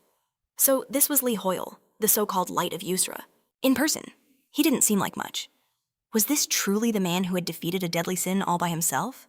The Mythology Guildmaster muttered, His name is Lee Hoyle, right? Sol scoffed internally. That deadly sin must have been pathetic. With a radiant smile, she raised a hand in greeting. She glided towards him, her fingers tracing his tie. Surely you've heard of me, she whispered. How disappointing. She thought, but this works out even better. I've taken a special interest in you, Lee Hoyle. With him under her thumb, taking over Yusra would be child's play. Without a word, Romeo slapped her hand away. Sol's eyes widened in genuine shock. He planted a hand on his hip, his expression like stone. Tammin, this is completely unacceptable. Guildmaster Jaehyun needs to explain himself. Pushing up his glasses. Namchul quickly agreed. He frantically explained that false rumors about Lee Hoyle had been spreading like wildfire. Articles claimed he gave special privileges only to his allied guilds. We couldn't just stand by while these malicious lies spread. That's why we uploaded the video, Namchul apologized. It was to clear up the misunderstanding, though I admit our execution was flawed. Romeo listened silently, his arms crossed, his face an unreadable mask. Namchul added that those weren't official articles from either the Mythology Guild or the National Assembly. Sol's smirk returned as she turned to Lee Hoyle. A hand to her cheek, she swept her hair back, her aura turning dangerous. How dare you treat me this way? How rude, she fumed. What is a guildmaster supposed to do with this boy? Romeo's gaze turned to ice. Oh, you know exactly what you did? I am speaking to the Jaehyun Guild. Who gave you permission to interrupt our conversation? Her eyes flashed with fury as dark mana swirled around her. Technically, she retorted. You're the one who interrupted me. So, she thought, he's more than just a pretty face. Still, there was nothing to fear. Humans were simply prey for a succubus like her. Even Lee Hoyle would eventually fall for her charms. She reached for his face, dark mana flowing from her fingertips. Wouldn't you agree? She purred. A system window flashed into existence. Skill. Natural enemy is activating. Combat abilities will be greatly enhanced against demonic foes. Staring into her eyes, it finally clicked. Natural enemy? This woman was a demon. An ominous aura coiled around Sul, her hand hovering just above his head. He knew this was going too far. But a streamer's voice suddenly pierced the air. Rushing towards the commotion, He yelled that they'd found the Giant Guild's tent and to get the cameras rolling immediately. He shouted to his viewers, asking if those were really members of the legendary Giant Guild. The streamer burst in, camera live, and gasped when he saw Sul was there too. They were right in the middle of the Jane Guild's drama. A viewer's comment flashed on screen. "Is that really him? A donation of 50,001 won." Followed with the message, "It's really Lee Hoyol." The streamer roared his thanks for the massive donation. Startled, Sul snapped, "What is the meaning of this?" Namchul adjusted his glasses with a sly grin. "It seems our audience has finally arrived," Sul demanded furiously. "What are you talking about?" A wicked smile spread across Namchul's face as he flipped her off. "Did you honestly believe that you're the only one who can manipulate the media by buying out the press? This is an entirely different battlefield," he sneered. "Have you not realized that live streaming is the true media powerhouse of this era?" The other streamers smirked, sticking their tongues out as they kept their phone cameras locked on her. They yelled with fake excitement. "Is that really Sul, Lee Hoyol, and Jane? Are we dreaming?" The live viewer count was shattering every known record. The chat exploded with questions about what was happening inside the tent. Donations began to flood the stream. One streamer pointed his camera directly at Sul. "Why did you ignore the Berserk Guild?" he shouted, "and only write hit pieces on the Giant Guild? And are you trying to sink your claws into Lee Hoyol now?" Too stunned, our hero could only wonder what was happening. Romeo watched the spectacle unfold with utter disgust. Sul shielded her face. "It's impossible to talk properly in this chaos." Our main character turned to face her, his expression like stone. What was it she had just whispered? Forcing a smile, Sul placed a hand on his shoulder. "Can we speak somewhere more private?" But Romeo shot her down without a second thought. The crowd gasped at his cold rejection. Sul's eyes widened in disbelief, her hand flying to cover her mouth. Our hero sighed, his gaze icy. "I don't have time for people who can't even make a proper appointment. If you want to speak with me," he declared, "come back after you've learned some basic manners." A streamer burst out laughing. Did the great Sul just get completely shut down? This is legendary content. This was Sul, a woman with 14.5 million subscribers, the undisputed queen of South Korea's business world. She was the heiress of the Mythology Corporation and the esteemed guildmaster of the Mythology Guild. With 60 million followers across social media, she was the biggest and most popular celebrity of the age. Anything she wore, drank, or even touched became an instant sensation, selling out in minutes. She turned the slogan mythology into mythology sold out. At this point, Sul wasn't just a brand, she was mythology. Everyone loved her. Everyone wanted her attention. Everyone wanted a piece of her. So why was this happening? A comment appeared on the livestream. Who would win in a fight? Sul or Lee Hoyol? A flicker of confusion crossed her face. Why didn't her usual charm work on him? It had never failed before. She seethed internally, vowing to never forgive him. How dare he humiliate her in public? She swore she would be the one to end him. Sul stared down at her phone as a sinister voice echoed in her mind, telling her to stop. She looked up, meeting her own gaze in a mirror. Her eyes were bloodshot. The presence within her snarled. "Shut up! Don't you forget. You were the one who begged me for this power. Are you really trying to play the master of this body now?" A memory flashed before her eyes of a time when she had pleaded for salvation. In the past, clutching her head in despair, the demon possessing her had asked, "Do you truly wish to live?" Now, in the present, that same voice hissed, "You claimed you wanted revenge on all those who looked down on you and hated you. You said you would do anything for that power." It continued, "And I gave you everything you ever wanted. So what is the problem?" Sul stared at her reflection, her hand pressing against the cold surface. "I never wanted this." She trembled. The demon demanded, "What are you saying?" With her entire body shaking, Sul whispered, "It's not Lee Hoyol who deserves to die. It's me." "What nonsense are you spouting?" the voice inside her roared. "Did you really think you could have achieved all this without my help?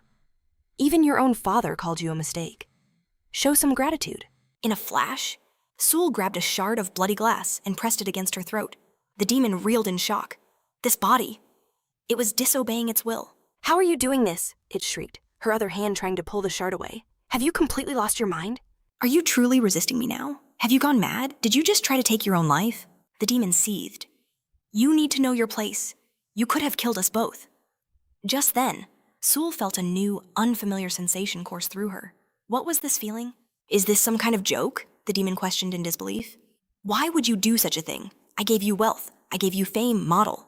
The demoness had granted every single one of Sul's selfish desires. She had built a perfect world where no one could interfere with Sul again, just as she had wished. Staring at her own reflection, Sul declared that she was the one who had accomplished all this. but the demon's face stared back in fear, hicking. "What are you talking about?" Sool's voice was like ice. Am I wrong? She revealed her trump card. "Everything you've achieved was only possible because I am the daughter of mythology's CEO. That's why you're trembling now. Because possessing anyone else would have been utterly worthless." The demoness knew it was true. Without Sool's prestigious vessel, she was nothing. This was a dangerous gamble. The body was losing too much blood, its strength fading fast. The demoness shrieked in anger. What nonsense are you spouting? Sool's mind simply replied. It's because you're afraid of being alone. Stop it, the demon commanded. If you keep this up, we'll both actually die. I'm not afraid of that, Sool whispered. Driving the shard deeper into her own body, as a past memory flashed before her eyes, the demon's hand on the main character's face. In that moment, Sool saw her own reflection in Li Hoi's eyes. He stared back, stunned. Seeing the real her standing behind the demon's facade, Li Hoi sees me, Sool realized. Not you. With that, she was pulled from her memories. The demoness clenched her teeth in pure rage, her own hand closing around her neck. She was actually dying. She resolved that it wouldn't end like this. She would have her revenge. She snarled. Why are humans so pathetically weak? There wasn't enough power to heal the wound. The demon slammed her hand on the box, desperate. She had to absorb something, anything. She stumbled towards the door, where an unsuspecting NPC stood in her path. He stared at her in shock. Hold on, you need to get to a hospital, quickly, the demoness answered with a wave of dark mana. Sometime later, inside a wooden cabin on a secluded island, Romeo held a cup of tea, his eyes wide with surprise. He remembered the system window flashing before him. The natural enemy skill is being activated. What in the world was that? The main character looked away, annoyed. It's a curse, he muttered. He sat on the sofa and crossed his legs. Sneaking in at this late hour without so much as a word? He thought to himself. Still as ill-mannered as ever, Romeo placed his cup on the table and called out, You can come in. A smirk touched the main character's lips. I may not be the guest you were expecting, but I trust you'll be hospitable. Romeo crossed his arms, mirroring her smirk as Li Hoi stood ready. But after he spoke, the door remained shut. The main character sighed in relief, thinking that maybe even demons didn't want to visit so late at night. You're more perceptive than I expected. Li Hoyle, a voice purred. The demoness leaned against the window with a chilling smile, crossing her arms. Fear shot through the main character like a bolt of lightning. He clenched his teeth, trying to stop himself from shaking. Romeo's gaze turned deadly. Sneaking in through a window like a common thief? Where on earth did you learn such atrocious manners? The demoness glided into the room. My manners? Why, you were the one who asked me to work on them. A dark, menacing mana pulsed around her as she smiled. My deepest apologies, she cooed. I must have forgotten. The main character realized with a jolt that he could no longer see Sool's silhouette within her. He wondered what had happened. Had she really been sealed away? Romeo looked up, his voice firm. I don't see Sool. The demoness covered her mouth with a hand, a terrifying smile in her eyes as she asked, Whatever are you talking about? I'm right here, she said, before her voice dropped to a venomous whisper. Or, are you talking about that dead girl? Romeo's world seemed to stop. The demoness announced with glee. Sool is dead. She explained that Sool had foolishly decided to stab herself. Apparently, the girl died from the shock, and now the demon couldn't sense her presence at all. The demoness scoffed. What else could you expect from that idiot? Did she really think such a pathetic threat would work on me? Fear washed over Li Hoyle's face. Sool is really dead. No, his mind screamed. That can't be right. The demoness's grin widened. Would you like to hear something interesting? In a flash, she was standing right beside Romeo, raising a hand as she whispered, Sool died? Because of you. She continued to spew poison, talking about how the main character was the only one who ever truly saw her. Sool was an illegitimate child, she began. The first article about her was published when she was only 8 years old. She never had to do a thing to attract the media's cruel attention. She was bullied relentlessly at school and ostracized in her own neighborhood. It all culminated in her mother taking her own life in a fit of deep depression. Do you know what Sool's father, Baekju-sun, said then? The demoness asked, savoring the memory as she recounted his exact words. He gritted his teeth, stared at a piece of paper, and said, Although Sool was a mistake, I cannot leave a child without parents, so I will accept her. The demoness crossed her arms and threw her head back, letting out a loud, hollow laugh. With a triumphant smile, she revealed the truth. After years of waiting, Sue had finally awakened her powers as a hunter. Her own father drove her into the dangerous rifts, pushing her to the brink. She obeyed his every cruel command. But why would she endure such a thing? Her reason was tragically simple. All she ever yearned for was her father's love. She wanted to stand against all those who had once scorned and hated her. She wanted to scream to the heavens that she was Huang's daughter, and to unleash her vengeance on everyone who had ever slandered her mother. But in the end, she found herself completely alone. Still, Sue vowed to repay her debt to Lee Hoyle, the only one who had ever believed in her. The demoness cackled with venomous glee. Isn't it just hilarious, all that struggle? And she died completely in vain. A terrifying aura flared from Romeo as his cold voice cut her off. Silence. The demon's mocking smile froze, replaced by utter confusion as she fell quiet. The main character seethed. How dare she speak to him that way, a mere low-level demon with such boundless arrogance? A system window appeared. Player Lee Hoyle has focused his killing intent upon you. Warning, your mental fortitude is critically low. The demoness flinched under his oppressive gaze. What was this immense pressure his eyes promised a fate far worse than death? Another system alert flashed. You are experiencing an insurmountable level of terror. The abnormal status horror has been activated.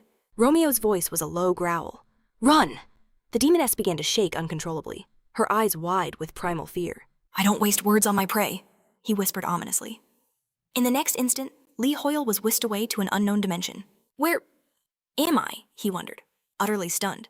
Could this be the exorcism skill? But he hadn't offered a sacrifice. So how was this possible? His eyes fell upon a young man running for his life. It was a younger version of Romeo. Was this it? Was he inside his own mind palace? Lee Hoyle gritted his teeth as a sudden, sharp pain lanced through his chest. He clutched his heart, gasping. What is this feeling? It was an agony that seized his heart in an iron grip, as if someone were crushing it from the inside. He then saw an older Romeo standing on a balcony, staring down at a sea of lifeless bodies below. Was this a lost chapter of Grenfell's history? But the chilling truth crashed down upon him. This wasn't just history. This was his own memory. This was the despair Romeo had felt in his past. And through their synchronization, Lee Hoyle was experiencing every single agonizing moment. This was the very rage that forged his vow to eradicate every demon from existence. With that, his consciousness snapped back to the present.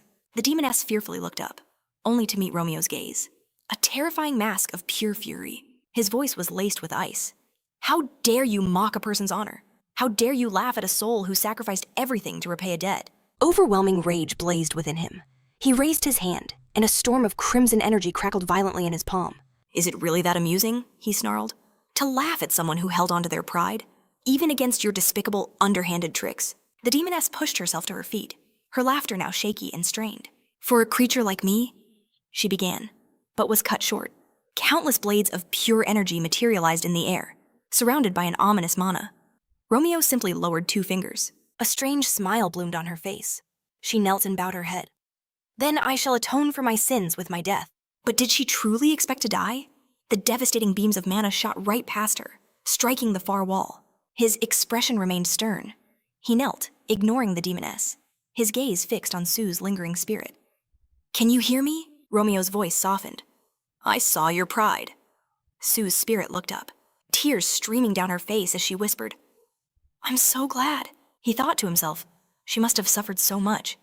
It's time for her to finally rest. He gestured toward the light. It's late now. Go home, and let yourself grieve properly. The unspoken message was crystal clear. Sue closed her eyes, her body slumping against him. He calmly held her unconscious form.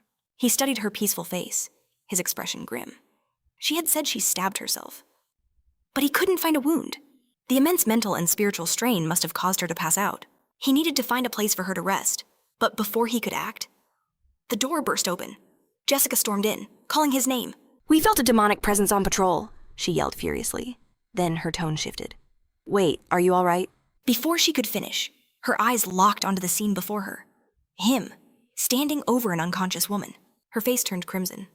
Oh, I am so sorry I didn't realize you were with a lady. She had completely misread the situation. Romeo stared at her, his face a calm mask. I was about to cover her with a blanket. Right, of course, she stammered. I mean, it would be weird if a guy like you wasn't seeing someone.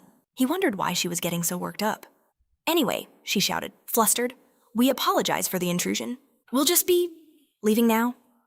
Nearby, Enoch's face turned beet red as he covered his mouth, trying to stifle a sound. Suddenly, he burst into tears and sprinted from the room, wailing. Lee Hoyle, you idiot! Wait, Jessica cried out, her hand outstretched towards Enoch. Lee Hoy could only watch, wondering with a flush of shame what this was all about. A few moments later, the door clicked shut. Romeo sat on the couch, wearing an expression of pure doom.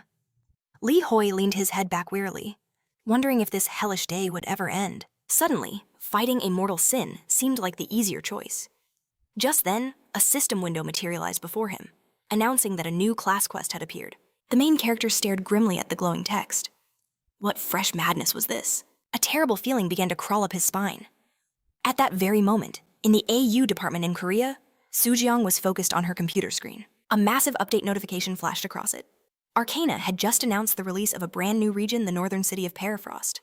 The producer shot up, his hand raised in triumph as he pointed at the screen, exclaiming, "Do you see this? This isn't just big, it's a world-changing event." Perifrost, the largest and most sprawling metropolis in the entire world of Arcana. Shops and forges would finally be opening their doors there. "Look at the comments," he urged Sujeong excitedly. "The player reaction is explosive." Sujeong smiled, agreeing with a nod. "It certainly is," she said. This update would finally give their team a chance to breathe. Meanwhile, the streamer Wong grinned at his audience. "Chat, have you all seen the article about the Perifrost update?" he asked, his voice booming with energy. Perifrost was finally here. His viewer count rocketed past 28,351. "There's going to be so much content," Wong shouted. A viewer's comment flashed on screen. "We've got our work cut out for us." Another followed right after. "This is it. The true beginning of humanity's counterattack." A news correspondent smiled into a camera, raising a hand. "This is Arcana Today, coming to you with a special broadcast.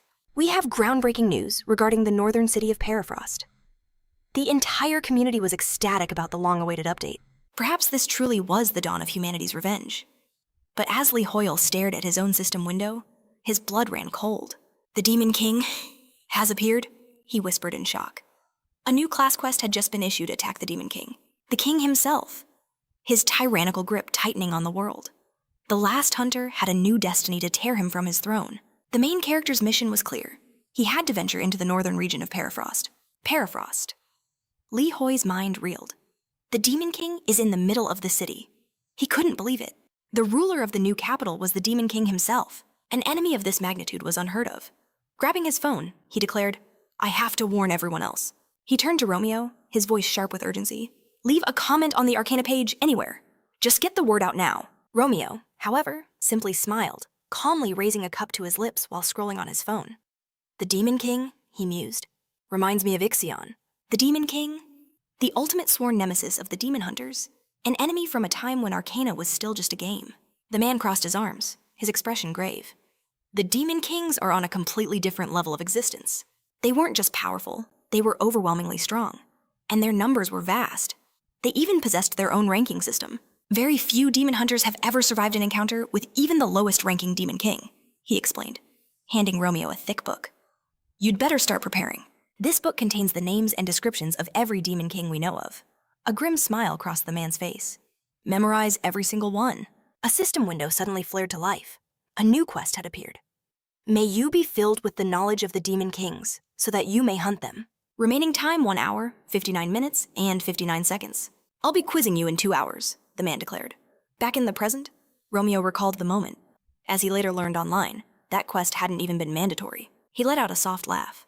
"Still," he said, smiling, "it was a pivotal moment that armed us with priceless knowledge." Li Hoyle thought to himself, "Well, at least it's proving useful now. Life is so damn unpredictable." He glanced down at his phone, wondering if Romeo's warning had been posted yet. There it was, a public proclamation from Romeo. "We must all prepare with everything we have before ascending into Perifrost. A threat known as the Demon King awaits us there. We must also be wary of the NPCs." The first reply came instantly. "What a fool! You can make a fortune in there if you're fast." Li Hoyle sighed. He couldn't really blame them. He probably wouldn't have taken it seriously either. He casually tossed his phone aside with a cynical smile, thinking, "I don't care." Perifrost was a massive metropolis. After all, what could go so terribly wrong? Not even a Demon King would be able to run rampant in a city of that scale. The main character lay down next to the sleeping Sul, crossing his legs. The update was still going to be awesome. The restaurants in Perifrost were legendary. Maybe he should visit them. First things first, though, he needed to check on the items he had custom ordered from the Mage Tower. She charged an outrageous fee for custom work. But that was fine. Li Hoi was sure everything would work out. It was getting late. He decided he would just sleep for a while. But he suddenly started rolling on the floor in frustration. Because of that bizarre post. His mind wouldn't shut down. He couldn't sleep. Why did Romeo have to phrase it like that? The protagonist wondered out loud. Just then, a dark shape shot through the sky, speeding directly towards them. holding a bag in its paw. The creature announced a delivery from the Mage Tower and asked if he was Li Hoi. Our hero looked up and confirmed his identity. Li Hoi was stunned by its impossibly deep voice. As the bird took flight, it grumbled that everyone prefers contactless delivery these days. It seemed our hero was just making its job harder. Romeo clutched the bag, watching the bird go. Li Hoyle mused that the messenger didn't have a great personality either. Regardless, his order had arrived. It was perfect timing, saving him a long journey to the intimidating Mage Tower. With the bag torn open, our hero was ready to inspect his new gear. Romeo held up a box, revealing a brilliant ring inside. A system window flared to life. This was a ring of pure emerald. Its rank was unique, with an effect that restored stamina upon taking a hit. This was an artifact forged with a singular technique, designed to draw out the emerald's power to its absolute maximum. Li Hoyle's eyes widened in disbelief. This was incredible. Was there really no other condition attached to it? All he had to do was get hit to recover his strength. As expected of the Mage Tower, they had created a truly legendary item. But it must have cost a fortune. He remembered another healing item with similar stats was valued at over $1 billion. What would a custom order like this run him? He had to check his account balance. Fast. But first, he decided to check the other item. Romeo held a pristine white handkerchief in his hand. The system window chimed again, identifying the masterpiece a koi scale handkerchief. Its effects were staggering, an increased affinity with the fire attribute, a higher chance of evasion, and the unlocking of the aesthetics characteristic, infused with an impossibly rare ingredient. The handkerchief's power transcended its original design. Its value was priceless. A blinding light erupted from the fabric, forcing Li Hoyle to shield his eyes and lean back. He dropped his hands, feeling like he'd just survived a full-blown exorcism. This was no mere item. He was looking at a true masterpiece. But was that just his impression? What did Li Hoyle really know about artifacts of this caliber? He recalled reading about them, how their prices could reach astronomical figures. Some sold for over 100 million. Others were valued in the billions, or even trillions. Our hero stared in horror at the payment request. He was completely finished. What would happen if he couldn't pay? Surely they wouldn't take everything he owned, right? The system then notified him that the aesthetics characteristic had been unlocked. The current level was low, but Li Hoi wondered if the characteristic was truly active. A smile crept across Romeo's face. He tucked the handkerchief into his jacket, admiring it. Aesthetics, he thought. He liked that very much. The system confirmed the masterpiece. The koi scale handkerchief was now equipped. Our hero sighed with dread. What could he do if Romeo already loved it? Li Hoyle had to use the points he'd gained from exercising the soul-possessing succubus. Romeo's finger touched the system window, pouring all the points into the luck characteristic. The system flashed an update. Luck was now at 5, with 0 points remaining. Our hero realized there was only one thing left to do now. Hope that somehow everything would work out. Li Hoyle dropped to his knees, clasped his hands together, and prayed to the heavens for a miracle. Romeo, however, was beaming as he looked at another item. Apparently, Morello had sent a vest as a gift. It would go perfectly with his scarf. It seemed our hero was incredibly lucky, but he knew this wasn't true at all. This was not the kind of luck he wanted. Suddenly, the system flared again, announcing a new class quest. Li Hoyle braced himself, wondering what fresh hell this was. Romeo stared, completely shocked by the notification. The system declared that the attack on the Demon King was now suspended. He had to complete a prerequisite quest first. Suspended? What previous quest could possibly be more important? Meanwhile, in Japan, at the headquarters of the Inazuma Guild, an executive slammed papers down, demanding to know how they were losing to the giant guild in the rankings. What could be more humiliating, he roared. This was a betrayal of their very legacy. A man with a scar across his cheek closed his eyes. He stated his name, and vowed he would erase this shame in the permafrost. The executive pointed a trembling finger at him. If you fail again, he hissed, be prepared to pay the ultimate price. Do you understand, Hizai? Heiai simply agreed. Moments later, he walked down the corridor, his hands clenched into tight fists. An analyst reached out to him with a worried look, but Heiai cut him off. He adjusted his hair and stated that the permafrost had appeared in the sea near Hokkaido. This information was top secret.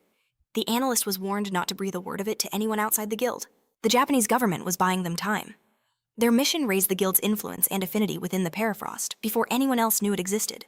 Is permafrost even safe? The analyst cried out, his voice trembling.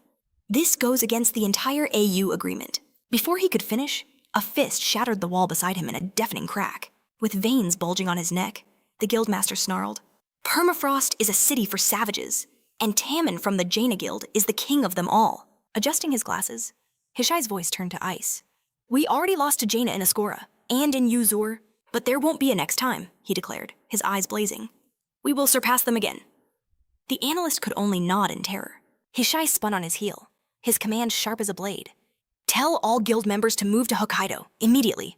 A cruel smile played on his lips as he raised a single finger. And if you're not prepared to die for me, you had better watch yourself. Everyone acts so carefree, because they're not the ones who will have to take responsibility for the fallout. Sweat beaded on the analyst's face as he fumbled for his phone, forcing a nervous laugh. Yes, sir, I'll handle it right away. His message was short. Permafrost will appear near Hokkaido. The reply was instant. Thank you. Money will be transferred upon confirmation. The analyst quickly typed again. When will I be able to contact you? At that exact moment, a player scrambled for his phone, rushing to his comrade. We've got a message. It's from Inazuma. Post the news and let's get out of here, he yelled. Nearby, Hanmoon, sitting in a boat, called out. Where are we? The player replied. Hawo. His comrade had to hurry. He knew that snake of an analyst would leak this information to everyone else. Hanmoon's fingers flew across her keyboard. The location is Hokkaido. Moments later, news alerts exploded. Permafrost has emerged near Hokkaido. Dimitri gripped his phone, his face grim as he turned to Rox. The analyst just called me. The guildmaster simply raised a hand, cutting him off. I've already seen it. His voice was cold steel. Get ready. We're moving out now. A player cupped his hands to his mouth, his voice booming. Shining ones, prepare for battle. Just then, the huntress burst into another guild hall, shoving her phone in their faces. Is our guildmaster a complete and utter idiot? We need to take ski equipment. Leon sighed. You'll freeze to death if you only pack a swimsuit. The huntress had definitely lost her mind. Meanwhile, the streamer 1 covered his mouth in gleeful shock. Everyone, he announced to his viewers. Permafrost is in Hokkaido. His chat exploded. 1 is so cute today. What about Bosley Hoyle, someone typed. Whoa, 1 has no nose hair today, the legendary northern city of Permafrost. This was the sacred place where one could obtain the barbarian class. It was one of the main hubs back when Arcana was still just a game. It was a true metropolis filled with blacksmiths, merchants, and countless shops. People around the world celebrated, calling this event the dawn of humanity's return. If the city's content remains the same as the game's, this will be a massive power-up for all of mankind. Sometime later in Hokkaido, before the massive portal to Permafrost, Tamon slammed his sword onto his shoulder. What is the meaning of this? What kind of nonsense was this? Had these people gone completely mad? Namchul approached with a tablet in hand. What's the problem? Tamon pointed an angry thumb back at the guards. They're demanding passports. He'd never needed a passport in his life. How could that possibly matter now that he was a player? Namchul raised a calming hand, offering a polite smile. There must be a mistake, he began. Hello, my name is Namchul. The guard, holding a rifle, apologized firmly. Without a passport, you cannot enter. A plume of hot air escaped Namchul's mouth in disbelief. They're not letting anyone through, Tamon fumed. They've sealed off the entire area. And it wasn't just happening to them, it was happening to everyone.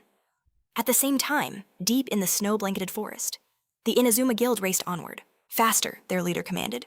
We are running out of time. They had to be the first to arrive, even if it was just for 10 minutes. A scout shouted in awe. I see them. The gates of Permafrost are right ahead. The guildmaster smiled. We're finally here, but his expression instantly twisted into one of horror. Crack! His foot snapped a twig. The entire guild froze, their eyes widening at the sight before them. Impaled on massive stakes were countless dead bodies. The guildmaster's voice was a terrified whisper. This is Permafrost. The gruesome scene was too much. The sounds of violent retching echoed in the chilling silence. A panicked hunter grabbed his leader. What is all this? The guildmaster screamed. Be careful! Another member shrieked in fear. What is that? A colossal finger erupted from the ground, piercing his chest. Pure terror broke out. It's a demon! The guild members screamed as they scattered. They cried out for help. Hishai looked up, his face a mask of fear, as a titanic demon pointed its hand directly at him. But as he stared into the face of death, the guildmaster realized it wasn't the demon he should have been afraid of. A few hours earlier, at the Lee Hoyol residence in the Asera archipelago, Sogul was fast asleep, snoring softly in bed. Memories flooded back as her eyes shot open. Sue bolted upright, her mind swirling. Why was she still alive? When had she even lost consciousness? A wave of panic crashed over her. Had she utterly embarrassed herself? The shame was unbearable. Did she really break down in tears when he said she was amazing? She owed him everything. Her very life. How could she possibly repay the massive inconvenience she had caused? Meanwhile, Romeo stroked his chin, his gaze fixed on the system window. It seemed the Demon King was finally making his move. A notification flashed across the system. It was time to return to the burning permafrost. Now captured by demons. If the scale remained empty, the quest would result in failure. Romeo pondered this. A failure state from an empty scale. He hadn't seen any scale so far. Would one truly materialize when they arrived? Our main character closed his eyes, raised a hand, and announced it was time for him to depart. First, he thought he needed to wake up Sue. Romeo glanced to the side and saw her. "You're awake," he stated calmly. Startled, Sue raised her hands, thinking he needed to say something, anything, to break the tension. Sue lowered her head in shame. "Thank you," she stammered. "I sincerely apologize for all the trouble I've caused." Li Hoi had saved her life. She covered her face, declaring with fierce resolve, "I will repay this debt, no matter what it takes." Sue reached for her jacket, insisting, "You are far too kind. Please, ask for anything you desire." If necessary, she would pay with her body, her heart, and even her dignity. Romeo, holding an envelope, reminded her, "You did say you would pay in any way." Sue looked at him, shocked. Was this really a bill for his services? Then it hit him he had raised his luck stat. The heavens truly worked in mysterious ways. This was a fortune beyond measure. The letter stated that the production fee was completely waived. The Tower of Magicians charged no commission for mages at the Supreme Magician level or higher, rewarding their relentless pursuit of greatness. Our protagonist wondered if it was truly free. Perhaps it was the effect of that new function he'd acquired. Li Hoyle stared at the letter in awe, a wide grin spreading across his face as he thought, "Morello, you are the best." He realized he had nothing specific to ask for. Perhaps some premium, mythical rank tea would do. A voice called out to Li Hoyle. Romeo turned with a disinterested look and permitted him to enter. The commander looked surprised. "It seems you already have guests." He approached Romeo with a sly grin, hand covering his mouth. "It seems the rumors were true. That Enoch actually burst into tears after you rejected him." Our hero wearily pinched the bridge of his nose. "Hark on," he said. "Get to the point." Standing between them, Sue raised a hand, thinking to herself that those rumors were completely baseless. The commander smiled. "His Majesty, the King, will discuss the reason for his visit with you in person." Harkon beamed.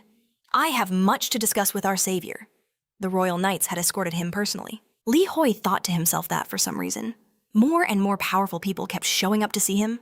A mysterious smile played on Sue's lips as she touched her chin. "This is a great oversight," she said. "My apologies for the late introduction." Sue placed a hand on her chest and formally introduced herself to Hakuna and Harkon. She sheepishly wondered if Li Hoyle thought she had a split personality. The commander turned, a knowing smile on his face. "So, you are Sue. I have heard of you. You are as beautiful as the rumors say." The king folded his arms, his tone shifting. "But we have more important matters to discuss." He extended his hand forward. "Savior," he began. "I realize this is sudden, and I apologize for the intrusion, but I have come seeking your wise counsel." Romeo's expression hardened. "What is it?" Sue's hand clenched into a tense fist. What was going on? The King of User himself wasn't just visiting. He was asking for advice. Li Hoyle was far more influential than she had ever imagined. Hakuna smiled faintly and raised his hand. "A resident of Arcana recently settled in Yuzra, wishing to start a new life. However, their past behavior in Arcana was less than ideal. Therefore, I wish to entrust this person's fate to you, our hero." Hakuna's gaze shifted to Sue. "If you do not mind," he said, "I will bring this person here right now." The king then turned to the guest, sneaking through his kingdom in the dead of night. "And you? Could you please step aside?" It finally clicked for Li Hoi. Sue was an uninvited guest in Yuzra. That was the real reason for the king's visit. With a grave expression, Romeo addressed her by name. "Sue," she called out his name in return. She squeezed her eyes shut in embarrassment. Her voice had cracked. "How utterly humiliating. I'm listening." Sue managed to say. Our protagonist stood with his hands in his pockets, his gaze steady. "You should return home now." Sol understood she had to chronicle the full extent of Mythology's devotion to the user kingdom. She also had to deliver a recording to him for their next meeting. Sol, stunned, could only agree. Li Hoyle saw this as his chance to finally make amends with the king. Suddenly, a system window flashed into existence. A class quest had just been triggered. Sol looked down, a blush creeping up her neck, admitting she now understood the need to document everything. Did their next meeting mean they would see each other again? Her gaze lifted, meeting the protagonist's somber, determined expression. Covering her face in embarrassment, she begged his forgiveness, confessing she had been harboring such sinful thoughts. Romeo hastily adjusted his jacket, apologizing to Hakuna and declaring he had to depart at once. The king, taken aback, asked what on earth Lee Hoyle was talking about. Where could he possibly be going in such a rush? The protagonist, shrugging off his jacket, uttered a single, chilling word, permafrost. Harkon's eyes widened. What sudden business could Lee Hoyle have there? He pressed him, suggesting he could at least offer a brief explanation. Romeo's face was grim as he delivered the devastating news. The Demon King had arrived. The system window flared again. Someone had taken the first step into the permafrost, and the quest had begun. Half of the expedition was still alive. But if that life bar ever hit zero, the quest would be a catastrophic failure. Back in present-day Hokkaido, before the shimmering portal, Taman's rage exploded. He slammed his fist on the table, cracking it, roaring that he already told the NPC to get out of his way. Something was terribly wrong here. The NPC simply raised a hand, asking for forgiveness, but stating that this was unacceptable. The guildmaster's voice was laced with fury. Did this NPC have any idea who Hagi was? His men had been inside the permafrost for some time now. He shoved his phone at the NPC, forcing him to look at the guild ratings. The numbers hadn't budged. If they'd made any progress, their rank would have soared, but it remained stagnant, no matter what this guard claimed. Rox, scratching the back of his head, finally decided to step in. He sighed, saying he had hoped to avoid this embarrassment. But now, he too felt a deep sense of unease. He spoke with quiet authority, asking if they truly understood they were violating the established AU agreement. If things went south, this could escalate into a full-blown international incident. Were they really prepared to start a war? Was that a price they were willing to pay? Taman stared, shocked. This man was an American. The NPC placed a hand on his helmet, asking if what the man said was true. He then announced that the complaint was accepted. The lead NPC raised his hand, ordering all units to pull back and abandon their positions. They needed to reform their lines immediately. His troops responded with a unified shout of agreement. Taman gripped his sword hilt, utterly bewildered. What was happening? Why was everyone retreating? Could the Americans' authority truly be this absolute? A hunter rushed forward, raising his hand to Rox and reporting that footage from the drone sent into the permafrost had just arrived. The guildmaster's face went pale with terror as he watched the recording. Was that truly the Inazuma Guild? Fighting demons? Moments later, Kojiro clutched his head, informing his sage that the government was scrambling bombers. The guildmaster looked at him with pure fury, ordering Kojiro to tell them to stand down. They were not to interfere with the players. His sage realized with dawning horror that the rift was in an accessible location. They could use modern weaponry, but the bombs would incinerate their own people as well. He clenched his teeth. Was this really how they planned to solve this? The assistant's scream was cut short as his body was instantly ripped in two. The guildmaster cried out Kojiro's name in sheer terror. His sage, weapon dripping with blood, heard the dying screams of his comrades. He stared at the colossal demon, realizing this wasn't a battle. It was a massacre. In a flash, Romeo unleashed a torrent of powerful mana from his hand. Calling out to Taman, his sage watched in absolute disbelief. With a blinding strike, the massive demon's body was cleaved in half. Taman, his face a mask of terrifying resolve, brought his own power crashing down, shattering the earth and tearing through the demon's form. His sage stared at him, asking why it had to be him. Guildmaster Gona clutched his chest, admitting his own sage was too weak. Taman struck his own face, declaring that Guildmaster Inazuma was now paying the price for his dishonorable actions. He was about to abandon his own man, so his sage should be thanking Lee Hoyle for this intervention. Inazuma demanded to know what he was talking about. His sage, looking past the chaos, asked who Lee Hoyle was. He spotted figures on the cliff above. Had reinforcements finally arrived? Standing tall against the sky, Romeo gave a single, sharp command, forward. A hunter looked up, his eyes wide with shock. It was the main character. And with him were the Knights of the Lionheart Order. The knights leaped from the cliffside, a wave of steel and fury descending upon the battlefield, their blades cutting through the demonic horde. Romeo looked grimly upon the grotesque scene bodies impaled on spears and knew this was the so-called historical permafrost. They had desecrated the dead, putting their remains on display as a vulgar trophy. The protagonist's voice burned with rage as he spat out the name of the one responsible Demon King. He shielded his eye as a torrent of fiery mana erupted around him. Such ridiculous impudence! The Demon King deserved a proper end, and Romeo would be the one to provide it. The system window flashed. Less than half the survivors remained. Not long ago, the hunter had questioned if they had truly come to offer aid. Harkon watched the chaos unfold, realizing this was exactly what Lee Hoy had spoken of. The Demon King had truly appeared in the permafrost. Even the commander was horrified. He never expected the city itself to be in such a catastrophic state. Fear crept into Harkon's eyes as he stared at our protagonist. Lee Hoy knew this would happen. And still, he planned to save the permafrost alone. Romeo's heart pounded. Seeing the survivor count plummet so drastically, he had feared the absolute worst. A faint smile played on Lee Hoyle's lips. He thought, if I had come here alone, I'd have been doomed. Did Romeo truly believe they could handle this themselves? Back in the present, our main character looked at the commander, thinking how incredibly lucky they were that Harkon had joined them. A few hours earlier, at the Lee Hoyle residence in the Yera archipelago, Hakuna angrily raised a hand, his voice sharp as he addressed the savior. This will not do. The king never doubted his abilities, but the Demon King was a danger on another level. Hakuna absolutely could not let our hero leave by himself. We will organize the fighters immediately, so I ask you to postpone your departure. The commander's voice was tense. His Majesty is right. Your very life is on the line. Romeo's response was ice cold. What does one life matter now? The demons must be exterminated, he declared. Someone's life is not a reason to wait. The commander was stunned speechless by his words. Our protagonist's voice was like steel. Exterminating the demons is the only way. There is no other choice. Harkon covered his face, a short laugh escaping him. That's Lee Hoy for you. He has always been this way, and that is precisely why I will not let him go alone tonight. The system window blinked again. The number of survivors continued to fall. Romeo's lips were a thin line of fury. Let me pass. The commander drew his sword. I made a promise to His Majesty to return only after every demon in this world has been exterminated. Harkon held his blade steady. And I also made a promise to become your sword in this world. A confident smile spread across the commander's face. He said, thanks to you, Lee Hoyle, my tired spirit has been calmed, he added. Since your will is so strong, then I shall continue to be your sword. Hakuna smiled, closing his eyes. This is good, as long as the commander is with Lee Hoy. The king can rest easy. Romeo looked at Hakuna. Who else will accompany me? At that moment, Sol raised her hand. I will take on that role. Our protagonist turned to face her. Placing a hand on her chest, she bowed deeply. I have created so many problems for His Majesty and for you. Lee Hoyle, please give me a chance to make amends. Romeo spoke her name, his expression serious.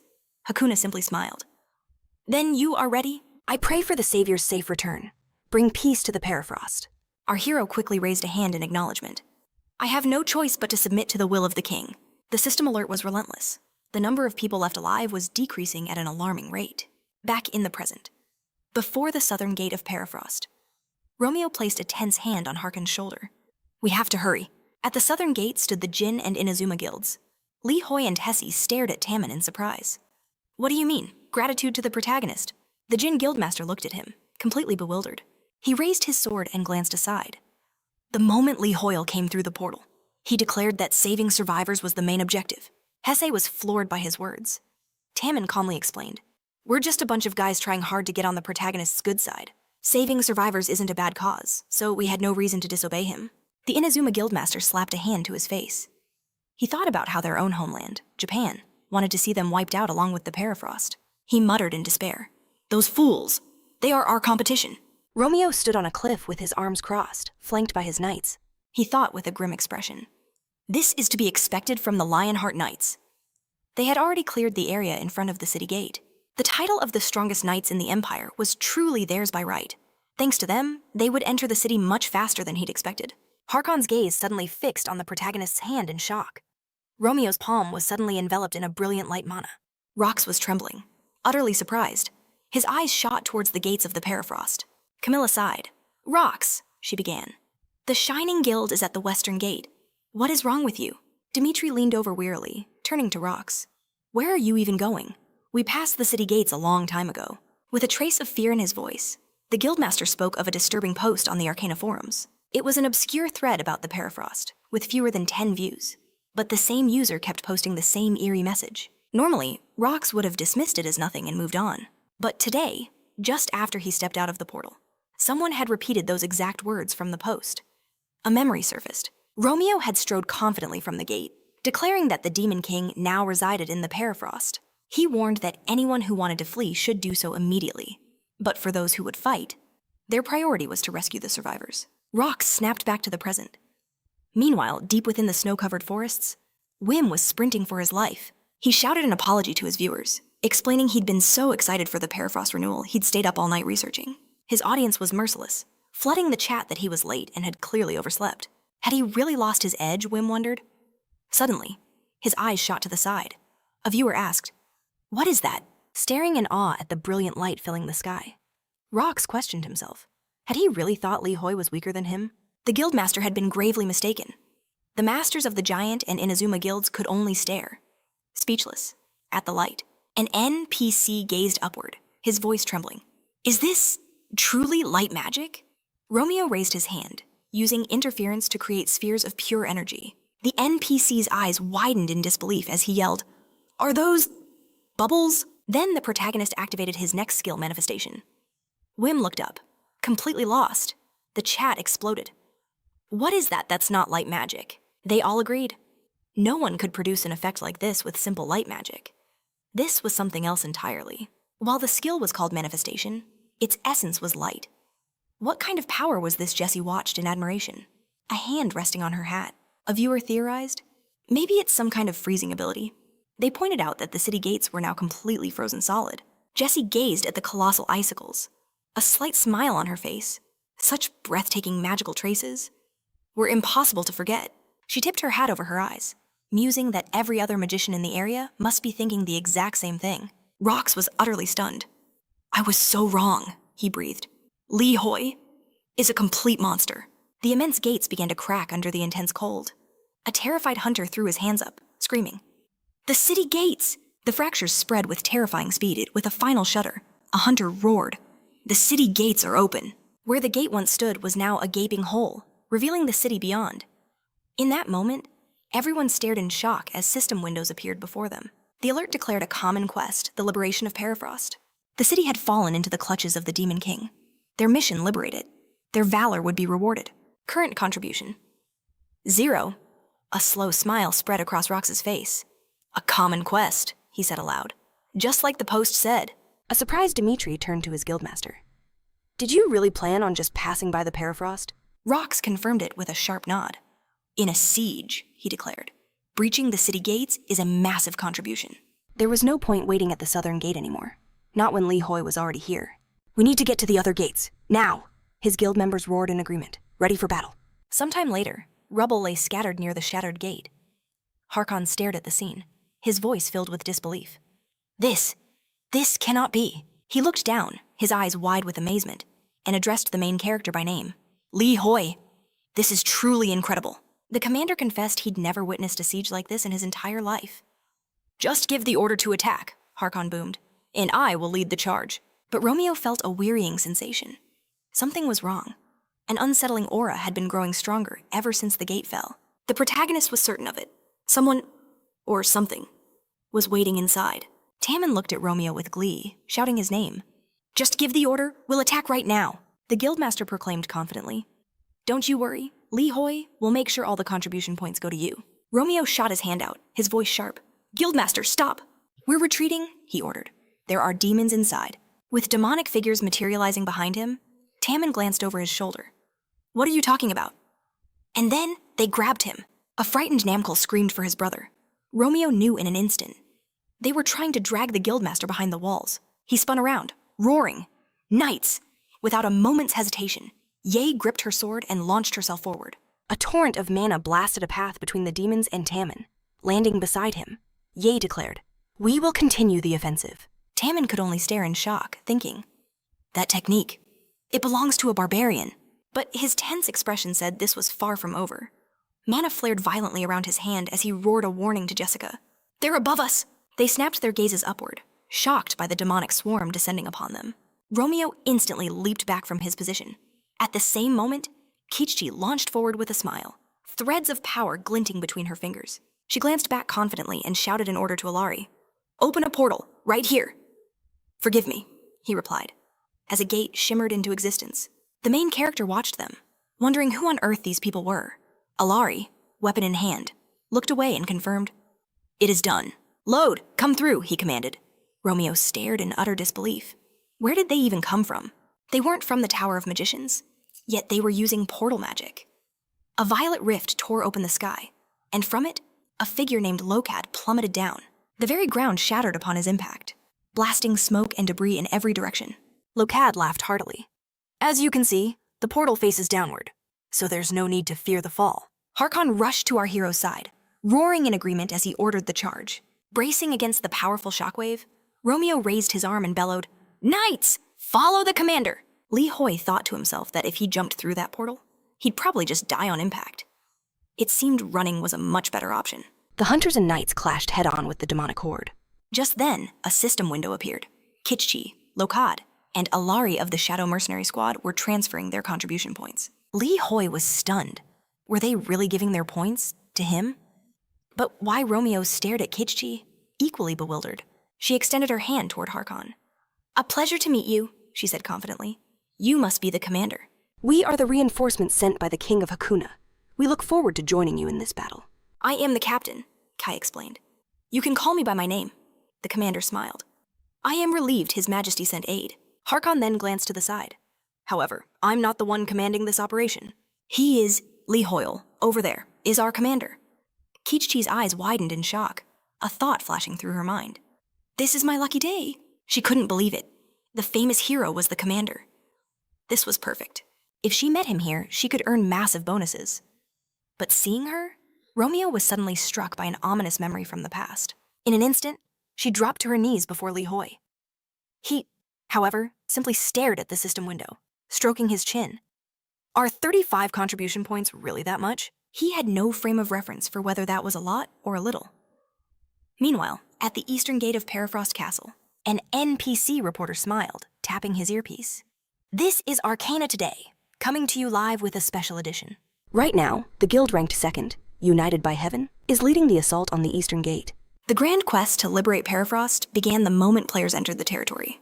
At all 4 of the castle gates, guilds were locked in ferocious combat. But the United by Heaven guild boasted truly overwhelming numbers.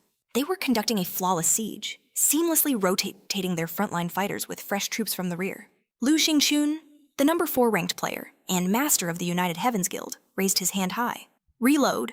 "Fire," he commanded. Explosions ripped through the monster hordes, sending them reeling amidst clouds of smoke. The reporter's voice trembled with excitement. In addition, Guildmaster Chun's contribution score has already reached 1,812. And it's no surprise, he continued. That's the highest score among all players who have made their points public. Could the entire guild ranking be overturned after this single siege? Chun smirked, an ominous gleam in his eye. He had been waiting for a castle siege like this. The Shining Ones might be strong in one-on-one fights, he mused. But in an organized siege, they are no match for us. The system notified him that his points had reached 1,832. Chun thought to himself. Let them all witness the power I have gathered. The guildmaster looked up with a terrifying smile, spreading his arms wide in triumph. With a score this high, he thought, becoming the absolute ruler of Perifrost was inevitable. Laughing maniacally, Chun roared, "Attack! Do not let up! The whole world is at our feet!" At that very same moment, Li Hoyle's contribution score hit 35,000, and it was still climbing. Sometime later, at the southern gate, Romeo crossed his arms grimly. I was hesitant about this route, he thought, fearing it was littered with traps. It's a good thing the Shadow Mercenary Squad volunteered to scout ahead through the portal. Kitchi, however, was staring at the ground, trembling with a frightened expression. Did he not recognize me? She wondered in terror. Or does he already hate me? His gaze fell upon the squad of Shadow Mercenaries. This elite unit was under the direct command of the infamous Captain Key. They were known for completing missions by any means necessary, utterly disregarding the ethics of their grim work. Our hero's mind raced. So these were the people Hakuna had warned him about. Regardless, their arrival was a stroke of luck he desperately needed. Kachi nervously pulled her hood down, her heart pounding. Would Li Hoyel punish her for abandoning him during the fight with the leopard? Romeo flinched at the unexpected address. Alkari explained he'd scouted the area with a portal. It appeared no enemies were lurking in the shadows. The main character simply nodded, but Alkari's hand shot up, his voice firm. I don't think we should use the main gate. The path ahead is riddled with traps, he warned. Enough to annihilate any intruder instantly. Stranger still, when he tried to open a portal beyond the gate, some immense power violently repelled his magic. A jolt went through Romeo. This had to be the Demon King's aura. Understood, he said grimly. We find another way in. Just then, Jessica stepped forward, her hand on her chest. Li Hoyle, she called out. I know of a secret passage into Perifrost. With newfound confidence, she revealed the existence of a massive evacuation shelter deep beneath the city. A network of underground tunnels spread out across the entire territory, and one of its entrances was hidden right near the castle walls. Jessica was certain that this was where most of the survivors were hiding. Our hero looked down, rubbing his chin in deep thought. Suddenly, Tammin rushed to the side, pointing ahead. I knew it, his voice boomed. It has to be her. A wide grin spread across his face as he shouldered his massive sword. Your sword style, he declared. It looks like the art of the barbarians. He then asked, his eyes full of hope. Are you from Perifrost? Jessica confirmed it, adding that she knew their guildmaster was a barbarian. Tammin's smile widened. It is an honor to finally meet you. Our hero considered this. Did the guildmaster only know about the entrance for his own people?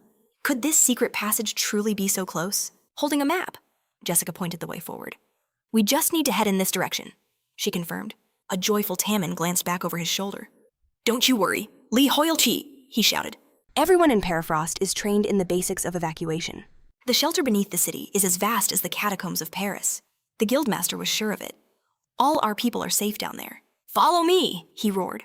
But as he looked down, Romeo's blood ran cold. A system window showed the number of survivors was critically low. After moving through the desolate city, Tammin stopped by a fence. Lee Hoyle, he called out. The entrance is here.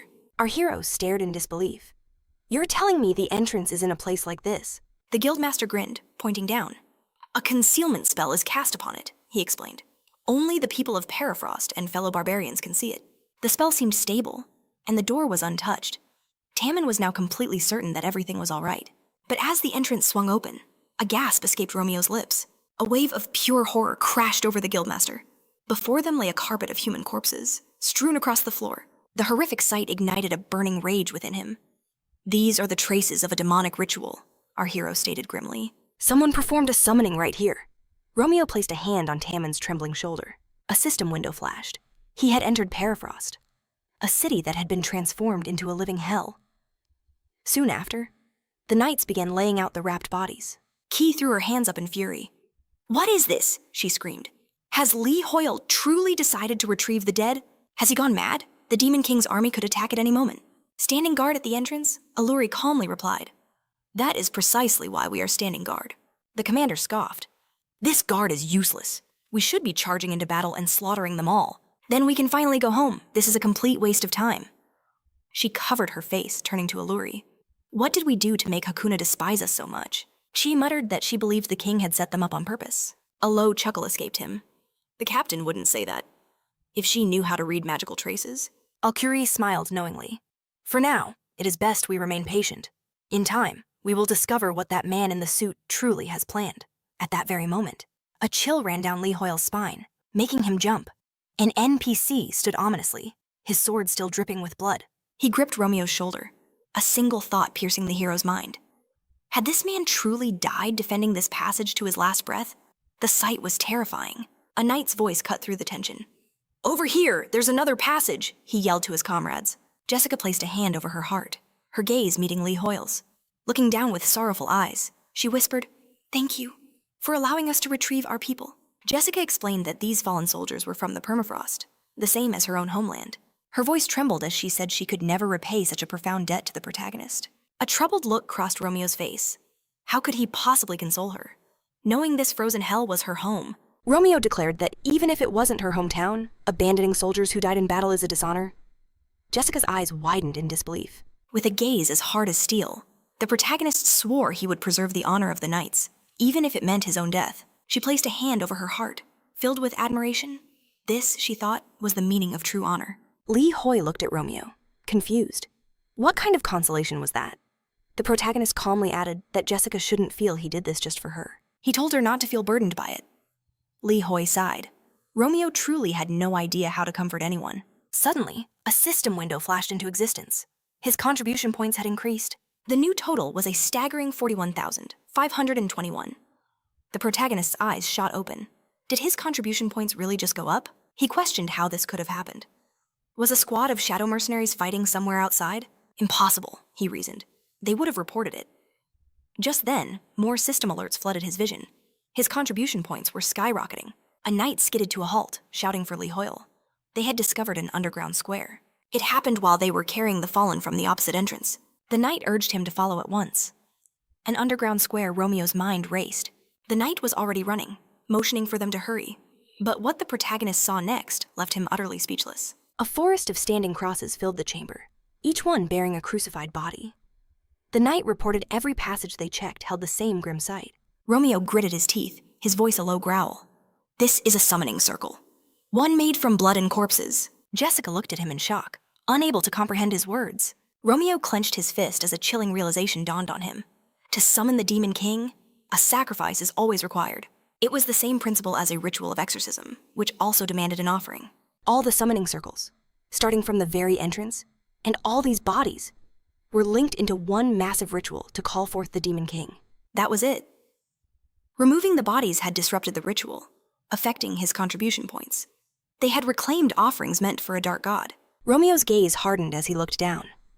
Where is Harkon? With a grave expression, the knight raised his hand. They had already reported to the commander. Harkon was on his way to meet them. The underground tunnels began to shake violently.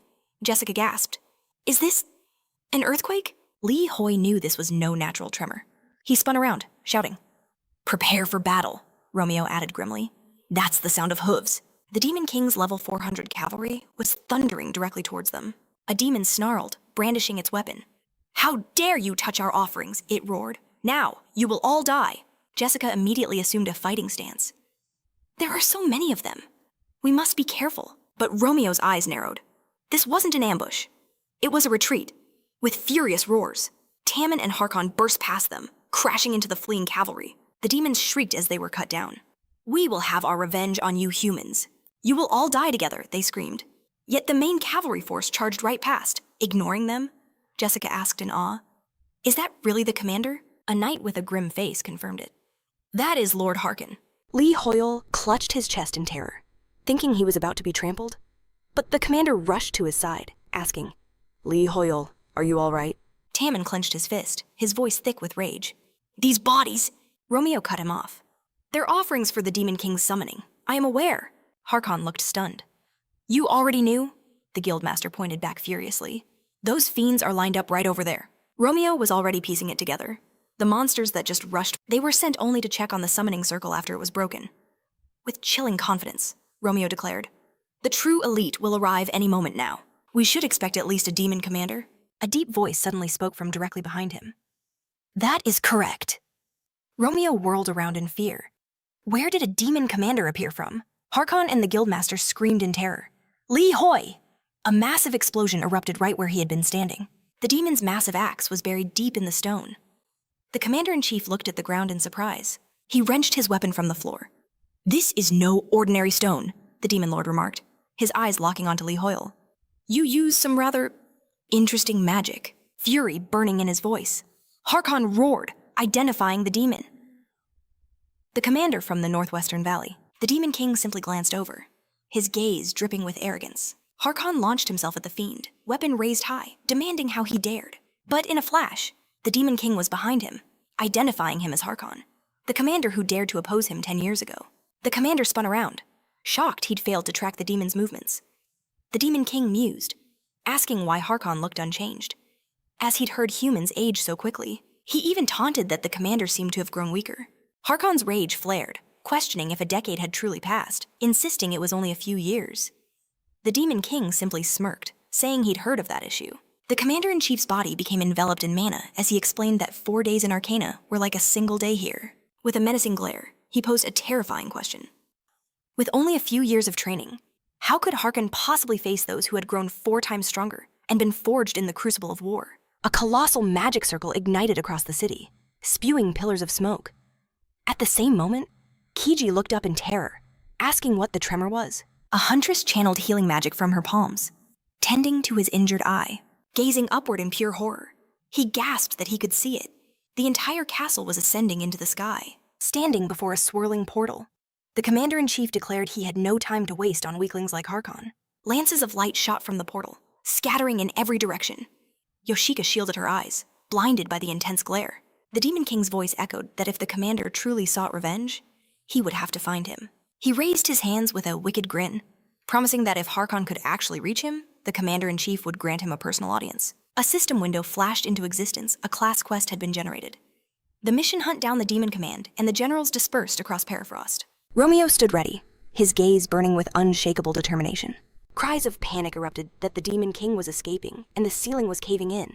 Surrounded by falling rock, Harkon roared at the retreating figure, questioning if he was truly fleeing. Yoshika cried out to her commander that their exit was blocked by rubble and the entire city was shaking apart. The commander gritted his teeth, wondering if the crack in the ceiling was their only path to survival. He and Yoshika could leap out, but the underground passages connected the entire city. If the catacombs collapsed, the surface would suffer catastrophic damage, and any survivors would be crushed. In the worst case, even if they reclaimed Perifrost, it would be a field of ruins.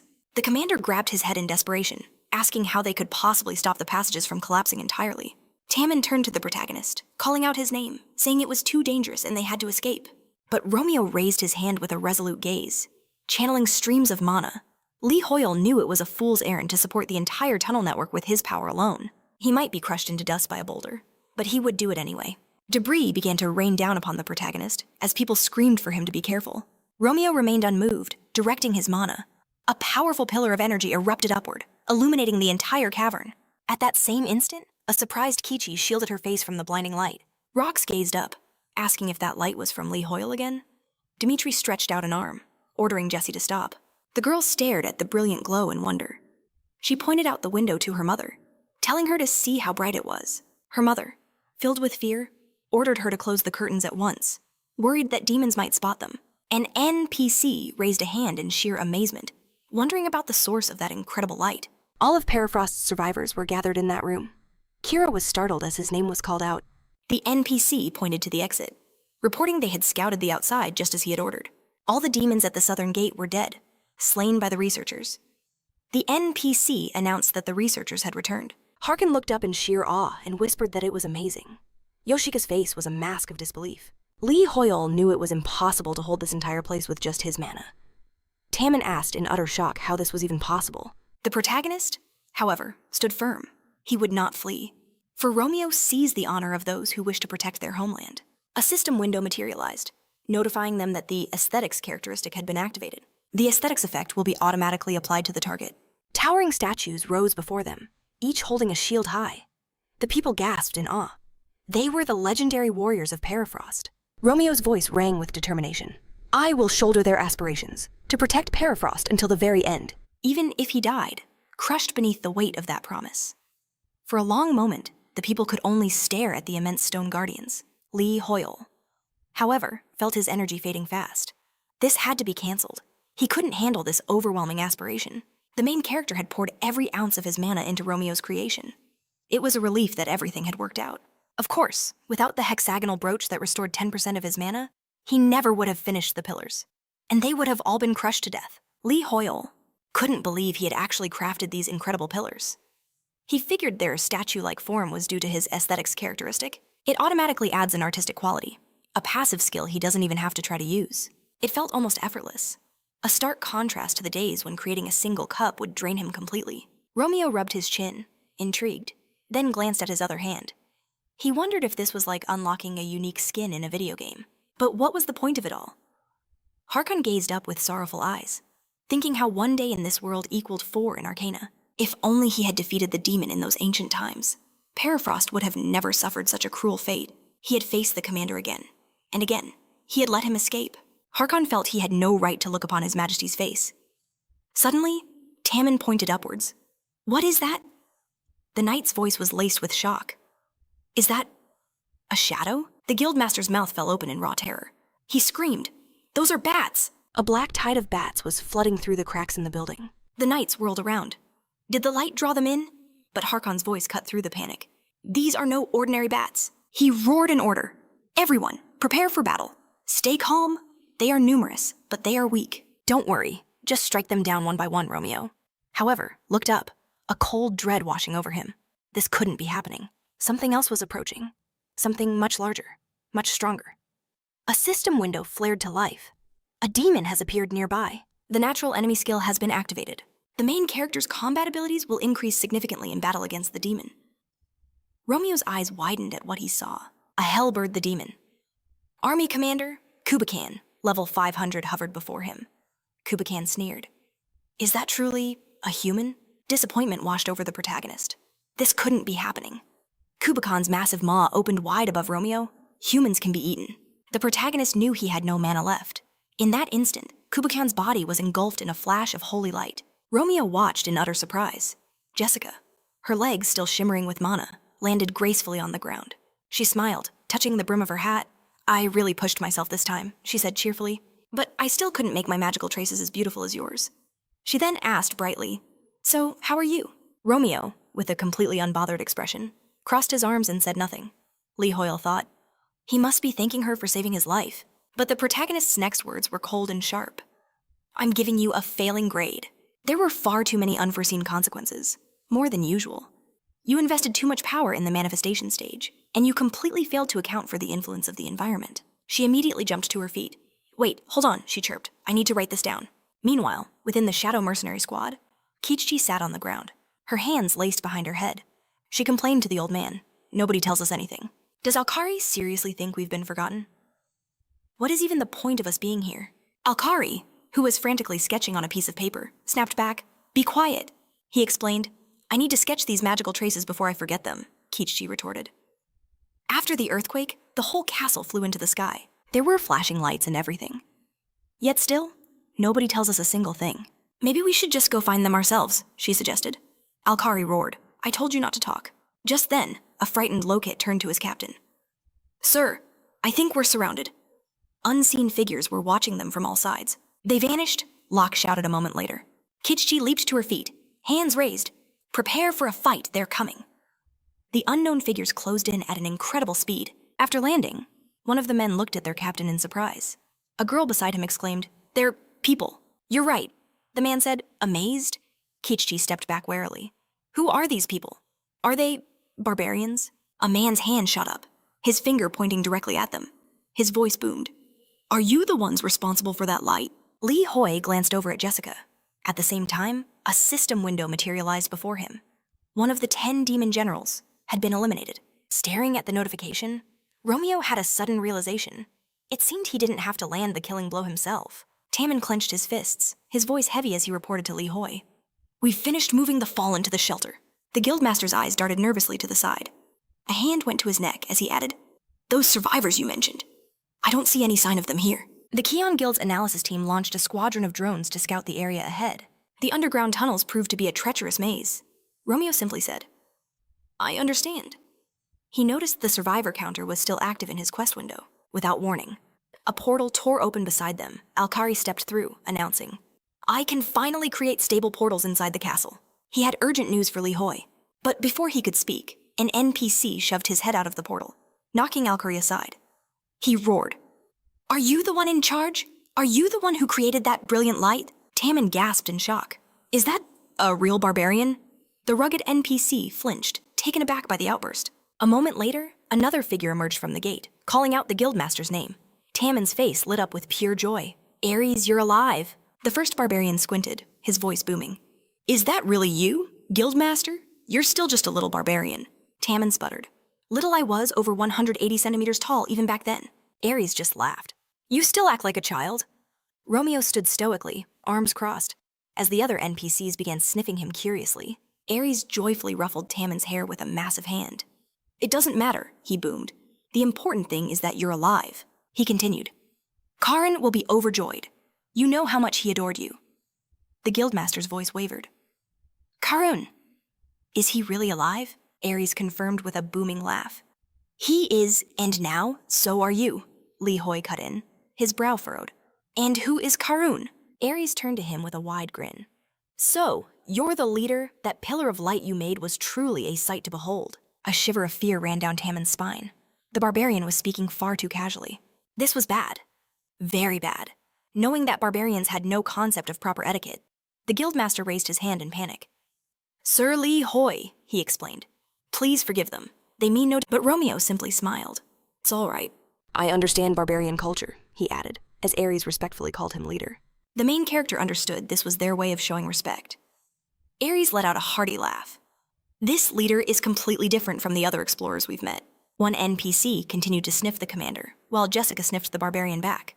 Ares said calmly, "Fortunately for us, we also have a great leader. For years, he has led secret raids into the city, risking his life to guide survivors to safety. His name is Karun, the father of all barbarians. We lived in the nearby forest, working alongside the people of Perifrost. Then one day, we saw Perifrost engulfed in flames. The wind carried a foul stench and a deeply ominous aura. Under Karen's command, we charged into the city without a second thought. What we saw there was a vision from hell. Winged demon generals swarmed the skies, snatching up perafrost warriors in their talons as if mocking them. Beast-like demons had desecrated the city, hanging the bodies of the innocent from every wall. Harkon bowed his head, his expression grim. Ares gritted his teeth and continued. Our brotherhood fought desperately to save who we could, but the demons, they were too numerous, too powerful. Most of our brothers fell in battle, and Karen himself was gravely wounded. Ever since, we've searched the ruins for survivors, protecting them for years. But our situation only grew more desperate. We couldn't even risk lighting a fire, as these demons are drawn to the faintest light. The survivors slowly began to die from the endless hunger and cold. Hope was withering away. Then, in the heart of this dark city, a pillar of light appeared. Ares finished his story with a hopeful smile. For that, I thank you, leader. And I thank all the explorers who fight with you. Ares raised his hand with solemn purpose. I came to deliver a message on behalf of all barbarians and the remaining people of Perafrost. He smiled, then placed a hand firmly over his chest, turning to face the invade, leader of the explorers. If you intend to defeat the Demon King, he declared, my brothers and sisters will fight beside you. The Demon King who has seized this land is Decoravia. He is one of the 72 pillars, and he commands all winged beasts as his minions. For us barbarians, who are masters of ground combat, fighting an enemy in the sky is nearly impossible. However, we will do whatever it takes to help you reach him, even if we have to build a mountain from our own corpses to do it. Tammin stared, stunned by the sheer weight of his words. Romeo's response was swift and clear. I understand your resolve, but I must refuse your offer. Harkon looked at the protagonist, utterly confused. Ares raised a hand, his voice filled with disbelief. Are you refusing to fight, or do you believe you don't need our strength? But Romeo's resolve was absolute. I will crush the demons, he declared, glad they were ready to fight by his side. Besides, he wasn't in the business of collecting corpses. Ares stared, stunned by his words. The protagonist crossed his arms, turning his gaze to Alkari. We have more pressing matters. The magician nodded, his expression grim. Romeo then gave his command, move every survivor to the kingdom of Isra. He added another order for Alari. Deliver a message to the king. They will need warm shelter and food. Our hero was confident the portals could bear the load. Alari bowed his head, pledging to give it his all. Romeo's gaze then shifted, landing on the guildmaster. Tammin looked back, caught completely off guard. Guildmaster, you will go with the barbarians, Romeo commanded. Your guild will protect the survivors during the evacuation. Our hero knew the man was deeply concerned for the fate of his barbarian comrades. Relief washed over Tammin's face. He gratefully and loudly thanked Li Hoi for his consideration. Kitchi, poised by the portal, had to ask, You're truly not coming with us. Romeo's gaze drifted to the horizon. I have unfinished business here. As if summoned by his words, demonic figures materialized in the sky. A level 500 Hellbird, the demon commander, sneered. Traces of Kupakan's aura led us right here. Could it truly be the main character? Romeo stepped forward, becoming a shield for his allies. Mana flared from his outstretched hand as he ordered them. Go now! Inside the portal! The survivors stared in awe at the brilliant light. Ares flashed a confident smile, raising his hand. Prepare to depart, he roared. A nearby NPC cried out in panic. Are you with the researchers? What in the world is happening? Alkari raised his own hand, announcing, I'm opening a portal to Yusra. No time for questions, Ares boomed. I'll explain later. Everyone, move. Yusra, the legendary island, the NPC whispered in disbelief. Can we truly be saved? A joyous expression lit up Tammin's face as he gazed at the portal. But then, his eyes widened. A system window flared to life before him, notifying him of a class quest, the secret technique of the barbarians. The guildmaster threw his hands up in utter disbelief. A class quest, is this for real? Only one person per class could ever receive such a quest. So why now? A chilling dread crept into Tammin's heart. He whirled around, his voice grim. Ares, where is Chiron? The barbarian replied. He should be out on a sortie.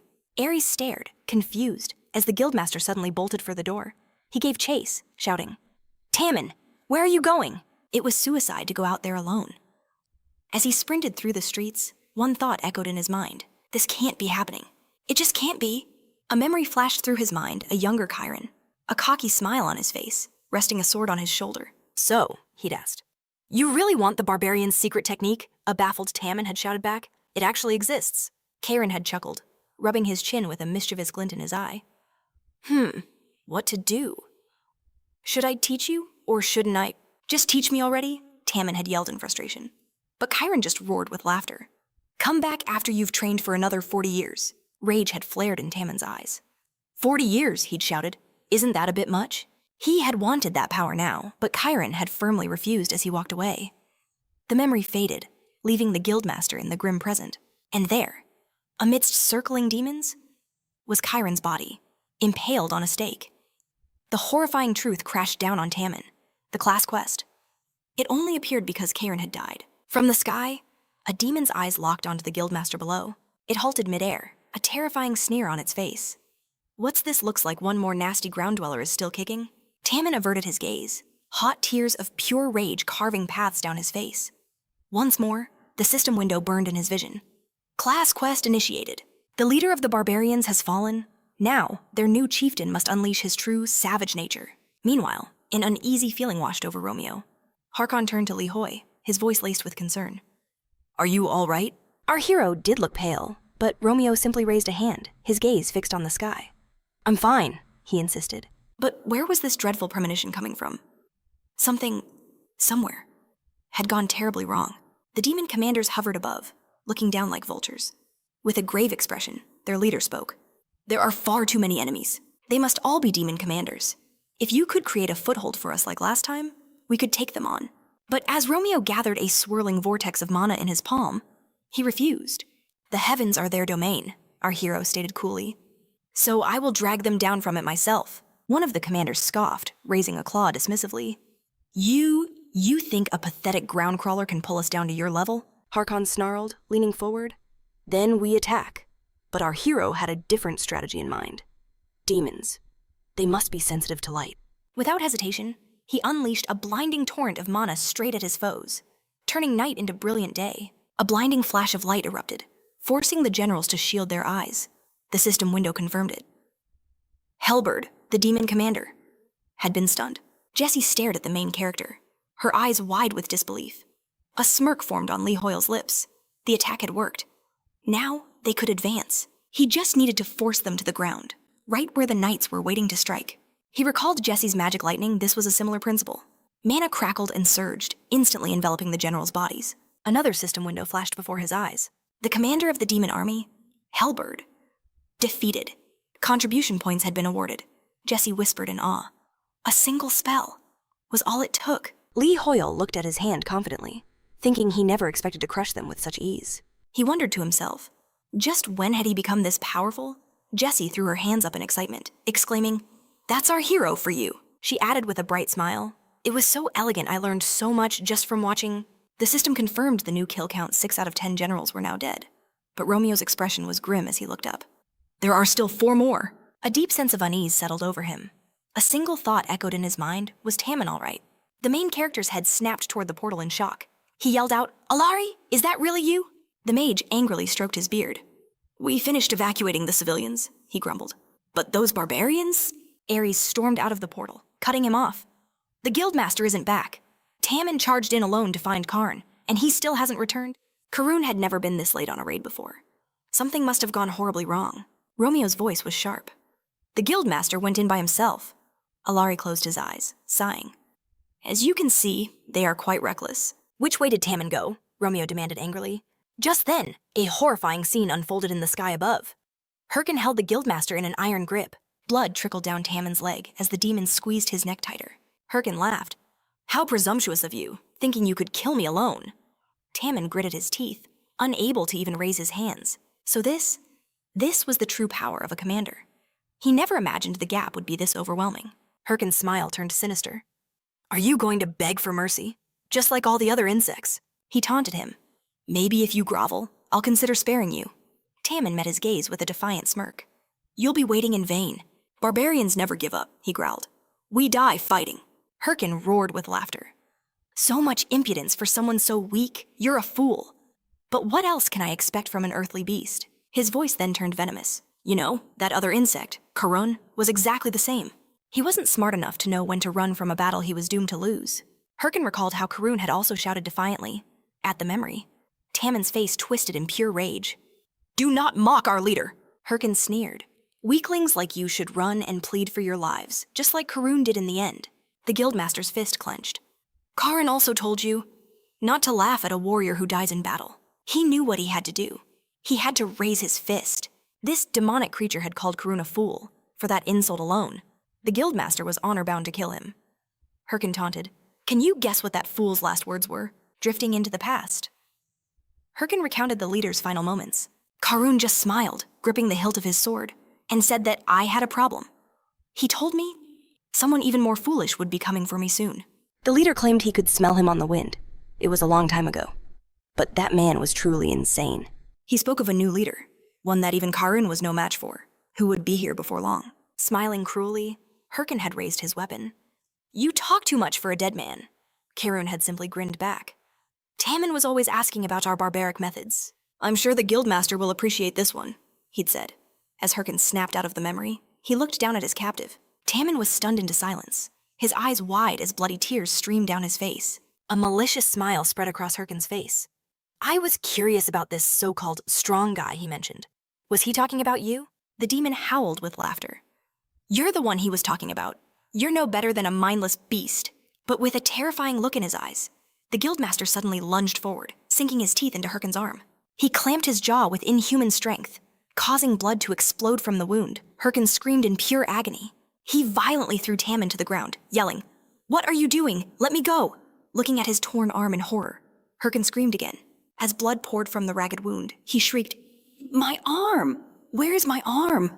An intimidating aura erupted from Tammin's body as he slowly rose. His voice was a low growl. "I told you, do not laugh at Karun."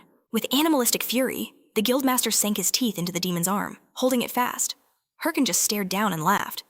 "What kind of desperate beast is this?" In that moment, Tammin was no different from a wild animal. His eyes burning with rage, the guildmaster's body erupted in fiery mana. "The leader! He knows I'm here!" A system window flashed before him, announcing the conditions for a secret barbarian technique had been met. A worthy reward was granted. He had acquired the exclusive class skill Call of the Wild. Herkin merely cloaked his weapon in mana, sneering. "Struggle all you want, you'll always be just a ground-crawling freak. So don't you worry. You'll see Karun soon enough." As Herkin's blow struck his stomach, a terrifying transformation began to overtake the guildmaster. Raising a hand that now ended in claws, he let out a soul-shaking roar. A system notification chimed. "A class skill has been activated. Call of the Wild. Awakens the true frenzy imprisoned within. The savagery stat increases exponentially." Wreathed in flames, the guildmaster shot towards Herkin like a meteor, ready to strike. Tammin's blow was devastating, sending the demon flying. As blood poured from his wound, Herkin could only wonder what was happening. The guildmaster's movements were on another level entirely. This suffocating pressure. What was this? If Tammin got any closer, it was over. He had to create distance, and fast. But in an instant, the guildmaster vanished. He reappeared behind the demon, his face a mask of pure fury. "Those disgusting wings of yours, they irritate me." With his bare hands, the guildmaster seized the demon's wings and tore them clean from his back. Herkin raised his hands in utter terror, screaming, "Freak, get away from me, you freak!" The guildmaster seethed as the demon coughed and sputtered. "This has to be a curse," Hin thought. He couldn't hold on. Suddenly, a massive stake pierced straight through Tammin's body. The commander of the demon army, Helbert Amikin, level 500, held the stake aloft. "What is this?" he asked, looking at Hin. "Did you truly get soft against these walkers?" The demon vehemently denied it, claiming his guard was just down for a second. Tammin was flung aside, crashing into the earth. Amikin scoffed. "This is becoming a problem." "Let's clean this up quickly and be on our way." The guildmaster's vision blurred. Is this really the end? "Corwin? I'm sorry." It seemed he was still a long way from being a worthy leader. His recklessness must have been a burden for Lee Hoyle as well. If only he could apologize to him too, his brother. He'd be so devastated. That was the thought that truly broke him. But then, a presence made him look up in disbelief. Pushing himself up, he stared in shock. "The main character. How did you get here?" Amakin narrowed his eyes. "Who are you?" straightening his tie. Romeo calmly replied, "I'm already aware of the situation." Tammin looked down, his heart sinking. This was bad. Lee Hoyle prized formality above all else. And he had been fighting like a wild beast. A wave of shame washed over the guildmaster. Harkon rushed to his side, shouting, "Are you all right?" But the protagonist simply stated, "I know what happened. The analyst, Namchul, was quite worried." Amikin's comrade laughed aloud. "Look at this, just a pathetic gathering of earthbound freaks. They've saved us the trouble of hunting them down." With an ice-cold glare, Romeo uttered 2 words. "Be quiet." The demon was stunned. "What did you—" Before he could finish, his head exploded. Hin watched in pure terror, screaming, "This can't be—" A blur of mana sliced through the air, severing his remaining wing. Gushing blood, Hin plummeted to the ground. He rose from the crater of smoke and dust, roaring, "How dare you? How dare a walking freak like you?" The protagonist tilted his head. "A freak? You say you demons speak without knowing your place?" Mana gathered in Romeo's hand. "Let's see who the real freak is when you're trembling on the floor. I'll show you exactly where you belong." Gritting his teeth, Hin trembled, utterly paralyzed by Romeo's words. Sometime later, the level 500 Hellbird commander zipped through the sky, raining down energy beams upon the party below. Dimitri looked up, his teeth clenched in frustration. "That damn freak took to the skies again." He gripped his mace tighter. "We can't hit him while he's airborne." But Camilla calmly knocked an arrow. "Then we'll have to rely on the rocks." With unwavering confidence, she declared, "I'll provide the cover." She took aim and called out, "Guildmaster, now!" As arrows flew, the commander dodged with a smug grin, sneering at their feeble attacks. But before he could finish his taunt, massive boulders slammed into him from above. His body was sliced in two as he screamed, "Rocks!" As his remains hit the ground, a voice called out to Camilla, "Nice one." Dimitri stared at the commander's lifeless body. Did we actually kill him?" The guildmaster's voice boomed, demanding an answer. "Report the situation now." Camilla gazed at the fallen general. "So this is the might of a demon commander." Dimitri's voice was heavy with dread. "Does this mean there are more of them out there?" Rox raised a hand, his tone grim. "What are our casualties?" An NPC stepped forward to report. 8 seriously wounded, and 2 with minor injuries. The guildmaster immediately yelled for aid. "Healers, get over here!" At that moment, a reporter thrust a microphone forward. "This is Arcana Today, with a breaking update from the Permafrost battlefield. Just moments ago, Rox of the Shining Guild has successfully slain a high-ranking commander of the Demon Army. 10 members were injured in the fierce clash. But will this victory force the Shining Guild to retreat?" Miles away, a producer stared at his phone in disbelief. What is happening right now? Of all the guilds laying siege to the fortress, the Shining Guild was leading the charge. They even secured an exclusive broadcast deal for their epic battle against the Demon Commander. So why are our viewer numbers plummeting? A message flashed on his screen from producer Yonsuk. "Check the live chat reactions." The producer quickly switched feeds. What on earth are they talking about? The live chat exploded with confusion. Did anyone just see that? Were those really just rocks he used against the Demon Commander? Another viewer pointed out the blinding flash. Was it the beam? But one comment cut through the noise. "You're looking at the wrong thing. It was all Li Hoi." The producer's eyes widened in disbelief. Was that really him? "What the hell is going on?" he muttered. A comment directed everyone's attention elsewhere. "You have to see Wu Kang's broadcast. The main character is just toying with the Demon Commander." The confused producer frantically searched for the stream. What is this? Before him, a Demon Army commander was trembling in utter horror. And Wu Kang's broadcast had 6,658,127 viewers. Live on screen. Li Hoyol casually planted his foot on the head of the downed commander. "Amigin." In response, the commander raised a hand in surrender, then slammed it back down. Meanwhile, Hoyol shot Horkin an ominous glare. The commander cried out, "Don't come any closer." Horkin knew he was outmatched. He began to beg for mercy. His eyes were fixed on the swirling mana in Hoyol's hand. He collapsed to the ground, utterly terrified. "Please, spare me." Hoyol's voice was cold with disgust. "Be silent." The commander groveled, shaking uncontrollably. "I'm on my knees, please, spare my life. I swear, it will never happen again," Horkin pleaded. But Hoyol wasn't listening. He unleashed a torrent of mana, declaring, "I don't negotiate with my prey," hidden behind a rock. Wu Kang grinned at his camera. "Did you all see that? Are you getting this?" Li Hoyol had already defeated 8 Demon Army commanders by himself. The protagonist let out a sigh. Demon commanders really are built different.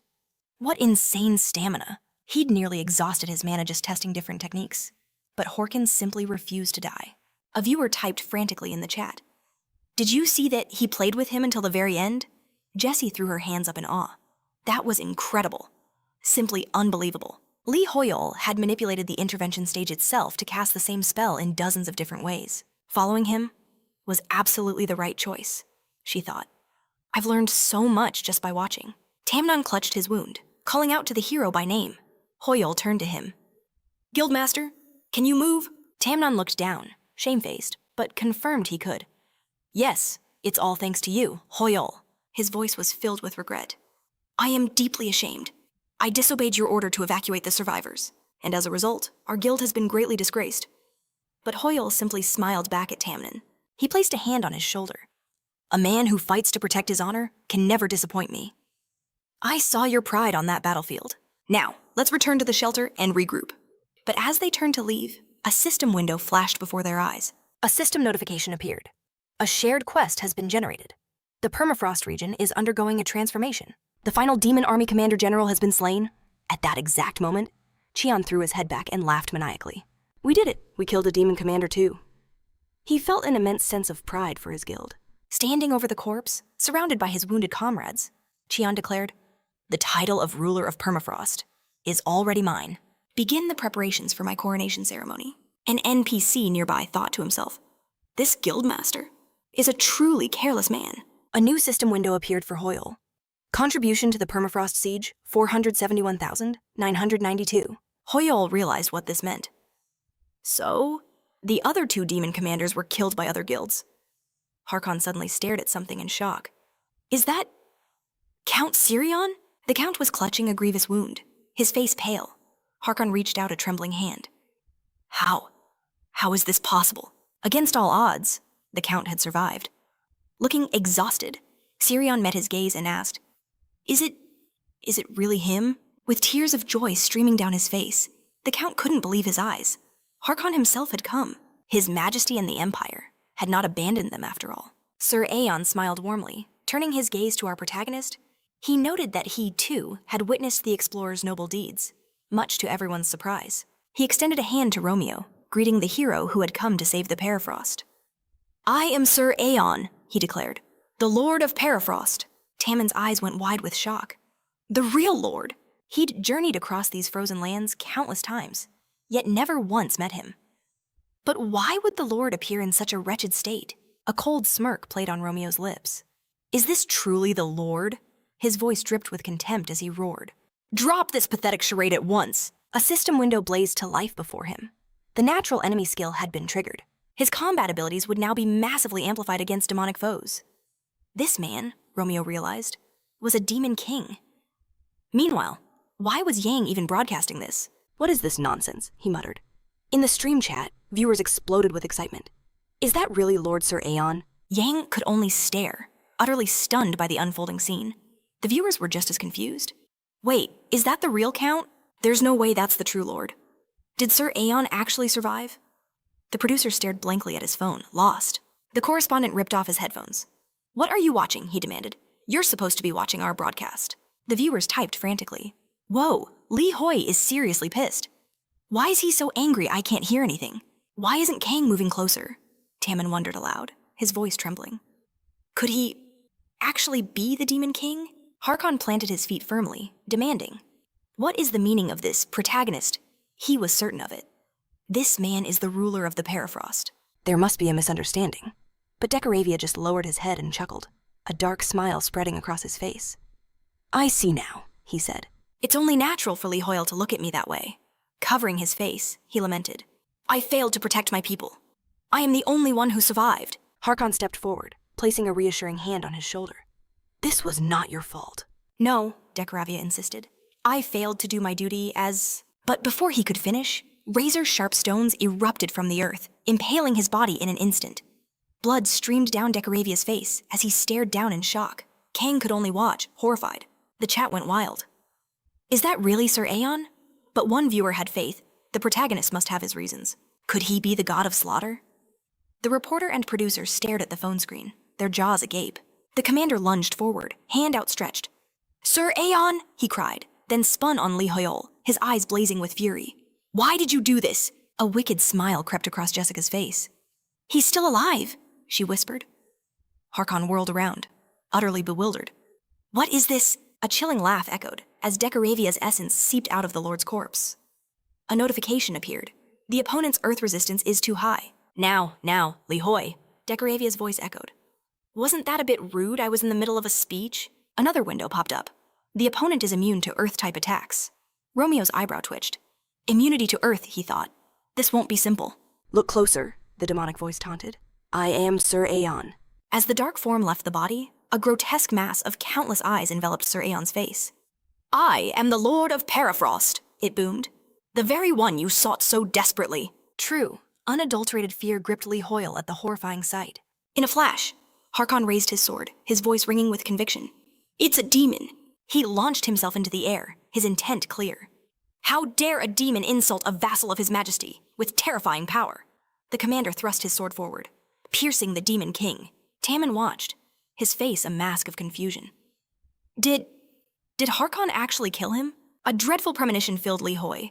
The guildmaster should not have done that. A gaping hole tore open in the demon's dark mana. Decoravia exploded in an instant, unleashing catastrophic streams of darkness in every direction. A colossal pillar of dark energy erupted from the ground, clawing its way toward the heavens. It's reaching the sky, Tammin screamed in a rage. But our protagonist knew this was inevitable. The viscous, dark liquid began to consume the very rock the city was built upon. The commander stared upward in disbelief. This can't be. Before their horrified eyes, Decoravia began to merge with the Perifrost castle itself. At that very moment, an NPC pointed a trembling hand to the sky, crying out, "What is that?" A knight, just stepping through a portal, shouted, "Something strange is enveloping the castle." Enoch watched from afar, his mind reeling. What in the world is happening? An NPC turned to Ares.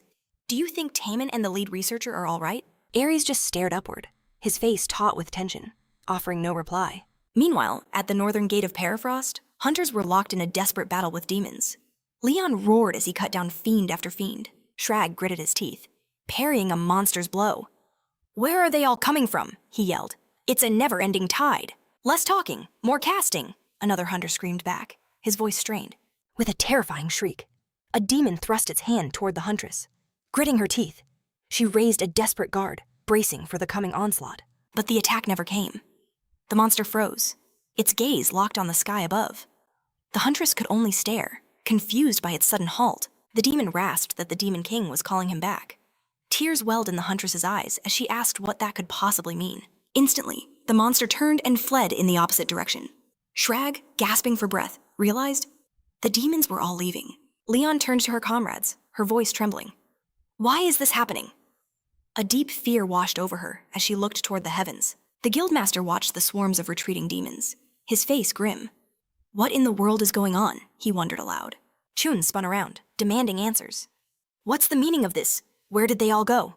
His angry shouts died as a system window appeared, his expression turning deathly serious. The system notified everyone that the Demon King, Decoravia, was about to reveal his true form. Pure terror washed over Camilla as she looked up. The Demon King? Is it really him? Her gaze fell upon the colossal flow of mana connected to the city. Could it truly be the Demon King? Rack's voice was laced with denial. This can't be happening. He knew that if the Demon King awakened, Japan? No, the entire world would be finished. But Harkon, his eyes blazing with resolve, leaped up, declaring, "Then we must stop him." A flicker of terror crossed his face as he stared at the sky. A new system window appeared. The ritual has begun. Romeo's head snapped up, his expression tense as he surveyed the chaos. Tammin cried out in despair. "No, this is impossible." The commander roared in fury.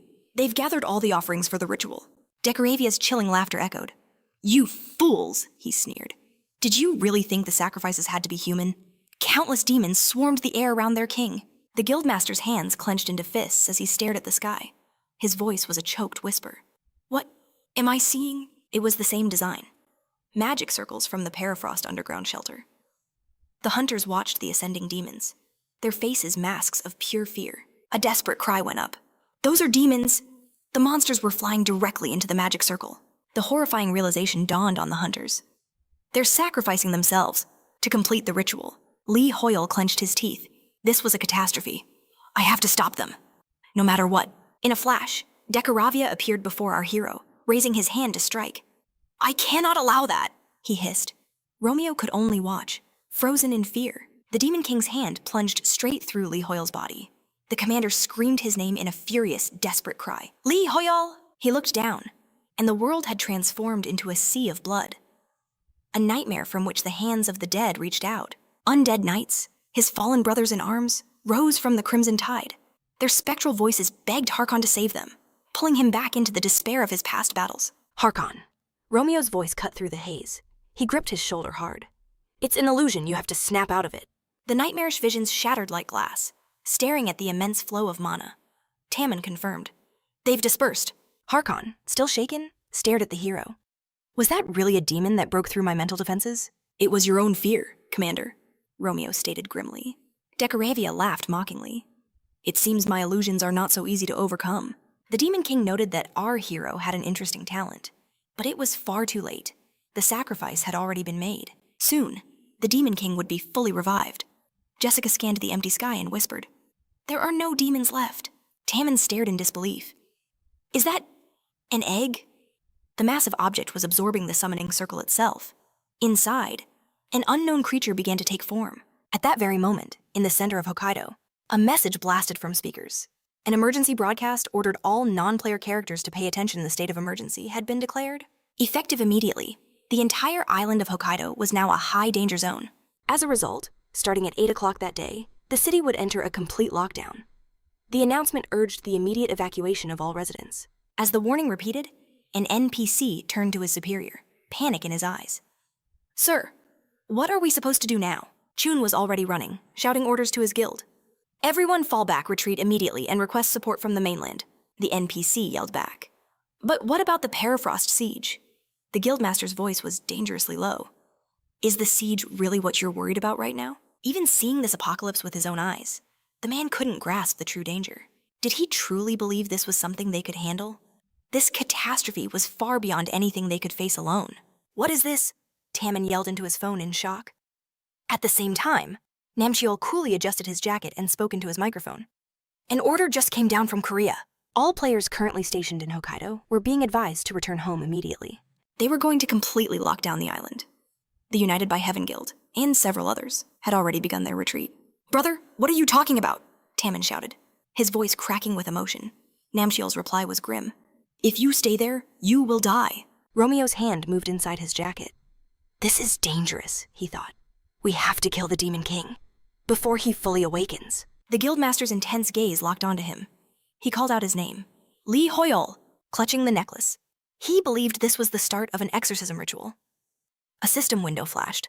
The cursed necklace has been chosen as an offering. In a blur of motion, the commander-in-chief materialized before him, a chilling smirk on his face. "We meet again." Shocked, Romeo reacted in a split second. The Demon King's weapon crashed against the rocks with devastating force. The protagonist dove for cover, realizing the terrible truth. The ritual had left his physical body completely defenseless. "This old trick with the rocks again," the commander-in-chief mocked, his voice dripping with contempt. Lee Hoyol knew they were cornered, but the commander just laughed, swinging his weapon. "Then I'll simply shatter the stone itself." With a terrifying glare, he thrust his hand forward, unleashing his power. Harkon's blow landed with cataclysmic force, sending stone fragments flying. Romeo shouted in disbelief.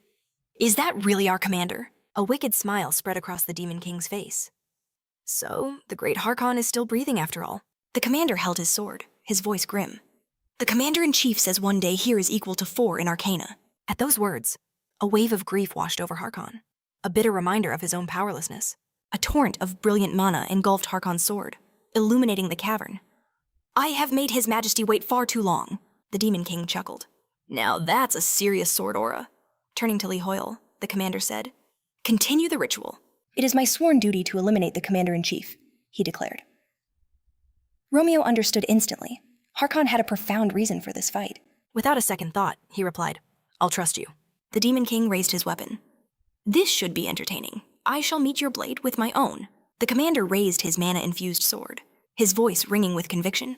"I am Harkon, and I will fulfill my master's final command." With a fearsome gaze, Harkon readied his stance. "And I will do it right now."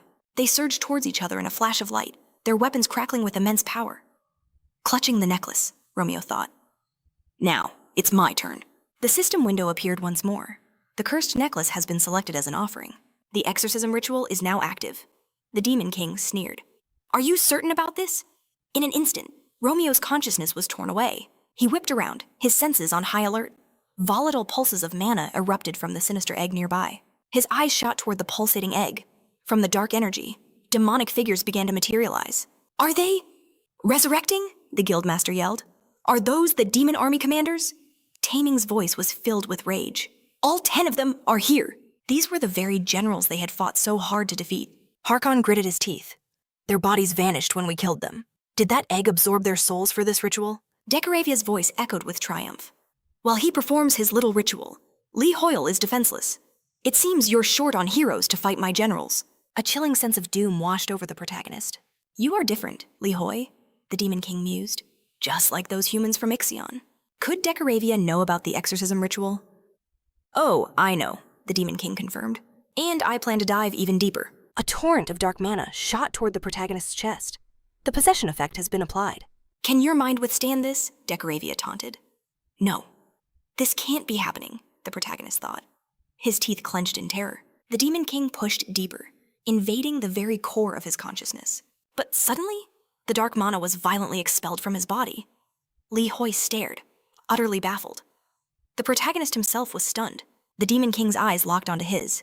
In a flash, Romeo appeared before Lee Hoy, his hand outstretched. Decoravia! Get out! A new system window appeared. Abnormal status possession has failed. The Demon King stared at Romeo's hand, in a brutal, lightning-fast motion. Romeo clenched his fist, tearing the Demon King's eyes apart. At the same moment, the core erupted with blinding force. The hunters cried out, shielding their eyes and ears from the deafening blast. This is impossible, Decoravia whispered to the Demon King. Romeo was just a weakling. Whoever he is, Lee Hoyle stared in absolute confusion, calling out his friend's name. Where did you get this power? The Demon King shrieked. This is impossible. What is this? This endless, ominous, and profound darkness. Romeo glared, his expression terrifying. The Demon King's eyes began to dissolve into nothing. His form rapidly disintegrated into streams of dark mana. The protagonist's consciousness snapped back to his own body. He looked at the core, now perfectly intact. He escaped. Wounded and shaken, the Demon King realized the terrifying truth. That man was dangerous. Decoravia needed a stronger vessel. At that moment, cracks spread across the giant egg, leaking streams of terrifying dark mana. A system window flashed the Demon King, Decoria, had revealed his true, terrifying form. Beneath a raging whirlwind, Tammin declared that the Demon King was born at the same time. Wei Kong clutched a stone, shouting if this was truly the same monster. Decoravia's form was overwhelmingly huge. To Lee Hoyle, this felt like a living curse. Every instinct screamed to run, but they could not let this monster rampage freely. Romeo gritted his teeth in fury, thrusting the necklace forward. A system window appeared. The lady's necklace had been chosen as an offering. The protagonist realized the exorcism was about to resume. He quickly shut his eyes. System alert, the Devil's Jewel Box has been selected as an offering. The Strangling Tie has been selected as an offering. With each new item, the exorcism's power surged. A brilliant light began to swell, growing ever larger. Romeo glared ominously through the rift at the Demon King. I've found you, he declared. Decoravia whipped its head around. Our hero tore the rift wider, and laughed. The Demon King stared, raising a hand in disbelief, thinking, this cannot be. It roared at the man to stay back. Lee Hoyle, Decoravia commanded, do not take another step. Instantly, the commanders mobilized with a ferocious roar. Tammin watched the figures streak across the sky, realizing the generals were finally making their move. The Demon King shrieked for his warriors to protect him. There is danger approaching. Decoravia lifted its colossal leg over the city, seeking to escape this threatening presence. Its foot crashed down, obliterating a building and unleashing dark smoke. Clouds of dust and rubble instantly consumed the city. Shielding his face from the powerful gust, Tammin exclaimed. That was just a single step. Meanwhile, a reporter and producer among the flying debris shouted, we can barely hold on here. The vibrations reached even their position. They had to retreat. The NPCs cried out in despair. The Demon King. It's gone again. A commander flew up, demanding, who in the hell is Lee Hoyle? The Demon King bellowed that no mere human could trap it in a ritual and keep their sanity intact. And yet, the protagonist had done just that. How was it possible? Who in the world was he? Enraged, Decoravia questioned itself. Why did the very sight of Lee Hoyle make it tremble in absolute horror? Jessica rushed to her guildmaster's side, reporting. One of the flying demon commanders. It's vanished. Kupitan loomed over our hero, its maw wide open, sneering. It's just a man, Lee Hoyle, Tammin screamed. A spear tore through the sky. Whistling through the air, it pierced Kupikan's head with devastating force, spraying blood everywhere. The guildmaster whispered with tension. It's him. He wondered, could it really be his Saji from Inazuma? The Inazuma guildmaster gave a confident order. Don't lower your guard. 2 more are heading straight for us. The commanders roared. Closing the distance in an instant, Rox leaped from the ground, plunging his sword deep into Kupikan's body. He bellowed, Camila, now! She confidently knocked an arrow, her gaze steady as steel. In a flash, ethereal chains bound the commander's bodies. Rox yelled, "Why isn't Lee Hoyle moving?" Jessica called out his name in surprise, realizing the protagonist was activating a skill. Rox wondered what the guildmaster was even doing here. He turned, his expression grim, and stated, "I simply made the choice with the highest probability of survival." "Camilla, bow still drawn," warned the guildmaster. "We can't hold them for long." Now that a world-ending disaster has awakened, no matter where they run, only death awaits them. Rox turned to his Saji. "You feel it too, don't you?" That was why they had all gathered here. They believed Lee Hoyle could somehow solve this crisis, Shrigg declared. "We will fight as well." He smiled, placing a hand on his chest. "I was rude back in Yusra. This time, we, the Second Sun, will also join the battle." A system window appeared. "The Second Sun Guild has joined the party." Hagi brushed his hair back. "Do you people really believe this?" He hoped Shrigg wasn't mistaken. After all, he was not the kind of person to leave a debt unpaid. "System alert, the Inazuma Guild has joined the party." Tammin furiously pointed at them, yelling, "Shrigg, Hagi, stop chasing after Lee Hoyle." He wished he had a weapon. Right before someone smacked him on the head, he looked up, stunned. Was that really his brother? Namchel, standing there? Namchel pointed an angry finger back. "Why haven't you been answering your phone? Do you have any idea how worried I was?" His brother simply scratched his head with a goofy grin and apologized. Namchel then presented a massive two-handed sword. "Found this in the warehouse. You can use it for now." System alert, Jae-hoon and the Shining Ones have joined the party. A large party has been registered, and automatically assigned raid status. The demon commander streaked across the sky. A hunter's cry echoed from below, warning that the others were advancing. Kubasin instantly shattered the chains binding him. Rox charged forward, roaring his command to the hunters. "Do not let them reach Lee Hoyle." Those generals were their responsibility to handle. Meanwhile, within the ritual in our hero's mind, Romeo smirked. He recalled the Demon King asking what it was about humanity that he feared. Decaravia had turned to him, his gaze clouded with confusion.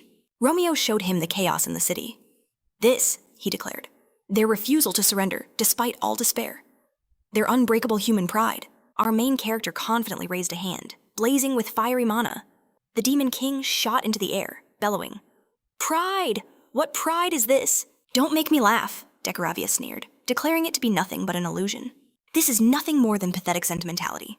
At that moment, the Demon King thrust his weapon deep into Harkon's body. The commander coughed up a spray of blood. Decaravia raised his blood-soaked weapon, ordering Harkon to just lie down and die. The Demon King sighed, bewildered, saying that he had just dealt a fatal blow. Any more resistance would only bring the commander more disgrace. But Harkon's eyes burned with a terrifying aura as he glanced aside. In a flash, he plunged his sword deep into Decaravia's chest. The Demon King stared in rage at the gaping wound, wondering what just happened. He questioned how Harkon found the strength to even hold a sword, let alone how he was still moving. The commander had lost enough blood to have died long ago. Decaravia collapsed to the ground, clutching his chest. Harkon loomed over him with a gaze of steel. The Demon King furiously screamed, demanding to know why he wouldn't surrender, and how this was even possible. Harkon raised his sword for the final blow. It was then Decaravia realized. The commander was already unconscious. He was still fighting on sheer will alone with one final swing. Harkon severed the Demon King's head. A system window flashed. The commander and chief of the demon army had been defeated. The demon army's morale had been critically shattered, and the power of the Demon King had weakened. The hunters stared at the system window, their faces masks of utter disbelief.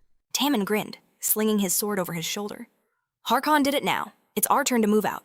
Rox clenched his teeth and charged into the fray, roaring his agreement. A torrent of energy slammed into Cubicanon's head. The system announced that the commander of the demon army, Cubican, had been defeated.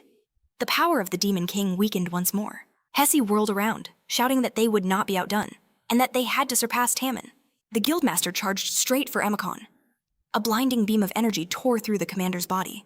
A new system alert flashed. The commander of the demon army, Amicon, had been killed. The Demon King's power weakened yet again.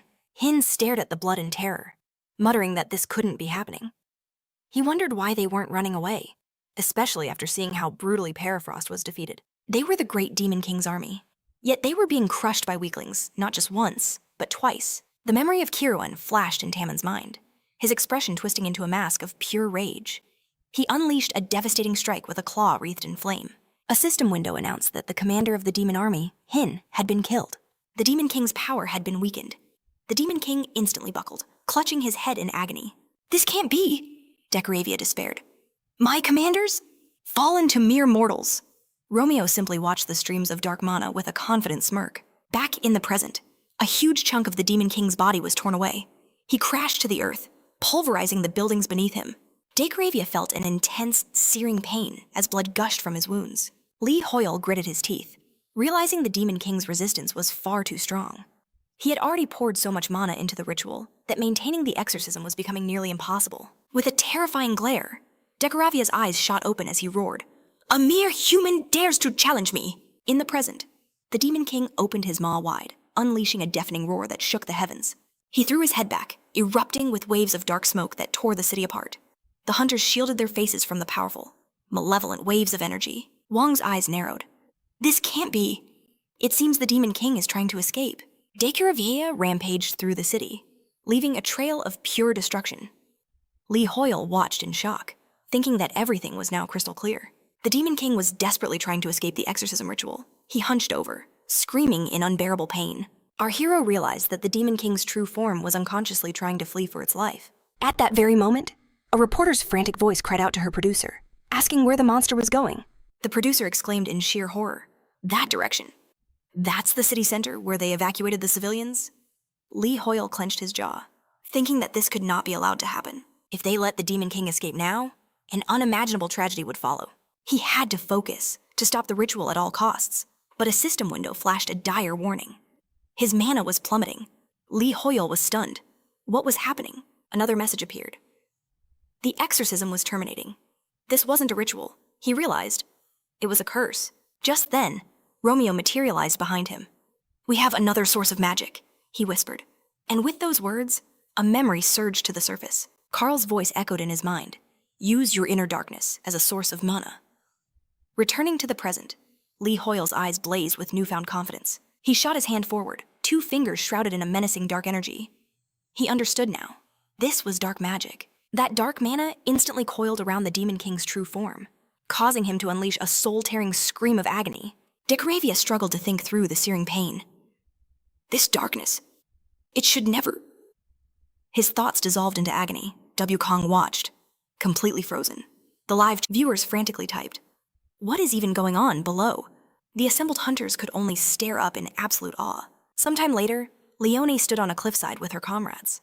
A confident smirk graced her lips as she gazed down at the aftermath. The guildmaster confessed she was seconds away from grabbing our hero and running for the hills.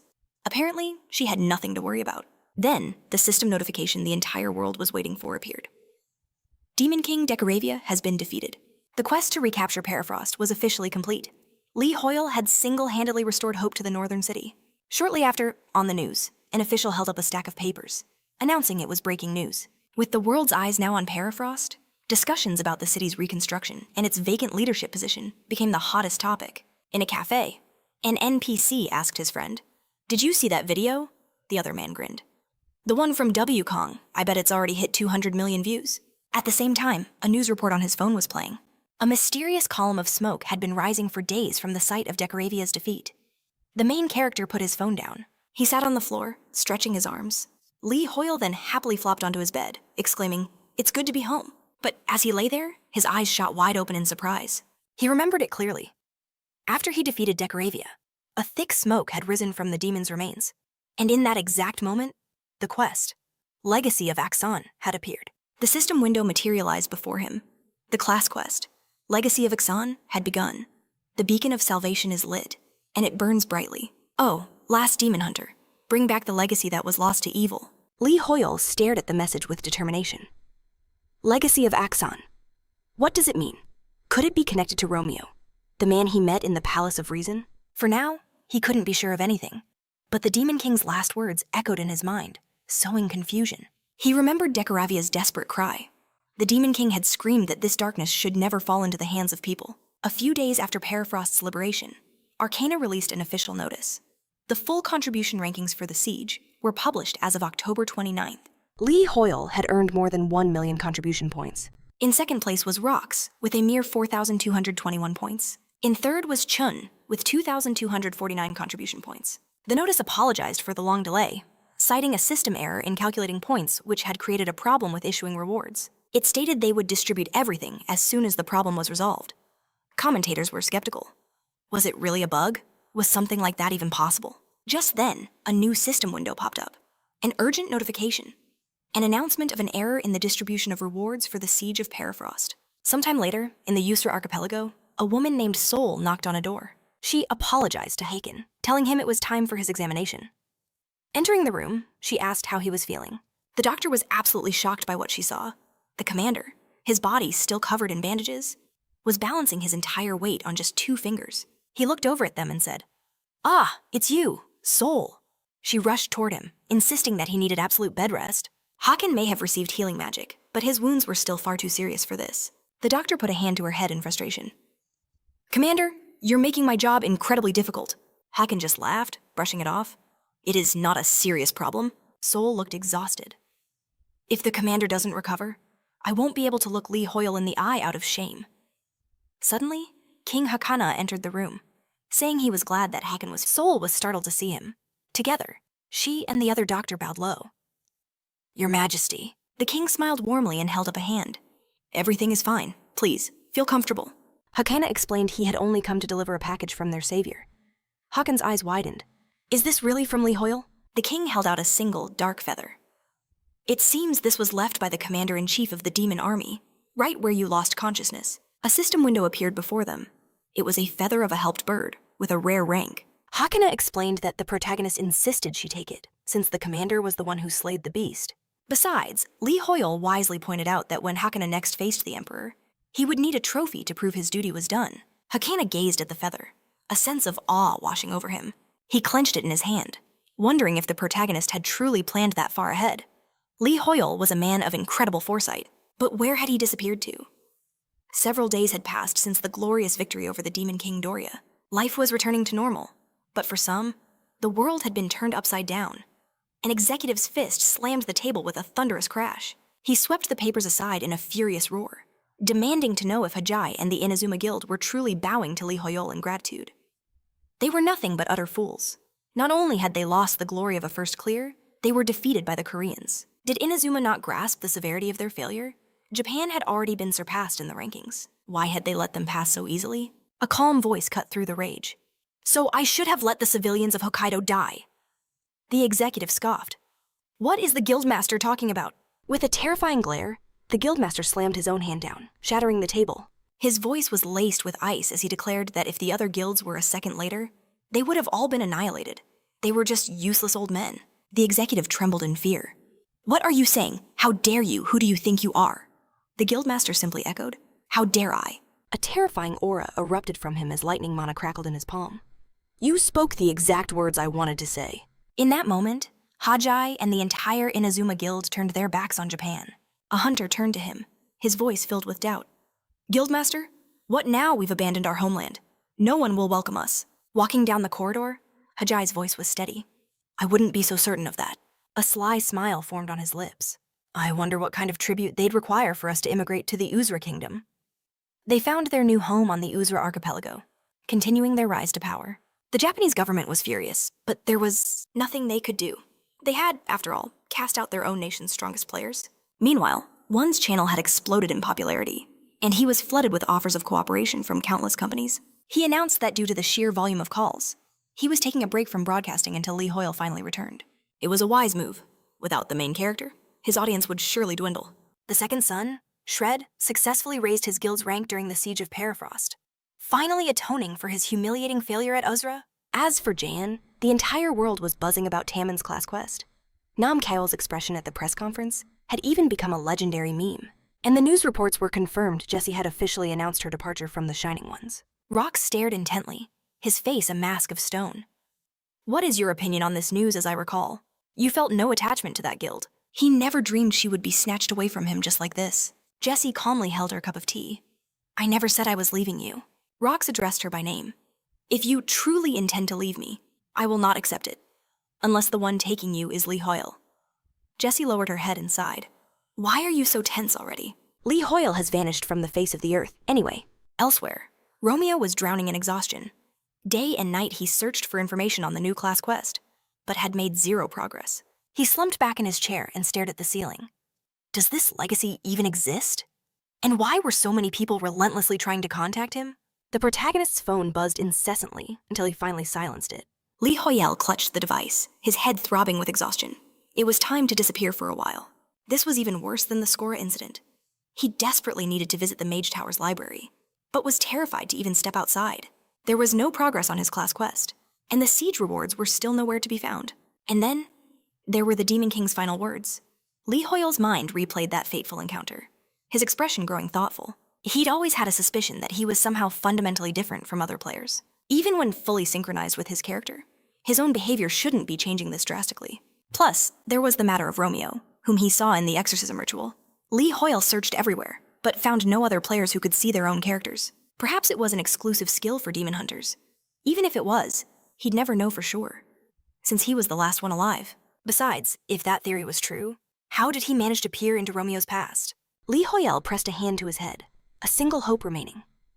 Maybe, just maybe, if he dealt with Ocean's legacy, he could learn something new about Romeo. A system window blazed to life before his eyes, its message stunning him. He had leveled up, not once, but many times. Lee Hoyul stared at his stats, his mind reeling. Was this real? Had he just jumped 30 levels at once? The system confirmed it, notifying him that rewards for his massive contribution in the Siege of Bali had been delivered straight to his inventory. Among them, an item of epic rank, the pentagram of sinister sealed knowledge. Its true effects, however, were veiled by a powerful demon's curse. To unlock its secrets, he would first have to purify it. A grin spread across his face, another incredible item just for him. Another notification flashed. His affinity with the Perifrost had reached its absolute maximum. His influence in the Perifrost was now maxed out as well. The authority function within the Perifrost had been activated. They'd given him authority too. He clenched his fist, a triumphant smile on his face. Having authority in Yusra was already incredible, but now he held power in the Perifrost as well elsewhere. Romeo stared at his own system window, completely shocked. Lee Hoyul wondered what else could possibly be in store for him. The next message left him utterly breathless. A special quest had appeared. A new star has risen over the Perifrost. The objective: attend the ceremony to appoint the new ruler. At that very moment, Tammin stared at his screen in disbelief. A ceremony to appoint a new ruler? Namchul echoed his shock. There's a new ruler. Rock bit his lip, a terrible feeling creeping over him. From his hospital bed, Chun shot up in a rage, roaring, "They're holding an appointment ceremony and didn't even tell me." An NPC calmly turned to the outraged master. This has nothing to do with you, the NPC stated flatly. Calm down. A final message sealed everyone's fate. Lee Hoyul is the ruler of the Perifrost. Chun's jaw dropped in utter shock. He threw his head back, hands clutching his hair as he let out a soul-shattering scream. He was trapped in the Perifrost, but now it's your turn. What did you all think of that? Drop your rating from 0 to 10 in the comments down below, and be sure to tell me your favorite part of the chapter. Thanks for watching, and I'll catch you in the next one.